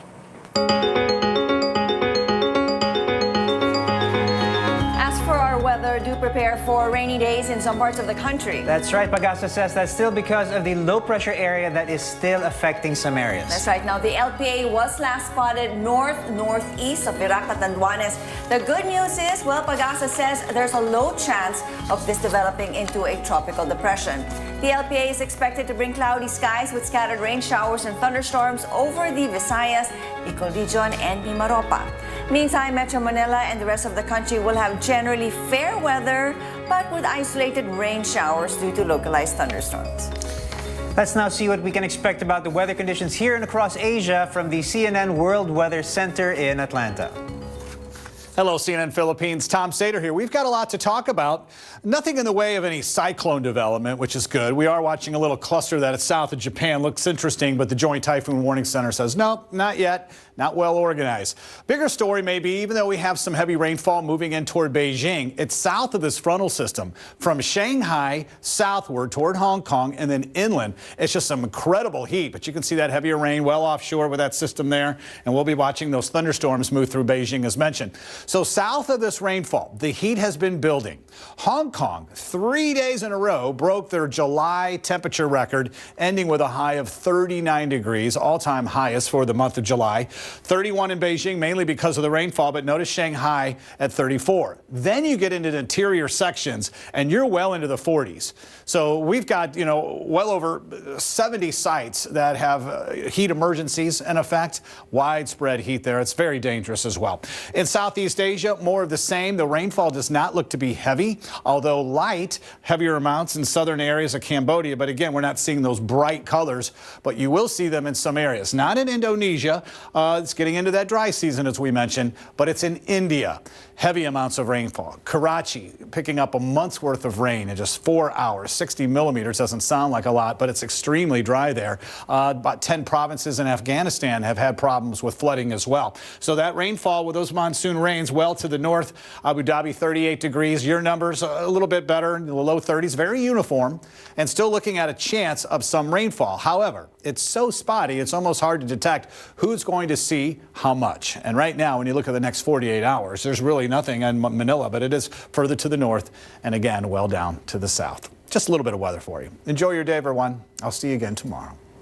And that was meteorologist Tom Sater from the CNN World Weather Center in Atlanta. Good Tuesday morning to you. Now it's time to take a look at some major roads in the metro to start our day. Here are live pictures up on our screens right now. This is EDSA White Plains in Quezon City.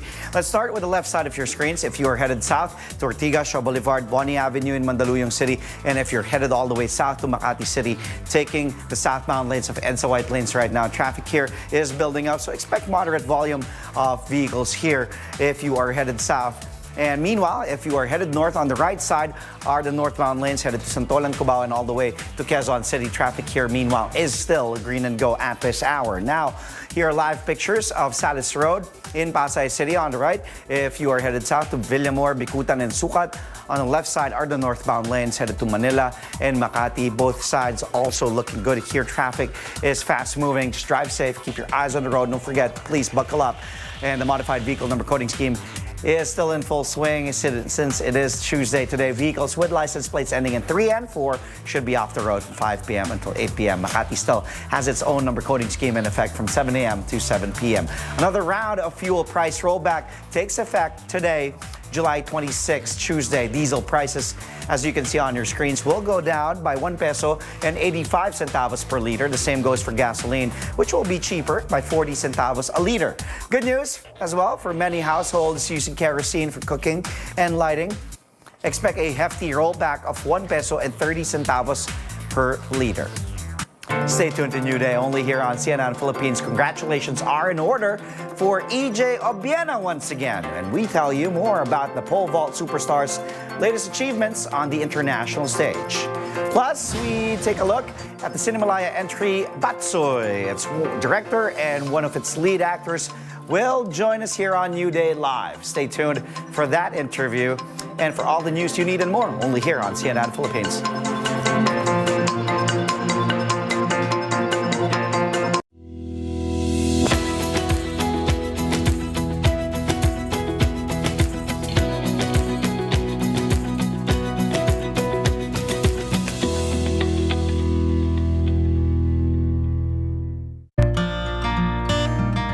Pandemic, serving others is the best. Sa pagtutulungan, patuloy ang ating laban sa buhay.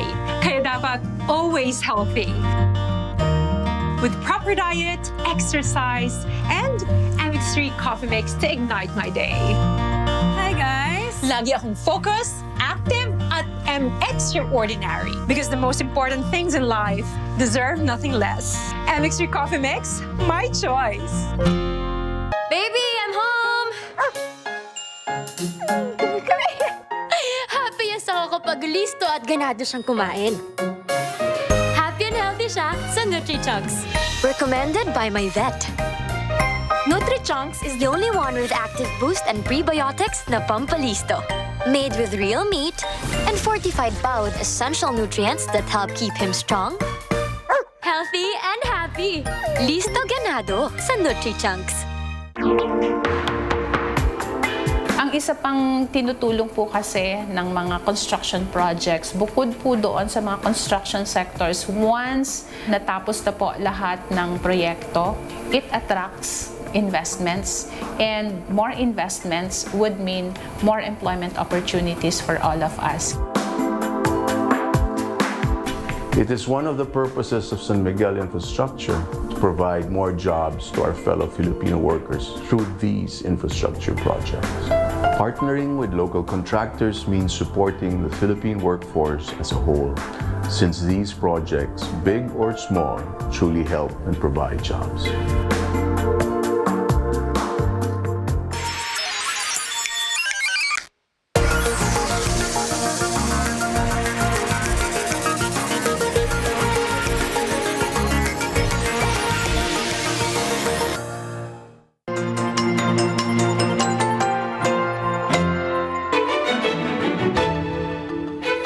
Thank you for watching New Day here on CNN Philippines. Temperatures continue to soar in China as 67 cities have now issued the highest alert level, indicating temperatures could be upwards of 40 degrees Celsius. This comes as the country is also grappling with a rise in COVID-19 cases. CNN's Stephen Jiang has more. This heat wave in China has been unrelenting and widespread, hitting many parts of the country from the southeast, including Shanghai and its surrounding areas, to Guangzhou and Hong Kong down to the south, and also all the way to the northwestern region of Xinjiang. As of Monday, 67 Chinese cities have issued their highest level red alert, meaning temperature in their locations could surpass 40 degrees Celsius in the coming 24 hours. Not surprisingly, many people across the country trying to escape the heat by flocking to beach resorts out of town, undeterred by the challenges of traveling in China these days, including the potential risk of getting stranded because of the country's very strict zero COVID policy. Because right now there is also a resurgence of COVID cases across China, with the health ministry reporting more than 600 locally transmitted cases on Monday, alarmingly high by Chinese standard. That's why we are seeing lockdowns and mass testing making a comeback across the country, including in Shanghai, where they just went through a brutal 2-month lockdown starting in April. That city reopened on June 1st, but already for the past few weeks dealing with the stubborn new outbreak, with the authorities in Shanghai already ordering several rounds of mass testing for much of the city's 25 million residents. The next round is taking place Tuesday to Thursday, when temperature in that city is forecast to hit as high as 38 degrees Celsius. That was CNN's Stephen Jiang. Pole vault sensation EJ Obiena making history again on the world stage. Obiena won the country's first ever medal in the World Athletics Championships, bronze. In the U.S. on Monday, EJ shattered his own Asian, national, and personal record by a centimeter, clearing 5.94 meters on his second attempt. Swedish phenom Armand Mondo Duplantis topped the meet, setting a new world record of 6.21 meters. Shortly after his podium finish, Obiena posted on his official Facebook page, quote, EJ is hungry for more cookie. The best is yet to come. He stands to receive $22,000 or about 1.2 million pesos as prize money for his third place finish. Congratulations to you, EJ. And later on, Sports S, we will speak to Gilas Pilipinas and TNT, Tropang Giga head coach Chot Reyes, and we'll talk about the latest regarding the national men's basketball team, as well as TNT's upcoming quarterfinals matchup against the Converge Fiber Xers in the PBA Philippine Cup. You can catch that interview with Coach Chot Reyes at 10 a.m. only here on CNN Philippines.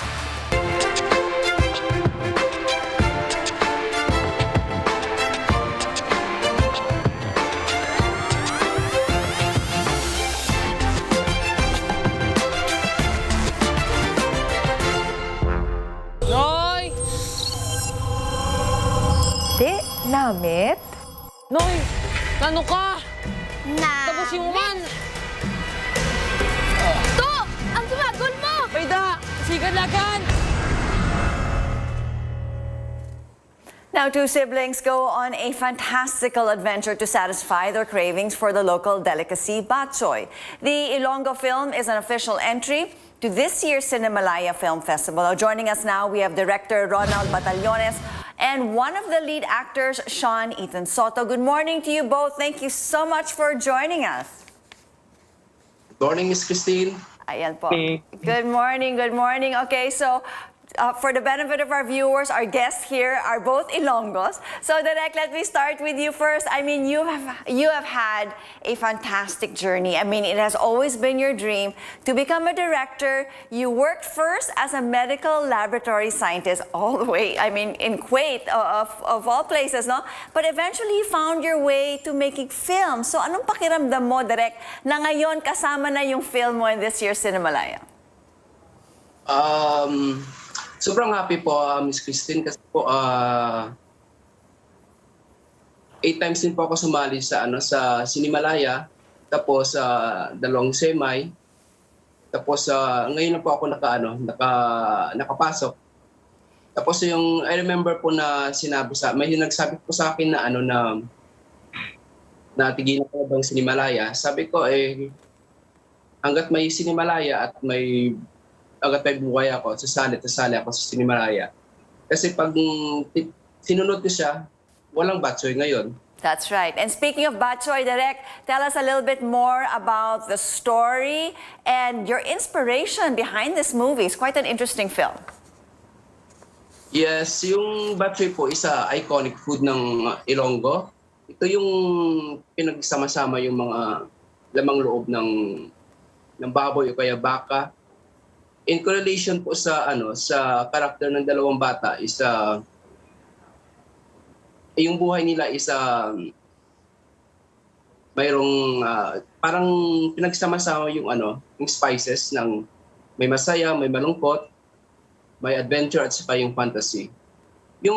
Actually yung kwento nito is very napakasimple lang po. Dalawang bata na nangangahoy para ibenta sa bayan yung panggatong para may pambili ng mga needs nila sa isang linggo, tapos para makakain sila ng batchoy. Pero along the way, mula sa bundok hanggang bayan, ang dami-daming struggle. Doon mag-meet po yung magical at saka yung realism. And I understand, Direk, also you took from some experiences that you've actually went through, and you shared that in your film right now. Yes. Actually po yung batchoy is 80% ng experience ko when I was a kid. Tapos sinagdagan ko lang ng 15 to 20% para maging cinematic siya. And ikaw naman, Sean, let me focus on you. You play the role of Toto, the older brother. Ano naman, Sean, yung experience mo in portraying this character? I also understand, like, for yourself, I mean, the entire cast is also all mga Ilocanos, no? And Ilonggos, most of your cast are from Ilonggos, and you had to undergo also a lot of online auditions. What was your experience in portraying this character? Masaya po. For me, it's my first time being an actor, especially nasa Sinimalaya pa. And, parang being a first-time actor at bata pa, nakaka sa puso na, ayun, for a first-time actor in Sinimalaya, it feels heartwarming po. I mean, Shad, sabi mo nga, first-time actor, Sinimalaya. Ano naman yung mga challenges that you had to go through, especially kasi this movie was also shot during the pandemic? Ang dami pong challenges because the shoot was postponed many times and parang to the point na mag-shoot na kayo, mamove pa. And it's also experience for me na to memorize my script as well and exercise my character. All right. Well, congratulations to you both. First-timer, and of course for you, Direk, for not giving up, for, allowing yourself to go through all the rejections. But now you are here sa Sinimalaya. We wish you all the best, Director Ronald Batallones and Sean Ethan Soto, for the Sinimalaya film, Batsoy.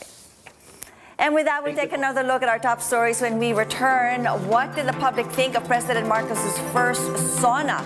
Their reactions when New Day returns. For all the news you need and more.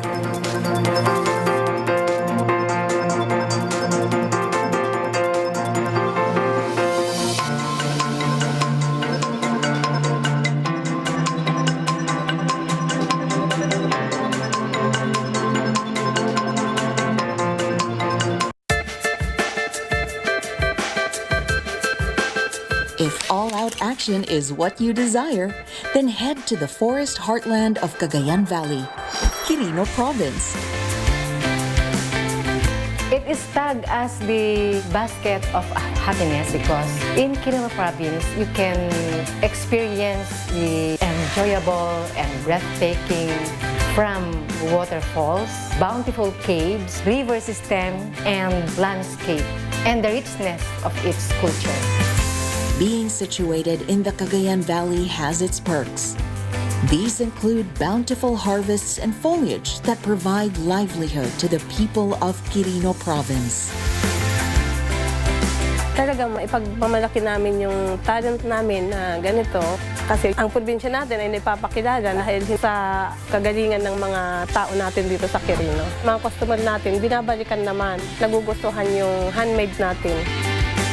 A trip around Quirino Province won't be complete if you don't indulge in their local dishes. Adobong pato and pansit batil patong. So sa mga turista po, sa mga karating nating probinsya, naanyayahan ko po kayo na tikman nyo po ang batil patong ng Quirino Province. Ang adobong pato po na isa po sa specialty namin, pinagmamalaki po ng probinsya ng Quirino po. Cut your travel time by taking the Skyway Stage 3 and Tarlac Pangasinan La Union Expressway before heading east to this beautiful province.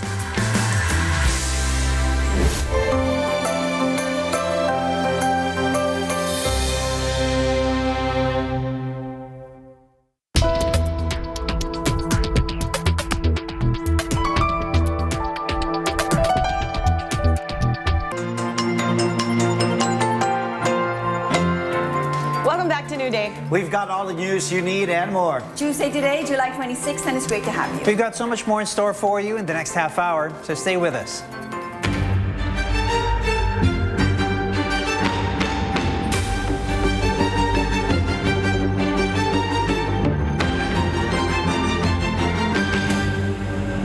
Our top story this morning, a promise of no more lockdowns from President Bongbong Marcos despite a rise in COVID-19 cases. Nariyan pa rin ang banta ng COVID-19. lalo't may mga nadidiscovering bagong variant ng coronavirus. Pero hindi na natin kakayanin ang isa pang lockdown. Wala na tayong gagawing lockdown.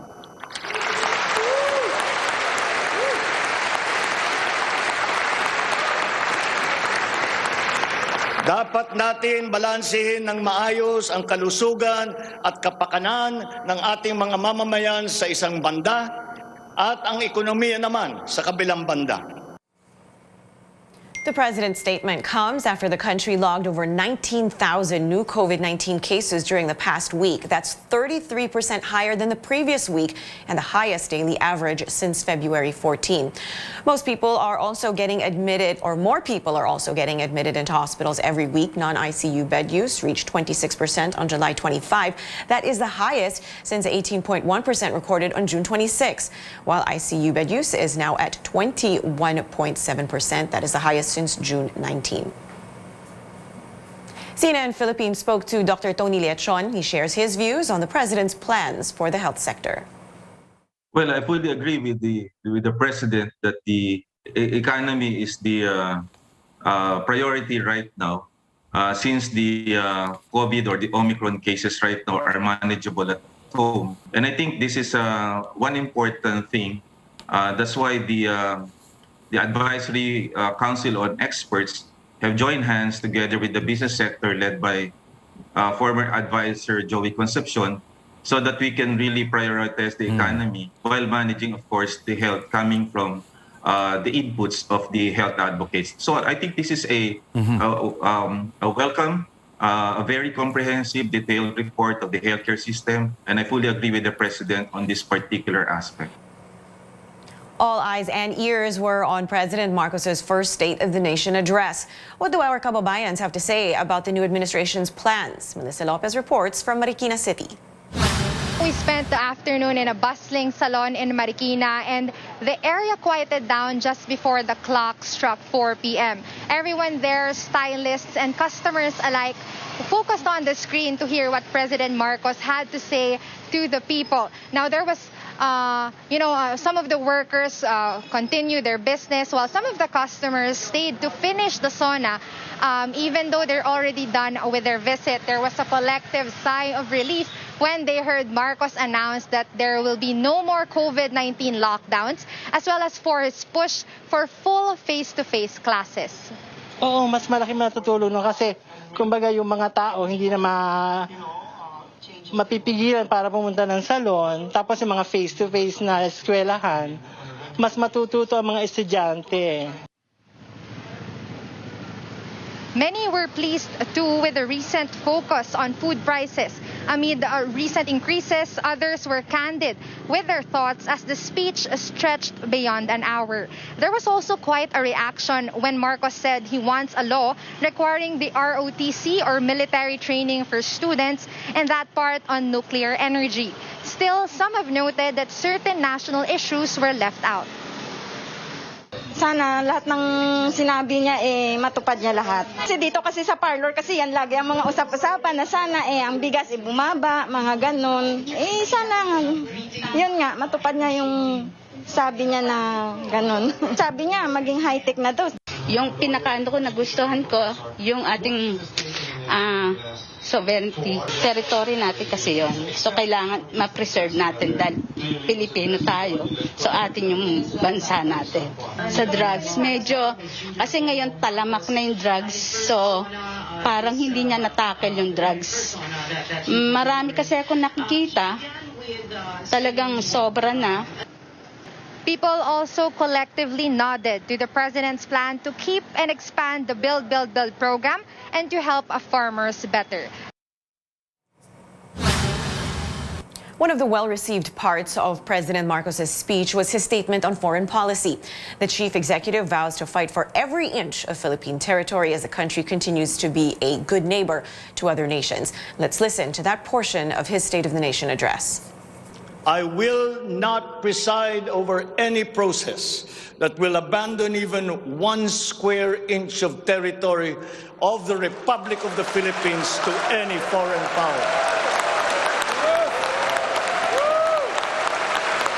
We will be a good neighbor, always looking for ways to collaborate and cooperate with the end goal of mutually beneficial outcomes. The Philippines shall continue to be a friend to all, an enemy to none.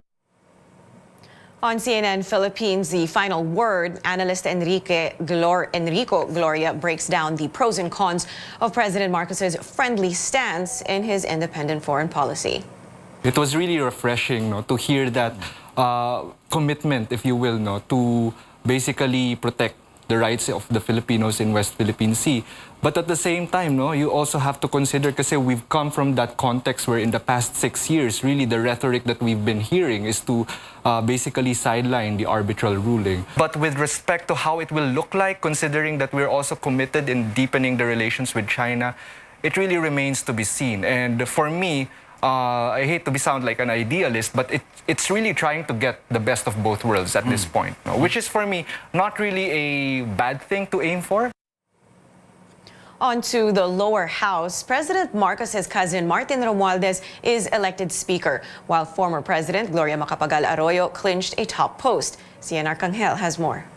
For the position of Speaker of the House of Representatives. The election of a new House Speaker took over 2 hours as each one of over 300 lawmakers approached the rostrum to register their vote. There was only one choice for Speaker for 283 lawmakers. Later, Representative Ferdinand Martin Romualdez. He ran unopposed. Romualdez was nominated by his nephew, presidential son and Ilocos Norte Congressman Sandro Marcos. The House of Representatives requires, now more than ever, a leader that embodies inclusivity, possesses unquestionable competency. We know that it is not an easy feat for a person to listen to and consolidate support from more than 300 elected officials, all of whom are leaders in their own right. Yet, Representative Romualdez seems to have found this balance. 4 lawmakers abstained from the voting, while 22 did not vote. 1 lawmaker voted against Romualdez. Vice President Sara Duterte personally witnessed Romualdez's oath-taking, along with Sandro and other members of the Speaker's family. Romualdez vowed to be fair to his colleagues, saying his office will be open to every lawmaker, whether or not they voted for him.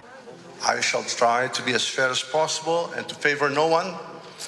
There will be a fair and equitable distribution of resources for the development of our regions, regardless of political affiliations. I will keep my office always open, available to all, always open to you, the members of the House, for we are the House of the people. Former President and now Pampanga Representative Gloria Macapagal-Arroyo was elected Senior Deputy Speaker. She and Romualdez are both leaders of Lakas CMD, which is also the Vice President's party. 5 lawmakers who seconded Romualdez's nomination were elected Deputy Speakers. These are Davao City Congressman Isidro Ungab, Antipolo Representative Roberto Puno, Las Piñas Representative Camille Villar, Ilocos Sur Congresswoman Christine Singson Mihan, and TUCP Party List Representative Raymond Democrito Mendoza. They represent the major political parties which back Romualdez's speakership bid. Zamboanga City Representative Manix Dalipe was elected House Majority Leader, while National Unity Party stalwart Reginald Velasco was named Secretary General of the Chamber. House Committee chairmanships are expected to be announced in the coming days. By next month, lawmakers will buckle down to work, deliberating on the most important bill they need to pass this year, the 2023 national budget. CN Arcangel, CNN Philippines. Well, Pag-asa is still monitoring a low-pressure area in the country. The LPA was last spotted northeast of Viraca, Tanduanes. Now, the good news is Pag-asa says there's a low chance of this developing into a tropical depression. The LPA is expected to bring cloudy skies with scattered rain showers and thunderstorms over the Visayas, Bicol region, and Mimaropa. Meantime, Metro Manila and the rest of the country will have generally fair weather, but with isolated rain showers due to localized thunderstorms. Let's do another quick road check right now and take a look at live pictures of the Alabang Viaduct. This is along the Skyway. And if you are headed north to Metro Manila, take a look at the lanes on the right side. Traffic is fast moving. Same situation on the left side, which are the southbound lanes headed to Muntinlupa. A plane comes down while a whale jumps up and a panda chills out. Take a look at this report from CNN's Britt Conway. Some scary moments for beachgoers as a plane falls out of the sky at Huntington State Beach in California. The small plane crashed very close to a lifeguard competition happening on the beach. KNBC reports 2 people ran into the waves to help out the pilot. He appears to be sitting on top of the plane when it appeared he was sitting there, and they were able to get him out. And like I said, he was able to walk out. So it was very... Yeah, just a normal family beach day, and who thought that a plane would crash right in front of us? Yeah, it was quite an experience. And more excitement on the opposite coast as a whale jumps out of the water and onto the bow of a small boat. It was Sunday morning near Plymouth, Massachusetts. Luckily, a town harbor master reported no injuries and only minor damage to the boat. And in China, these adorable animals are also contending with Mother Nature, whether it's getting up close and personal with an ice block, swaying in the mist, or enjoying some refreshing watermelon.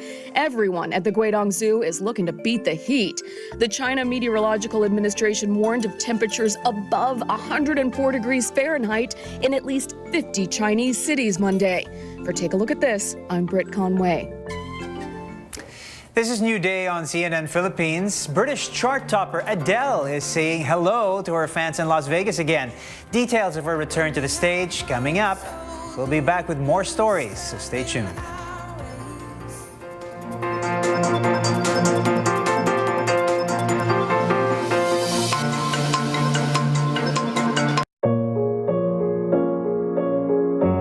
Jasmar Hay na aldaw sa Indugabos. Ako, si Dr. Emelinda, ay soren limpin. Sarong paraktukdo, asin negosyante, digdi sa syudad ng Legazpi. Ining pandemic, nadiskubre ko ang pinaka-importante sa kuya, pagtubod sa Diyos na makakahawas ka sa kadifisilan na ini. Kaya ako nagtutubod sa libro ni Kawikaan, magtiwala ka mo sa Diyos.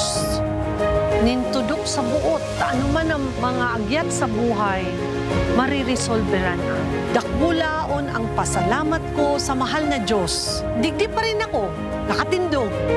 Makusog ang sakuyang pagtubod sa mahal na Diyos. Kaipuhan ko rin ning pakusugon ang sakuyang salud sa tamang ehersisyo, pagkaon kibalansyado, buda, igwa akong food supplement.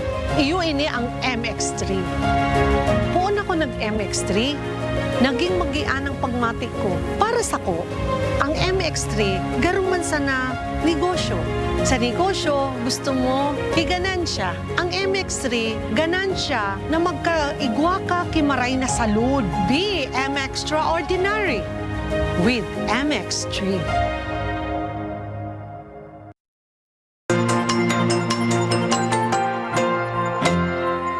Good morning. You're watching New Day, all the news you need and more.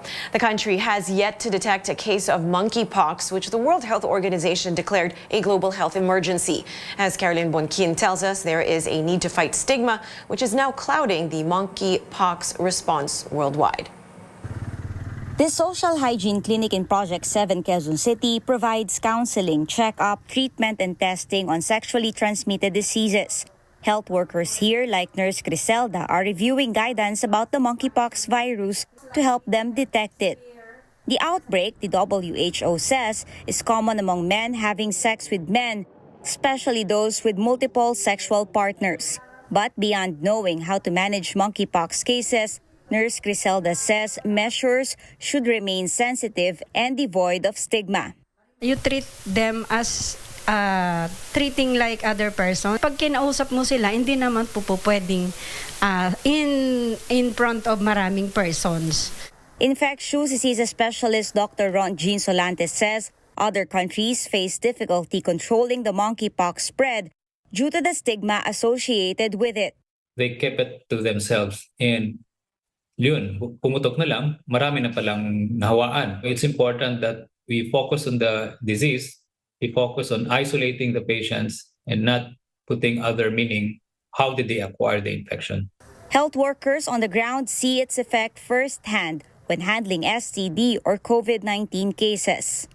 So kung magkakaroon ng discrimination, hindi na natin makukuha yung tamang informasyon doon sa pasyente. Hindi na rin magpapatest kasi nadi-discriminate sila. Pagka ganun, hindi sila open na magpa-check up kasi nga baka katakutan sila ng tao.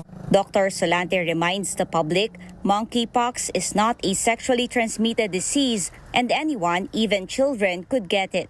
It may spread through close physical contact and exchange of body fluids and may be passed on through respiratory droplets. But unlike COVID-19, it doesn't spread through the air over long distances. If you are in contact with anybody with skin lesions, and that skin lesion will touch your body while they will be talking to you or they will be closely talking to you within 3 feet, then that can also be another mode of transmission. He also says health workers should be trained in checking for monkeypox symptoms, as some signs may be similar to other diseases. Quezon City Disease Surveillance Head Dr. Rolly Cruz has asked hospitals and social hygiene clinics to offer monkeypox testing to all suspected patients and to ensure their privacy. Itutuloy pa rin natin yung other testing. Kunyari may gonorrhea, itutuloy pa rin yan. Pero kailangan lang malaman na kung monkeypox ba ito. Samples of suspected monkeypox cases are sent to the RITM and Philippine Genome Center. Caroline Bongkin, CNN Philippines. During his first State of the Nation address, President Bongbong Marcos touched on technology-related issues and digital transformation. We are entering an age of exponential adoption of technology. It is the fourth industrial revolution. This will be characterized by the infusion of technology into almost every facet of our lives. We cannot stand idly by. The mission of our Department of Information and Communications Technology is to identify and utilize these innovations to improve governance. The voluminous records stored in the government warehouses and archives have to be digitized.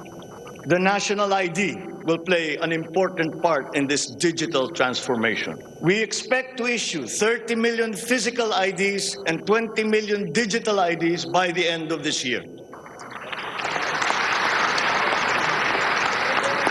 The target is to accomplish the issuance of about 92 million IDs by the middle of next year. I have therefore tasked the DICT to deploy digital connectivity across our various islands. This will be done through the implementation of the National Broadband Plan, the Common Tower Program, connecting our geographically isolated and disadvantaged areas via our Broadband ng Masa project. Earlier, we spoke to the Chief of the Department of Information and Communications Technology. Secretary Ivan John Uy said his agency will push more internet connectivity all over the country, especially in far-flung areas, and will aim to provide better quality and wider coverage at a lower cost.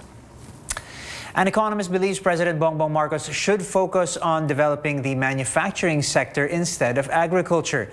Nomura chief ASEAN economist Euben Parasueles told CNN Philippines, while there's a strong case in the president's State of the Nation address to promote infrastructure, energy, and digitalization, he's not so sure about the president zeroing in on agriculture.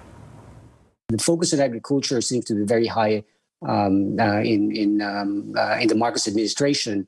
But promoting that, I think, is a driver of growth. I think it takes a very long time. The sector itself is low in productivity. We've seen this in Thailand, which was stuck in a sort of a low growth trajectory even before the pandemic. So I would argue that it would make much more sense to focus on developing a manufacturing sector. That's where the jobs are being created. That's also more complementary of our demographic structure, but also the kinds of services sector that we already have. Let's take a look once again at the roads this Tuesday morning. Here, live pictures now of the Morsolo off-ramp. And if you are bound for the Makati Central Business District, this morning, traffic here is still green and go. Keep your eyes on the road, drive safe. Don't forget, please, always buckle up.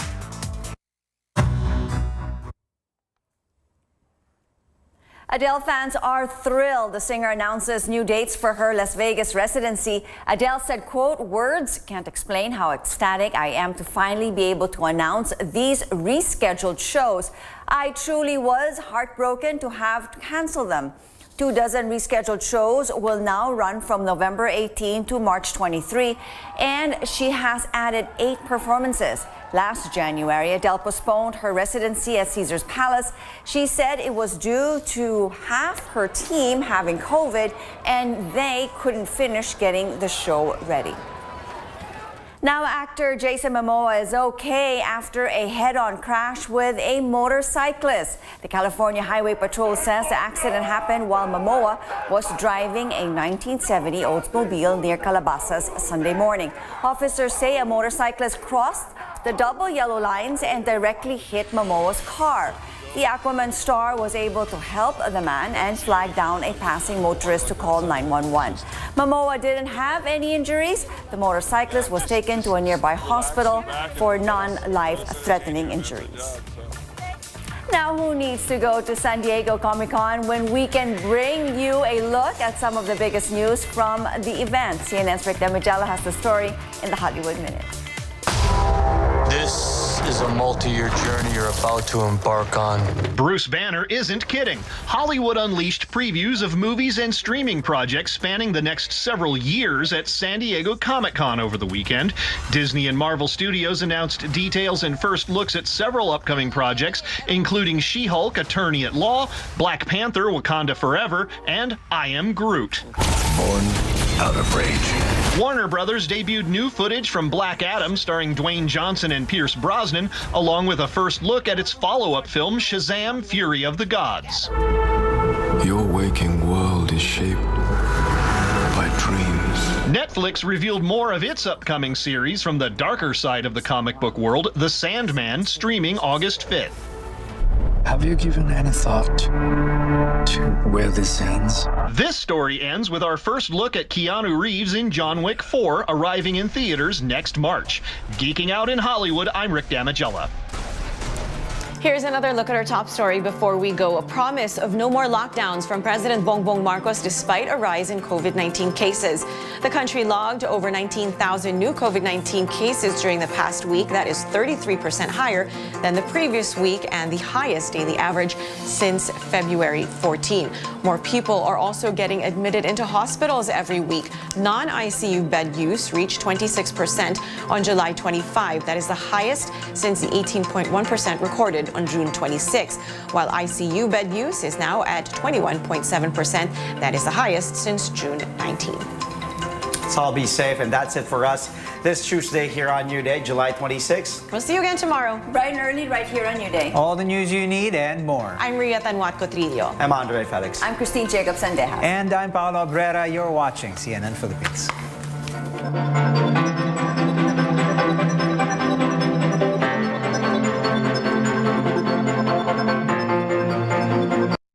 This program is brought to you by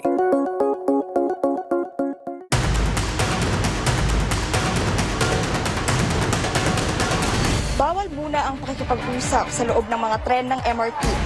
Some residents are back on the streets of Sampaloc, Manila after the 48-hour lockdown. Pagtaas ng mga kaso ng COVID-19 dito sa bansa. Naglagay na ng mga improvised barriers para sa mga nagbibisikleta. Typhoon Ulysses, a super typhoon. Christine Matulak, CNN Philippines.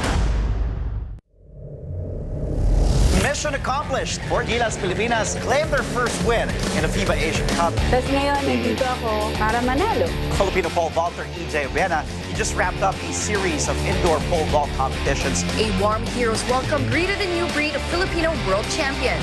Pagdanganan is getting the inaugural Miss Golf Award. The PBA has announced it is considering creating a bubble for the resumption of its 45th season.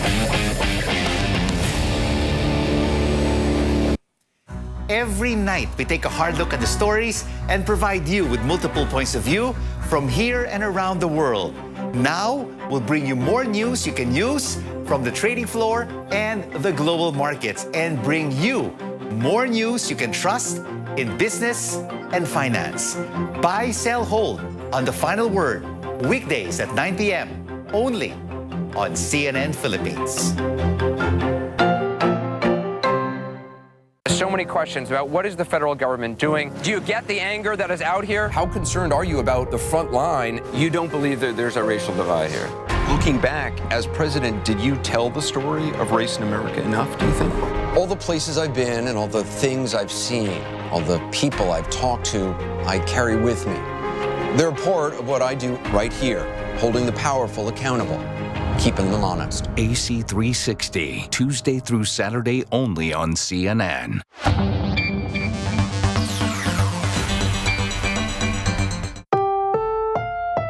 This program is rated PG. It contains themes and scenes which may not be suitable for very young audiences. Parental guidance is advised.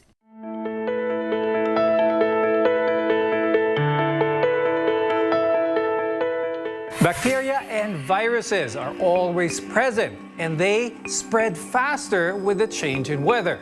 With the rainy season upon us, we have to do what we can to protect our families from seasonal diseases that range from the flu to waterborne diseases such as cholera and leptospirosis to even vector-borne diseases such as dengue. On this episode, we'll discuss preventive measures for these rainy season diseases and the flu. I'm Dr. Freddy Gomez, and welcome to MedTalk Health Talk on CNN Philippines.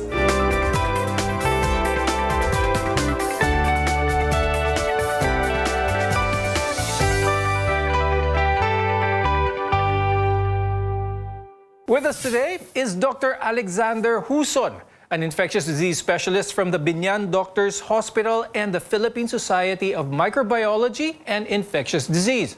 We're also joined by Dr. Ana Sofia Victoria Salazar Fajardo, a family medicine occupational medicine specialist from Perpetual Health Medical Center Binyan and the national president of the Philippine College of Occupational Medicine. The Philippines is obviously a tropical country, but when the summer season ends, our bodies will need to adjust to the rainy season. Ria, why does our immune system weaken during this change, especially during the rainy season? Our immune system is really used to the warmer temperatures, no?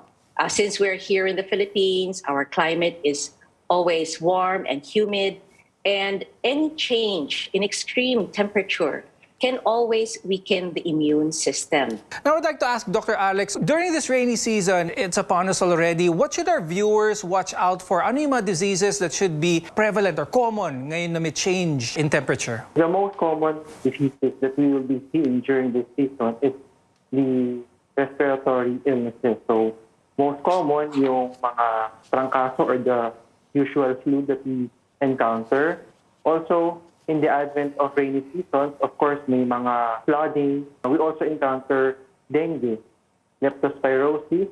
Also, some other foodborne diseases will also be more common during these days, like hepatitis or acute gastroenteritis. Could you explain to us what is the connection of the colder weather? How does this aggravate the spread of microbes like viruses and bacteria? Since maulan, mas malamig, and yung mga tao, usually they nagkukumpul-kumpul, mas malapit sila, will all be contributory to sa pagkahawa-hawa na, for example, yung flu or trangkaso. Kasi mas malapit, mas increase ang contact with other people, then yung mga communicable diseases will be more prevalent during the season. According to the Department of Health, the common diseases during the rainy season in the Philippines include, aside from the respiratory diseases, they also include diarrhea, waterborne diseases such as typhoid fever, cholera, leptospirosis, and vector-borne diseases such as malaria and dengue. Now, let's first talk about diarrhea. Doc Ria, why is this very common, especially among Filipinos, and also during the rainy season at that? So, of course, we all know that the very common means of transmission for diarrhea is foodborne or waterborne diseases. And sometimes, if we do not wash our ingredients for our food properly, then, of course, it will be exposed to the bacteria and the pathogens in this raw food, no? I'll ask Dr. Alex naman, let's talk about some of the waterborne diseases here. Among them is cholera, leptospirosis, and typhoid. Let's start first with typhoid, Doc Alex. Please explain to our viewers what this is and why should we be concerned about this? Typhoid is caused by a bacteria called Salmonella. So maraming mga types ng Salmonella. And usually we get this from the oral fecal route. So nakakain natin yung bacteria which causes typhoid fever, or some medical terms will call it enteric fever. So usually focus sa yan or sa enteric system or sa gastrointestinal system wherein it causes prolonged fever. Doc Ria, what about, let's talk briefly about vector-borne diseases naman. Please explain to our viewers, especially napaka-common na ngayon ang dengue. Dengue, no, is caused by the mosquito, and around our house, no, sa ating bahay, pagka may naiipon na tubig, doon pwede po magkaroon ng breed, no, ng ating mga lamok na nagkukos ng dengue. Now, Doc Ria, what about malaria? Pwede rin mangyari ito sa Philippines, yes. Pero bakit mas napakadalas ang dengue kesa sa malaria? Ang malaria naman po, nakikita natin sa mga clean places, no? Ang dengue talaga po ay dati during the rainy season. Ngayon po ay all year round na po nakikita ang dengue sa ating mga pasyente. So, kailangan lang pong siguraduhin, laging malinis ang ating paligid sa mga bahay at ating sa mga trabaho. And apart from what DOH listed, influenza, or commonly known simply as the flu, also occurs all year round. Doc Alex, why is the flu equally as concerning as other rainy season diseases? Kasi very communicable siya, masyado siya mabilis makahawa simply because yun na it's being spread through respiratory droplets. So para siyang COVID. Pag-ubo, pag-sipon, and pwede siyang mahawa through droplets and also contact. Also very common na magkakos ito ng debilitating headache and body aches that will impair yung functionality ng patient na magkakaroon ng flu. Now, we'll talk more about the flu and how best to prevent it later on in the show. But there are a number of illnesses to watch out for, especially during the rainy season. When we return, let's find out who are vulnerable to diseases in the rainy season and how best to manage them. Only here on Med Talk Health Talk.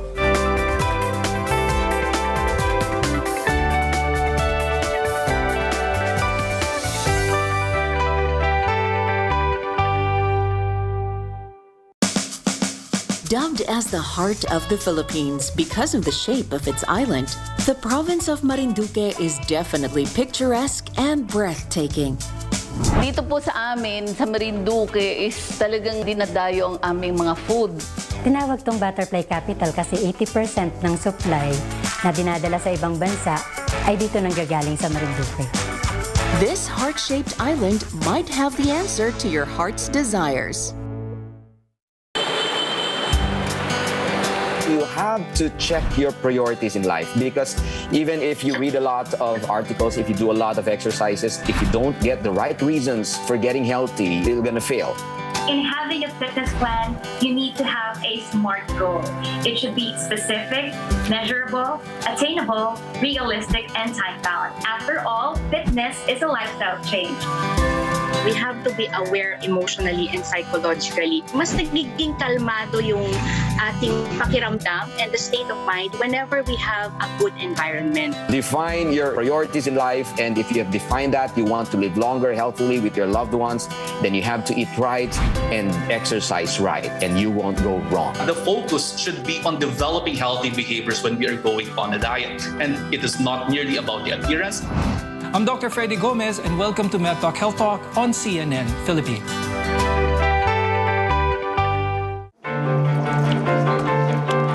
If you're a commuter or a motorist, the first thing you'll do in the morning is to check how the roads are doing. Is EDSA jam-packed? How's C5 doing? Where will Waze take me this time? I like sharing the traffic to our viewers every morning.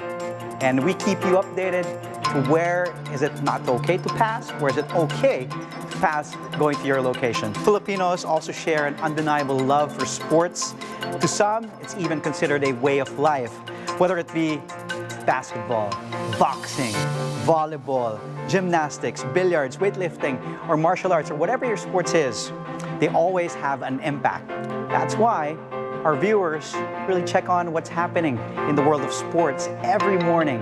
That's why we are here to give you the latest scores, the latest updates, and what's happening in the world of sports locally and internationally. I'm Andre Felix. Let me help you build your own game plan as you start a new day. Only on CNN Philippines, New Day, news and more.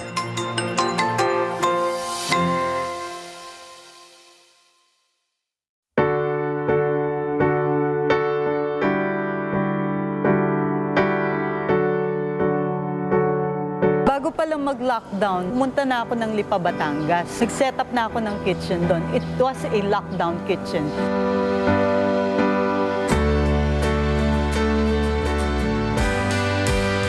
Itong pantry na to, venue siya sa pagtulong. Tayo-tayo po muna yung magtulungan. What inspired me to keep going is knowing that people need you. And if you have the capacity to help, then you should do it. Pandemic ngayon. O kahit hindi pandemic, kahit sino ka man, ang sarap makatanggap ng tulong. Everybody needs help, regardless of where or who you are. Sobrang perfect time po ito para mag-unite tayo lahat.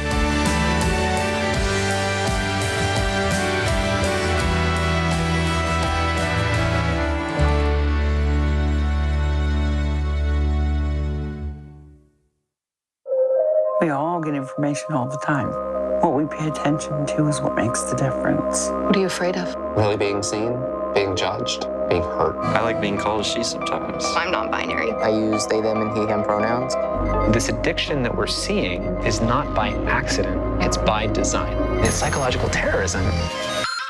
We have hundreds and hundreds of furries going through the hotel. What are guests gonna think? It is weird, but it's fun.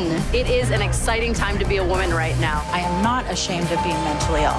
How do you think the gang problem can be solved? There's no excuse for this. Meth has no boundaries. It is a demon. In the end, it feels like it takes your soul.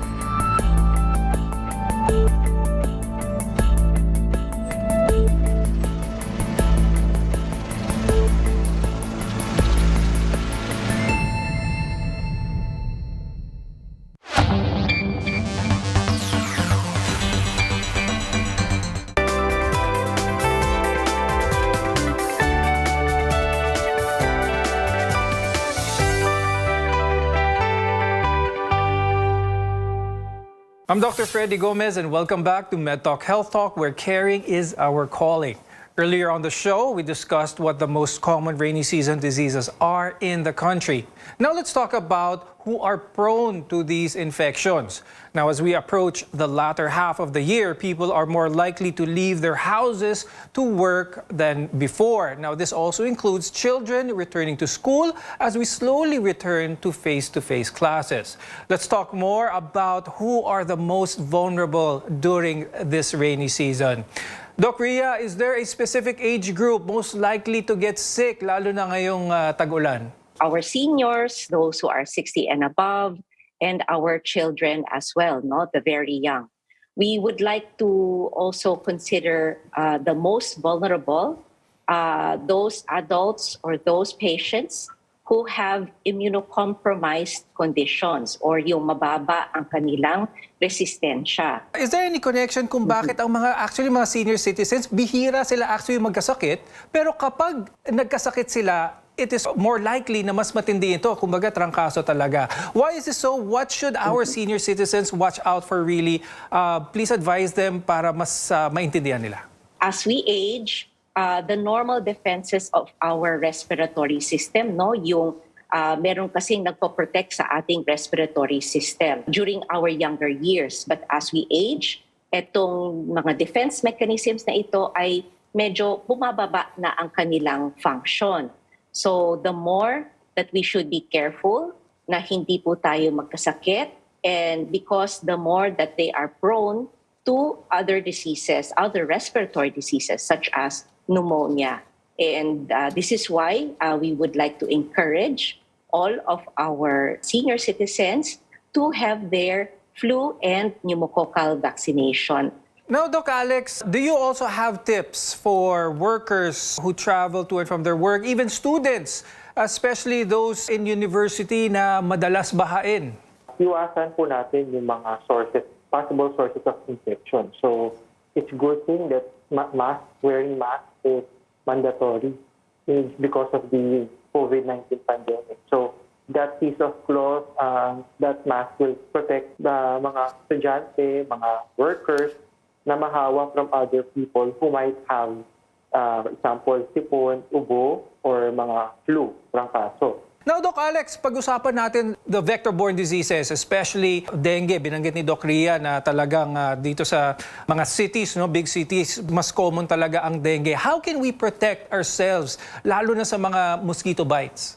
We have to remember that dengue mosquitoes are day-biting mosquitoes. So, usually, if you go into work in the morning, if you go to school in the morning, dyan yung sila makukuha. Pwede po natin, syempre, kung nasa office work tayo, try to look for the breeding places of mosquito. Most common dyan yung mga stagnant water. Check the area kung meron mga flower vases, mga baso na hindi na merong stagnant water, yung nakatenga lang na tubig, and we have to dispose of them. Now, Doc Ria, tell us what basic medication should we have inside our medicine box during the rainy season? Should we stock up on antibiotics, Doc Ria?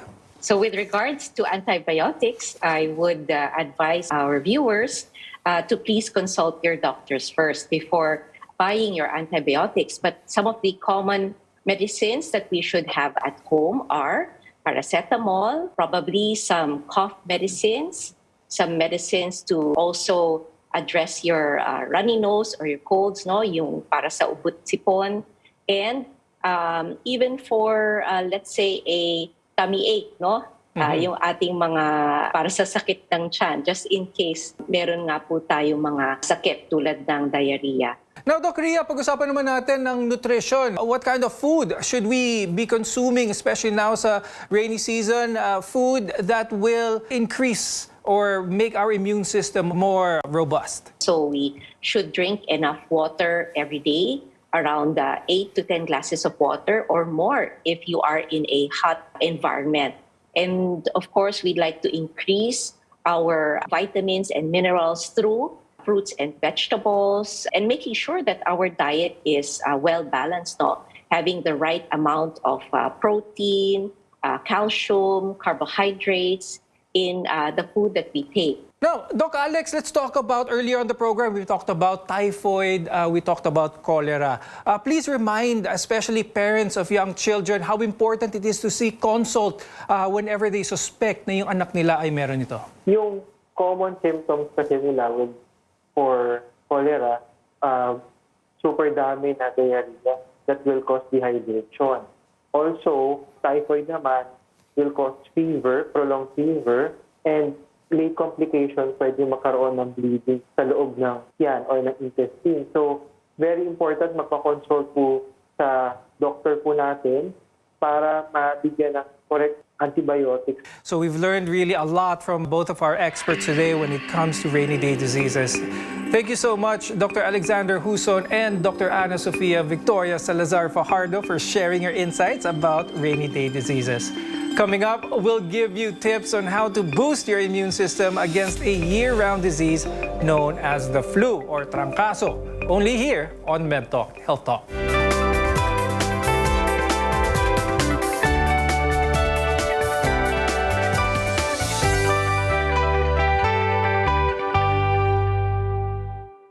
would like to introduce you to Christian Grey.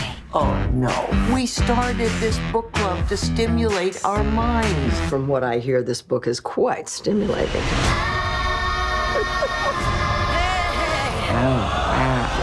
Whoa, what's that? That's not mine. I've never seen that book before, honestly. This is nasty. You just need to put yourself out there. Judge Myers, Yes. Rev up your love life with these tips. do you need anything else, Your A Honor? man of your dreams is just a click away. No, I don't. I'm fine. Thank you. Yep. Everybody remembers their first kiss. How about I tell you about my best kiss? Maybe that hasn't happened yet. I never thought I'd be back here again. Is it as good as you remember? Maybe better.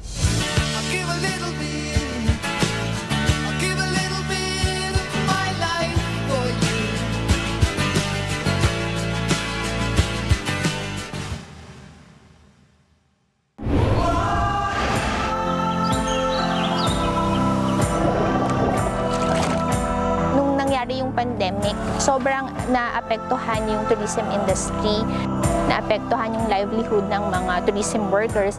Talagang umaray sila. Zero yung kanilang income. Nung nag-pandemic, tumigil ang lahat. Unti-unti na rin po ulit na nakaka-recover at tuwan-tuwa po ang ating mga bangkera na nakakabalik na po sila. Tuwang-tuwa sila sa pagbalik nila dito. Masaya kami dahil ramdam namin na buhay ang negosyo dito na maaari namin ipagmalaki. Idumaan man sa malubak na daan, may ginhawa pa rin nakalaan sa kinabukasan. It is the life of the Filipino people that will benefit out of it. Yung sarap ng buhay ng bawat Pilipino na kayang maabot, kayang mapuntahan ang isang lugar dahil kasi may daan. Mano po, a traditional Filipino gesture, a sign of respect to our elders. The power of the word please and thank you. More than just pleasantries, they're necessary to show respect and appreciation, much like wearing a mask.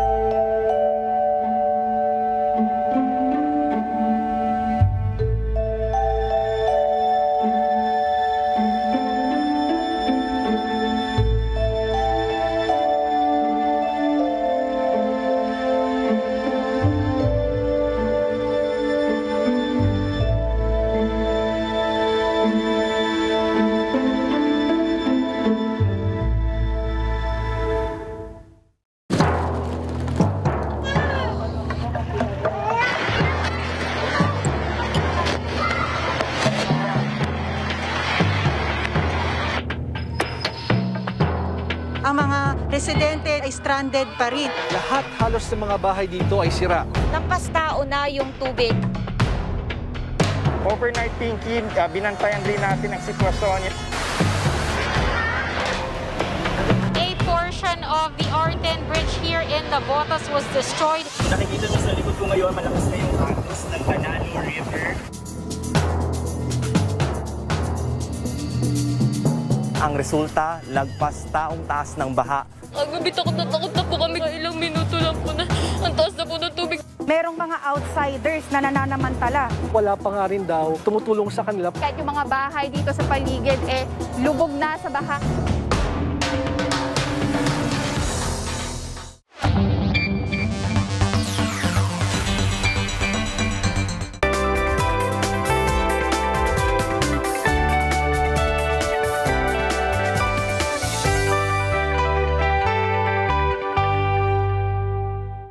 You're watching Med Talk Health Talk, and I'm Dr. Freddy Gomez. Now, throughout this episode, we've been talking about rainy day illnesses that we should all be wary of. Now, this includes the influenza virus, or more commonly known as the flu. Now, to combat the flu, we have vaccines that can protect us from these viruses. To tell us more about these flu vaccines, with us is Dr. Anna Ong Lim. She's a pediatric infectious disease expert and affiliate of the Philippine Foundation for Vaccination. Now, Doc Anna, we've learned that flu seasons vary all around the world. Now, here in the Philippines, Doc Anna, when should the flu vaccine be administered? When is the ideal time? Rates of flu cases typically increase when the rainy season sets in. So usually by the time nagbabago yung panahon, June, July, August, and also towards the colder months of the year like the November, December, January, doon tumataas yung ating cases ng flu. Tell us, what is the benefit ba of the flu vaccine and how does it really affect our immune system? Even if we think about it as a minor illness, parang trangkaso lang naman yan, pagpapahinga mo lang. Meron din kasing mga pasyente na nagkakaroon ng flu with really bad outcomes. They end up in the hospital or their underlying illnesses become more complicated. This usually happens for those people who are in the senior population or those with comorbidities or those in the very youngest age groups. So we're interested in making sure that we provide them with protection. Paano naman yung mga regular adults na nagtatrabaho, maayos ang kanilang health status? It's important also for them to be protected kasi studies have shown that influenza disease can lead to a lot of absenteeism, and we also want to avoid that because that's the impact of that particular problem on our productivity. Some people might be wary of vaccines in general. Now, as we've seen over the last 2 years with the COVID pandemic, marami talagang hesitations when it comes to vaccines. Can you explain the effectivity of flu vaccines and how they work? And meron ba talagang mga risks, kumbaga, ito sa katawan natin? Flu vaccines, they're formulated on a year-to-year basis, Doc Freddy. Kasi ang ginagawa ng ating public health authorities, they do a surveillance of the types of flu viruses that are circulating globally, and then they will inform the vaccine manufacturers na dapat itong klaseng mga viruses ang tina-target ng bakuna ninyo. Actually, meron na tayong mga flu vaccines that basically been using the same structure as before. So matagal na ang safety and efficacy profile nitong bakunang to. When we talk about adverse events following immunization, typically these are the usual post-vaccination reactions like pain, swelling at the injection site, a little redness. May mga pangilan-ngilan, they'll really feel down after the vaccination, but that's not very frequently seen. Can you still get the flu after being vaccinated? I think in general, it's very important for our public to know na ang bakuna hindi naman niya pinapromise na 100% kang protektado.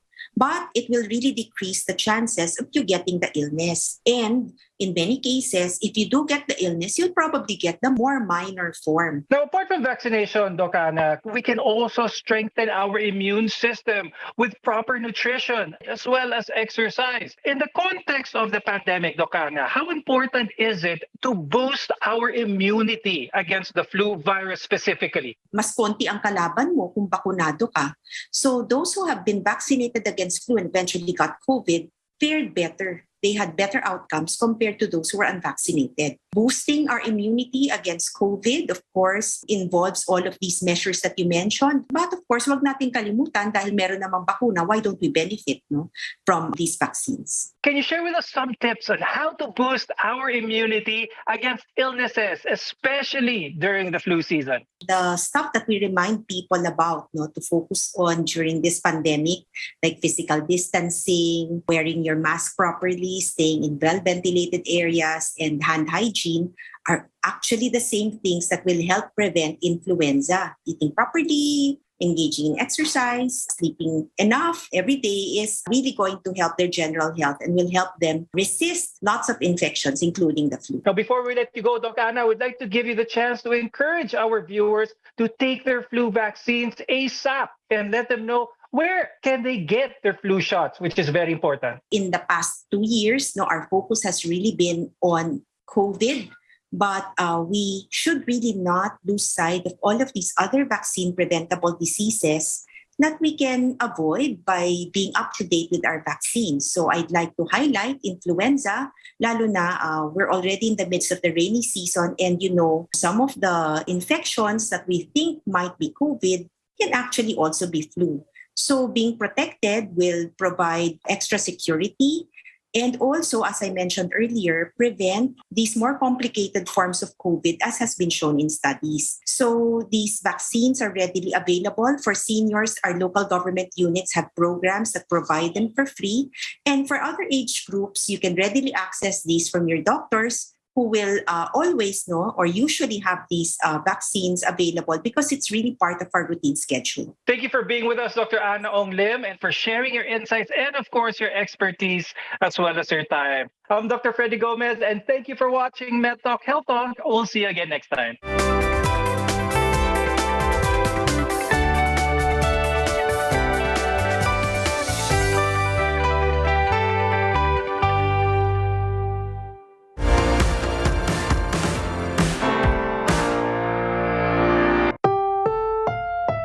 This program is rated PG. It contains themes and scenes which may not be suitable for very young audiences. Parental guidance is advised. Another day filled with linamnam awaits us. So welcome to Wholesome Meals, Better Life. Now do join us in the next half hour as we indulged in yummy and healthy food. I'm Christine Jacob Sandejas, and this program is brought to you by San Miguel Corporation.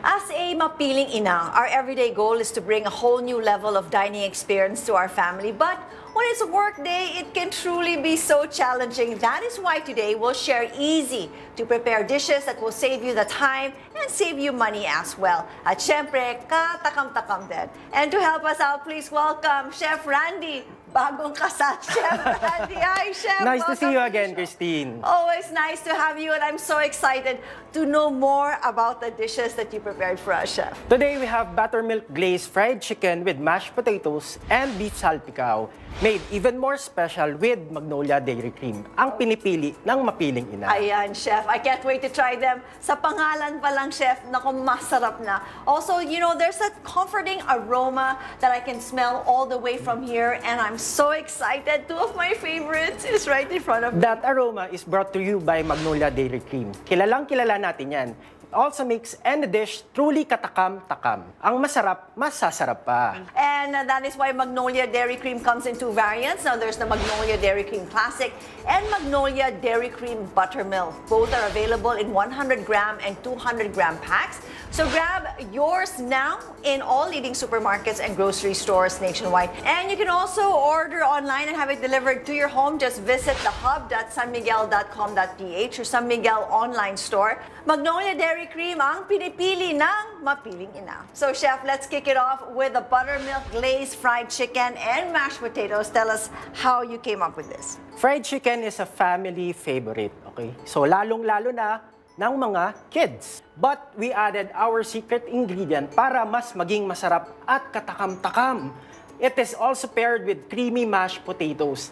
This pairing has the inviting aroma the whole family can't resist. I agree with you, Chef. You know, I personally love fried chicken. I'm so looking forward to this and actually cooking this at home. Now, I'm sure a lot of our viewers are asking and thinking, how is this different from the usual fried chicken and mashed potatoes that we're so used to? The chicken is flavorful and really juicy. The mashed potatoes naman has the creamy texture and a malinamnam taste. That's because of the Magnolia Dairy Cream Buttermilk. Okay, so with that, do walk us through the process of how you made this delicious dish. Of course! For our buttermilk glazed fried chicken, we need 1 kilo Magnolia Chicken Station Recado cut, half teaspoon iodized fine salt, 1 teaspoon pepper, 2 tablespoon vinegar, 1 piece Magnolia brown egg, slightly beaten, 1 cup cornstarch, 1 liter or 4 cups cooking oil for frying, and half cup Magnolia Dairy Cream buttermilk melted. For the mashed potatoes, please prepare 1 kilo potatoes, scrub clean, 3/4 cup Magnolia full cream milk, half cup Magnolia Dairy Cream buttermilk, half teaspoon iodized fine salt, and 1/4 teaspoon pepper. In a bowl, mix chicken, salt, pepper, and vinegar. Cover and marinate for 1 hour in the chiller. Add egg and mix well. Dredge chicken in cornstarch until coated and dust off any excess cornstarch. Fry chicken in a preheated pan with oil for 12 to 15 minutes or until golden brown and cook through. Dip or brush chicken with Magnolia Dairy Cream buttermilk before serving. To make mashed potatoes, boil potatoes in a pot until tender, then drain. Mashed with its peel in a large bowl with milk and Magnolia Dairy Cream buttermilk. Lastly, season with salt and pepper. You can also prepare other side dishes according to your preference. Wow, I'm simply amazed by how you prepared all of this, Chef. Thank you so much for showing us how you made this. And of course, we can also take our dishes to a whole new level with Magnolia Dairy Cream, ang pinipili ng mapiling ina. Now, from the chicken, let's move to the beef salpicao. This is not your usual salpicao. This time, it's got a creamier taste and inviting aroma thanks to Magnolia Dairy Cream Classic. Whether it's lunch or dinner, mas sasarap ang bawat dish with Magnolia Dairy Cream. Okay, so we're now in the fun part, for me at least, the tasting session. Yes. So what am I gonna try first, Chef? I pick a juicy chicken cut just for you, Christine. Go ahead and enjoy the buttermilk fried chicken with mashed potatoes. Chef, the aroma is simply malinamnam. I mean, amoy pa lang, it already catches my attention. And of course, I wanna try it. I will take a bite. It's crunchy. I can hear it crunch. Yeah, go ahead. You can hear the crunchiness of the chicken as well as the aroma. It is so delicious. This chicken is perfectly cooked. Of course, the crunch, I'm sure you heard it. Everybody here heard it. It goes so well with mashed potato. And Chef, kudos to you. This is probably one of the best ever fried chicken I have tried. And Magnolia Dairy Cream Buttermilk really takes this to a whole new level. I'm glad you like it, Christine. The mashed potato is really creamy and malinamnam because we added Magnolia Dairy Cream Buttermilk. Yan talaga ang sekreto. Okay, thanks for sharing your secrets. And see how a regular meal can be turned into an amazing dish just with Magnolia Dairy Cream. Sasarap ang fried chicken with dairy cream. Now, tikman mo naman ang ating beef salpicao.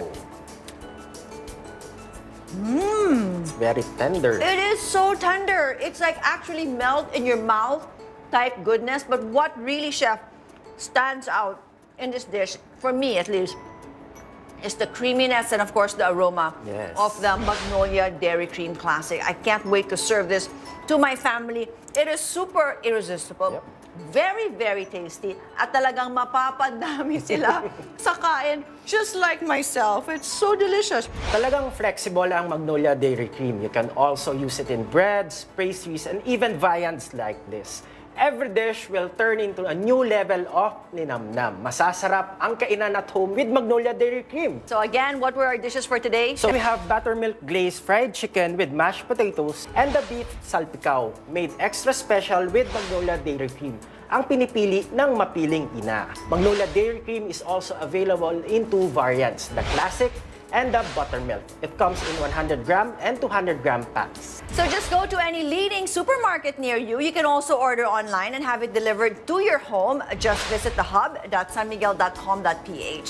At mas sasarap, sigurado to, ang lutuin mo with Magnolia Dairy Cream, ang pinipili ng mapiling ina. Thanks for having me again, Christine. Iba talaga pag bagong kasal, sumasarap talaga Siyempre rin yung inspired pagkain. Thank you so much for joining us, Thank Chef. you also, And for Christine. sharing your wonderful tips with us. I'm sure our viewers will go out and try it right away. And that's how you start your day the right way, diba, Chef? With a hearty meal filled with linamnam. But do get ready because we have more recipes to level up your dining experience at home. Don't go away. Wholesome Meals, Better Life will be right back.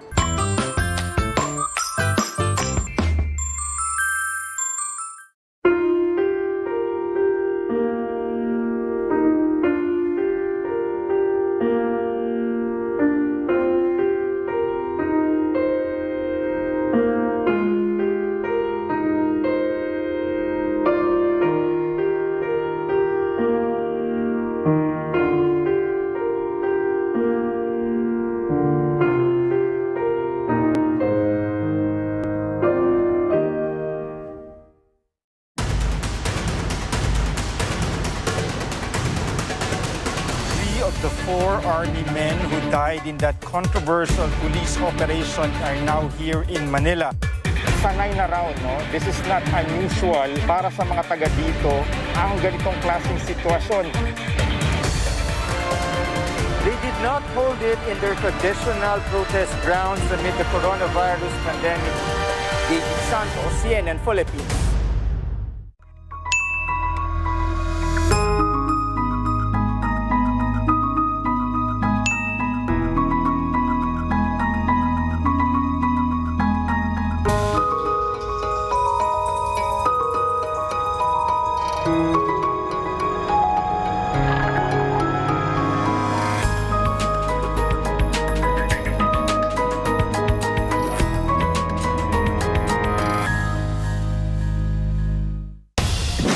Ako si Ruth Cabal. Ito ang Newsroom ngayon. Balita at serbisyo para sa Pilipino. Sinabi na rin ng gobyerno na kailangang paigtingin ang contact tracing. Maraming buhay ang nawala sa pananalasa ng sunod-sunod na bagyo. Usapan natin yan kasama si Education Undersecretary Diosdado San Antonio. Lulunsad bukas ang Green EDSA Movement. Ika nga, if you can't pay it back, pay it forward sa pagtatayo ng isang community pantry. Narito mabilis sa pasada ng mga balitang dapat niyong malaman. Ito ang Newsroom ngayon.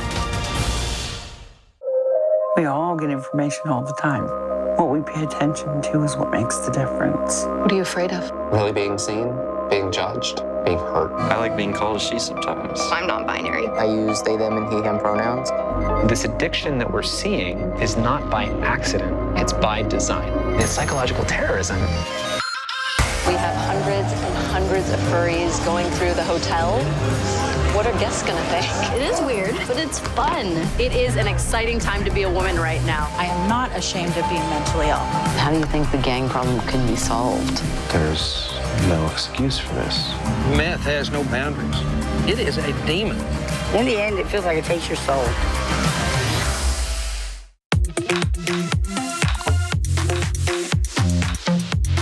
We're back. Hell yeah! I take it very, very seriously. This week on Hollywood Express. F9 is already a record breaker. It's very humbling to watch them and be able to take advice from them. A magical reunion is in the works.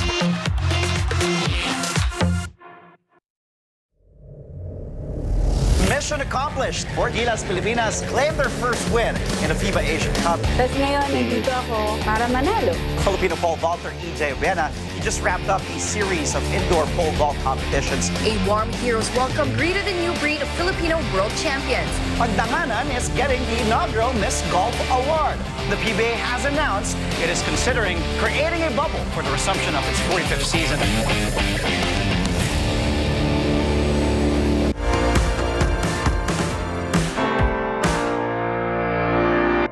Wholesome Meals, Better Life. I'm Christine Jacob Sandejas. Now, earlier, we got a taste of malinamnam and katakam-takam na dishes.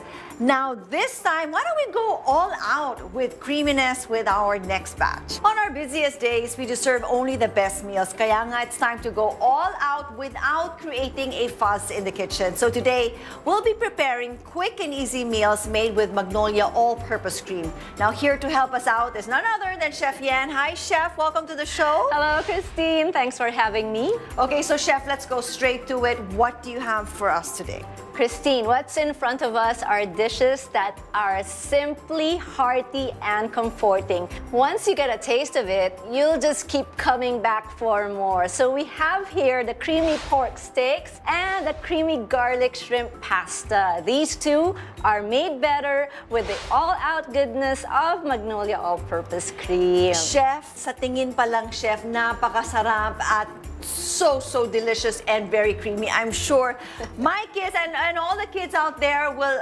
guaranteed magugustuhan nyo to. So to all our viewers, I know you are craving for these two. So why not grab a pack or 2 of Magnolia All-Purpose Cream in supermarkets near you.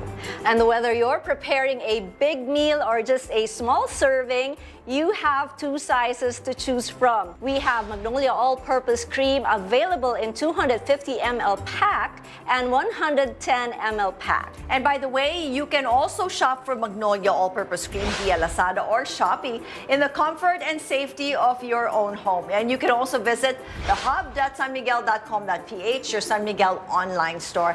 Now, come on, take a look at these dishes. Aren't they just oozing with creaminess? I can't wait to try them. But before that, oh my gosh, I have to hold out just a little bit more. But let's start off with creamy pork steaks. Diba? Ang usual pork steak, gravy-based, yung flour-based, no? Pero dito, iniba natin. I made it different now. We're using all-purpose cream kasi nga ang creamy goodness nito lalabas. So this is a nice surprise talaga when you serve it to your family. You always do things a little different with a little twist. So, you know, we all want to find out, how did you prepare this? Of course, it's really simple. Just prepare these ingredients and syempre magsimula ka by having 250 ml pack of Magnolia All-Purpose Cream, 3 pieces or about half a kilo of Monterey pork steaks, and you slice that in half. Then you'll need 1/4 teaspoon iodized fine salt, 1/4 teaspoon pepper, 2 tablespoons Magnolia Gold butter unsalted, and 2 tablespoons cooking oil, 1 piece or 60 grams ng onion chopped, 1.5 cups ng chicken or pork stock, and 400-gram can of whole button mushrooms drained and halved, 1 tablespoon of toasted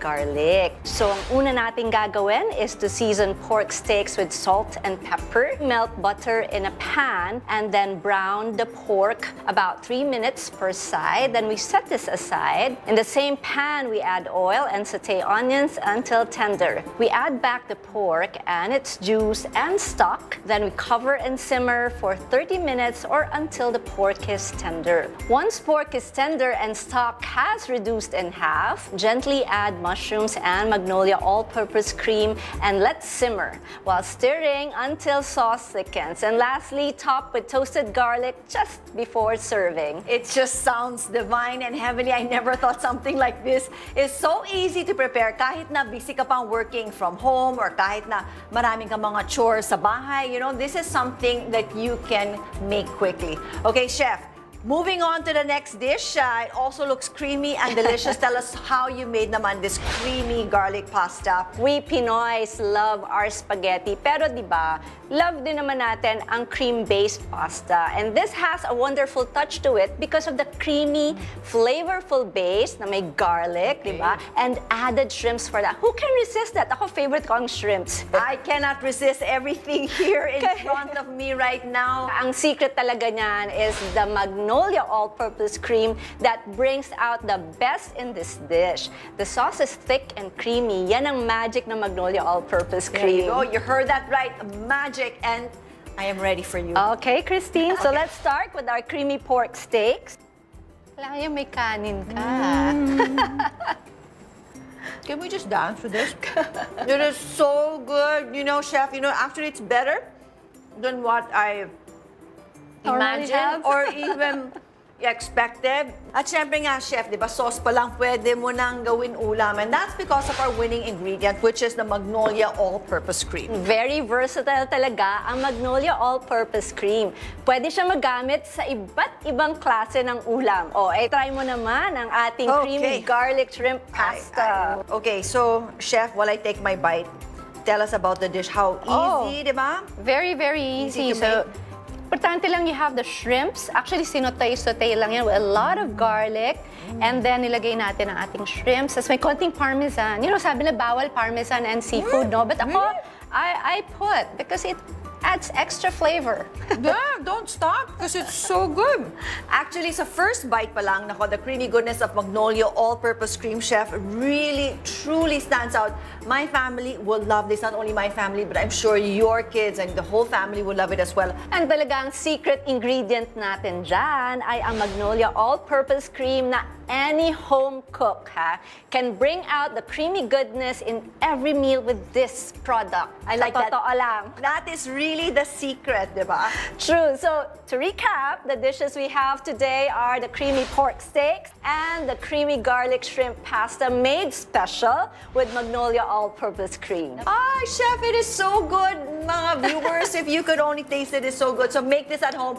Thank you so much, Chef, You're for welcome. joining us and for sharing these wonderful and delicious meals with us. And we have more dishes coming right up. So get ready for our next batch of easy, eto na naman tayo, easy and cheesy meals. So don't go away. Wholesome Meals, Better Life. We'll be right back.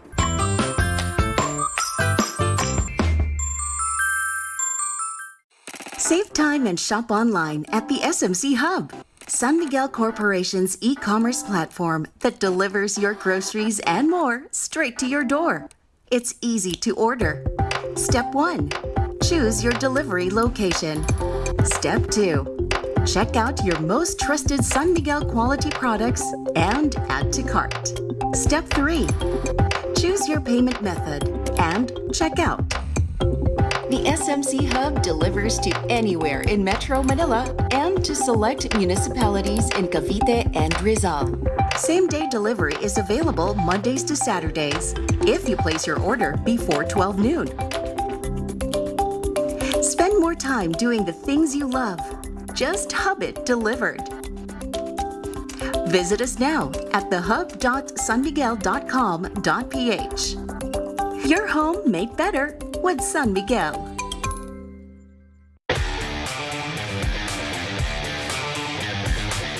Staying active can be difficult sometimes. Whether you're short on time or you just want something exciting to add to your fitness routine, you can't go wrong by getting strong. Step to the side like this. Lift the knees. Use the arms. Keep the chest up, back straight the whole time. One full round. Faster, faster, faster.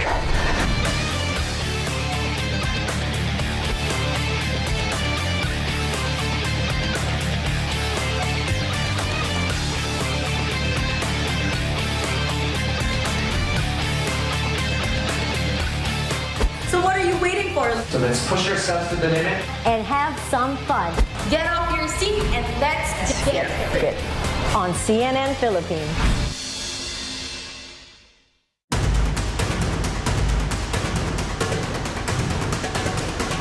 Of the 4 army men who died in that controversial police operation are now here in Manila. Sanay na raw, no? This is not unusual para sa mga taga dito ang ganitong klaseng sitwasyon.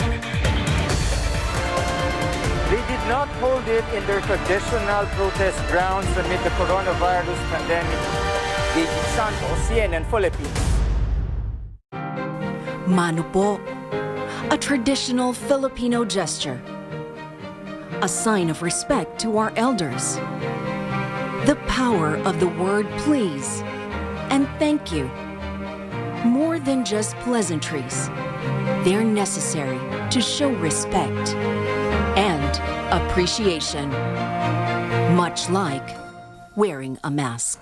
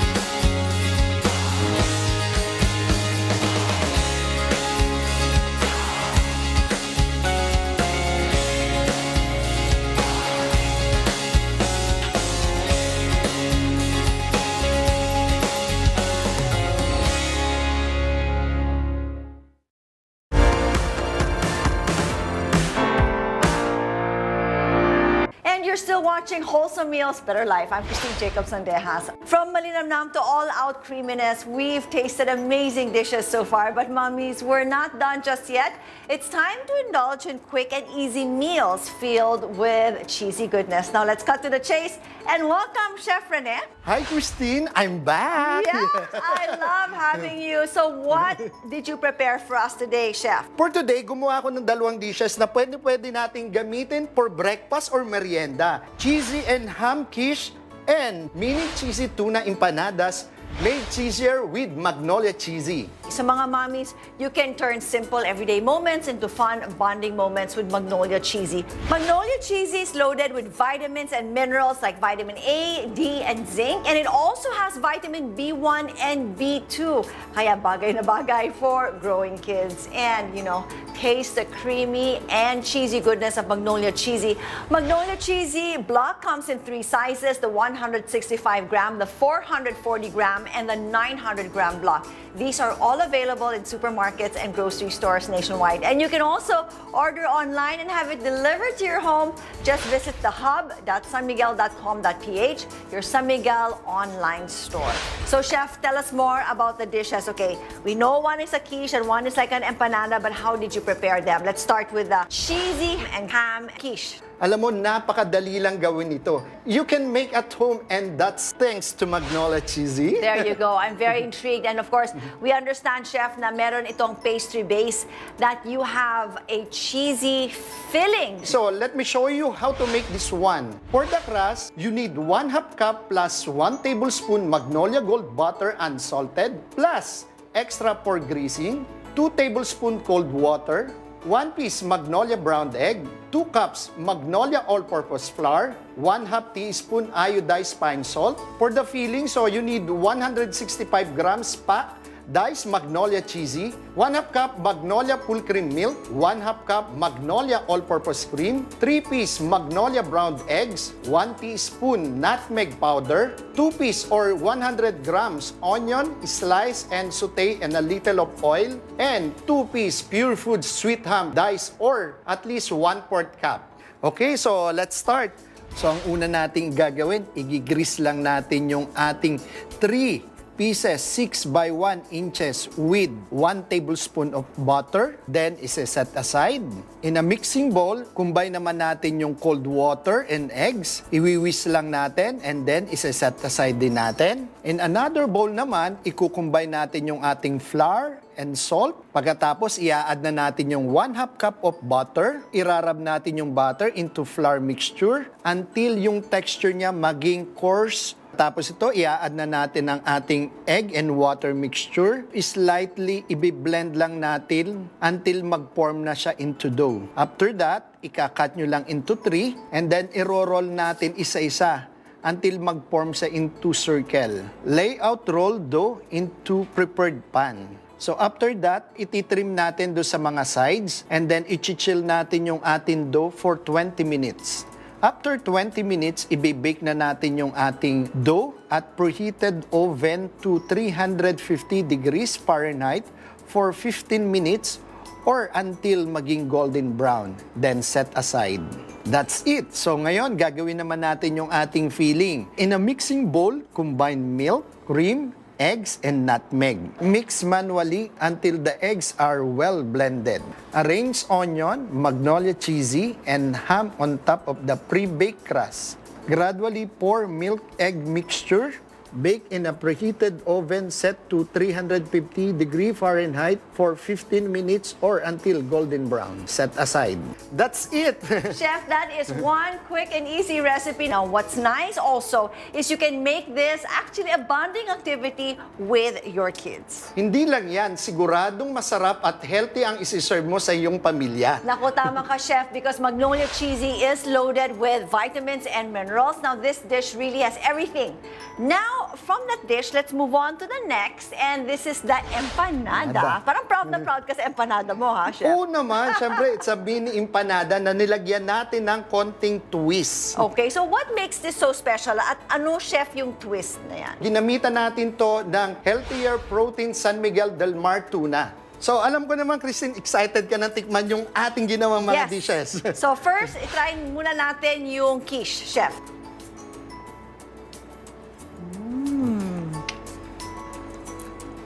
It's so delicious, chef. Wow, thank you. It is truly, truly delicious. I love the layers of flavor. You have the creaminess of the magnolia cheesy. Tapos it takes this quiche to a whole new level. Not only that, you have that flaky pie-like crust that's really tasty. Meron pa yung lovely and savory ham. Yes. Diba? Parang nag-blend talaga lahat ng flavors in this dish of yours. Salamat, Christine. Gawin mo yan sa bahay at siguradong hinding-hindi ka magkakamali dahil ang ginamit natin is the magnolia cheesy. At saka pwede to pang breakfast, Merienda. at lahat na. Okay, so from there, we move on to another Pinoy favorite. This time with a twist na sinasabi mo kanina. Ito naman yung ating mini cheesy tuna empanadas. It's very flaky din yan and creamy and very cheesy yung flavor. Di ba? It's so good. Well, it's not your usual empanada because it has, yung sabi mo nga, yung twist na may cheese, may tuna. It actually blends really well. Now, the taste is not overpowering, tamang-tama lang, and it blends well with the tuna. It is so delicious and so healthy for you. Simpleng handa, magiging amazing dahil sa ating magnolia cheesy. Maraming salamat na naman sa'yo. Chef, pinapawaw mo na naman ako today. Thank you. Thank you, Christine. Okay, and times may be tough, but diba, Chef, no matter how hard it gets, we hope you still get to enjoy quality moments with your family. And all of us here look forward to sharing more food hacks with you here on Wholesome Meals Better Life, where we offer you the best ingredients for the best meals for the entire family. I'm Christine Jacobs-Sandejas, and I will see you again next time.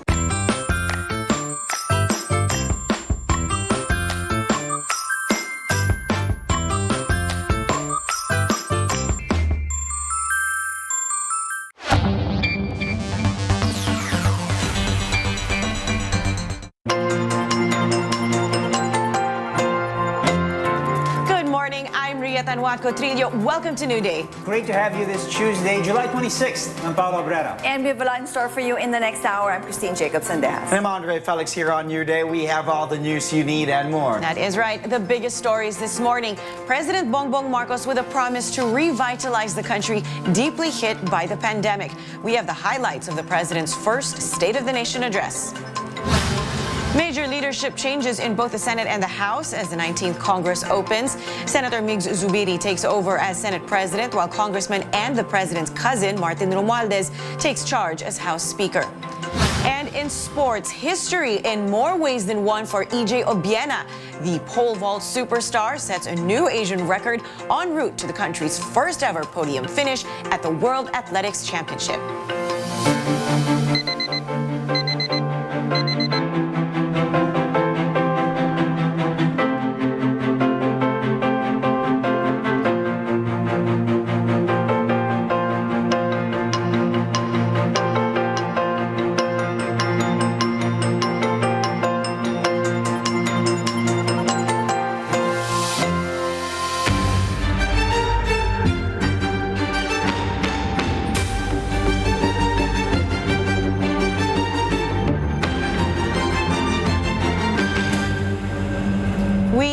Endure. That is how President Ferdinand Marcos Jr. closed his first State of the Nation address on Monday. The speech lasted for an hour and 13 minutes with a promise to revitalize the country deeply hit by the pandemic and an economic crisis. Critics have questioned the absence of a platform in his election campaign other than a promise of unity. And now he has finally laid out his plans in several key sectors, asking Congress to pass 19 priority legislations. What are some of the programs he is pursuing, and what are the issues the president did not cover in his speech? Our Rex Remitio takes a closer look. President Bongbong Marcos says he understands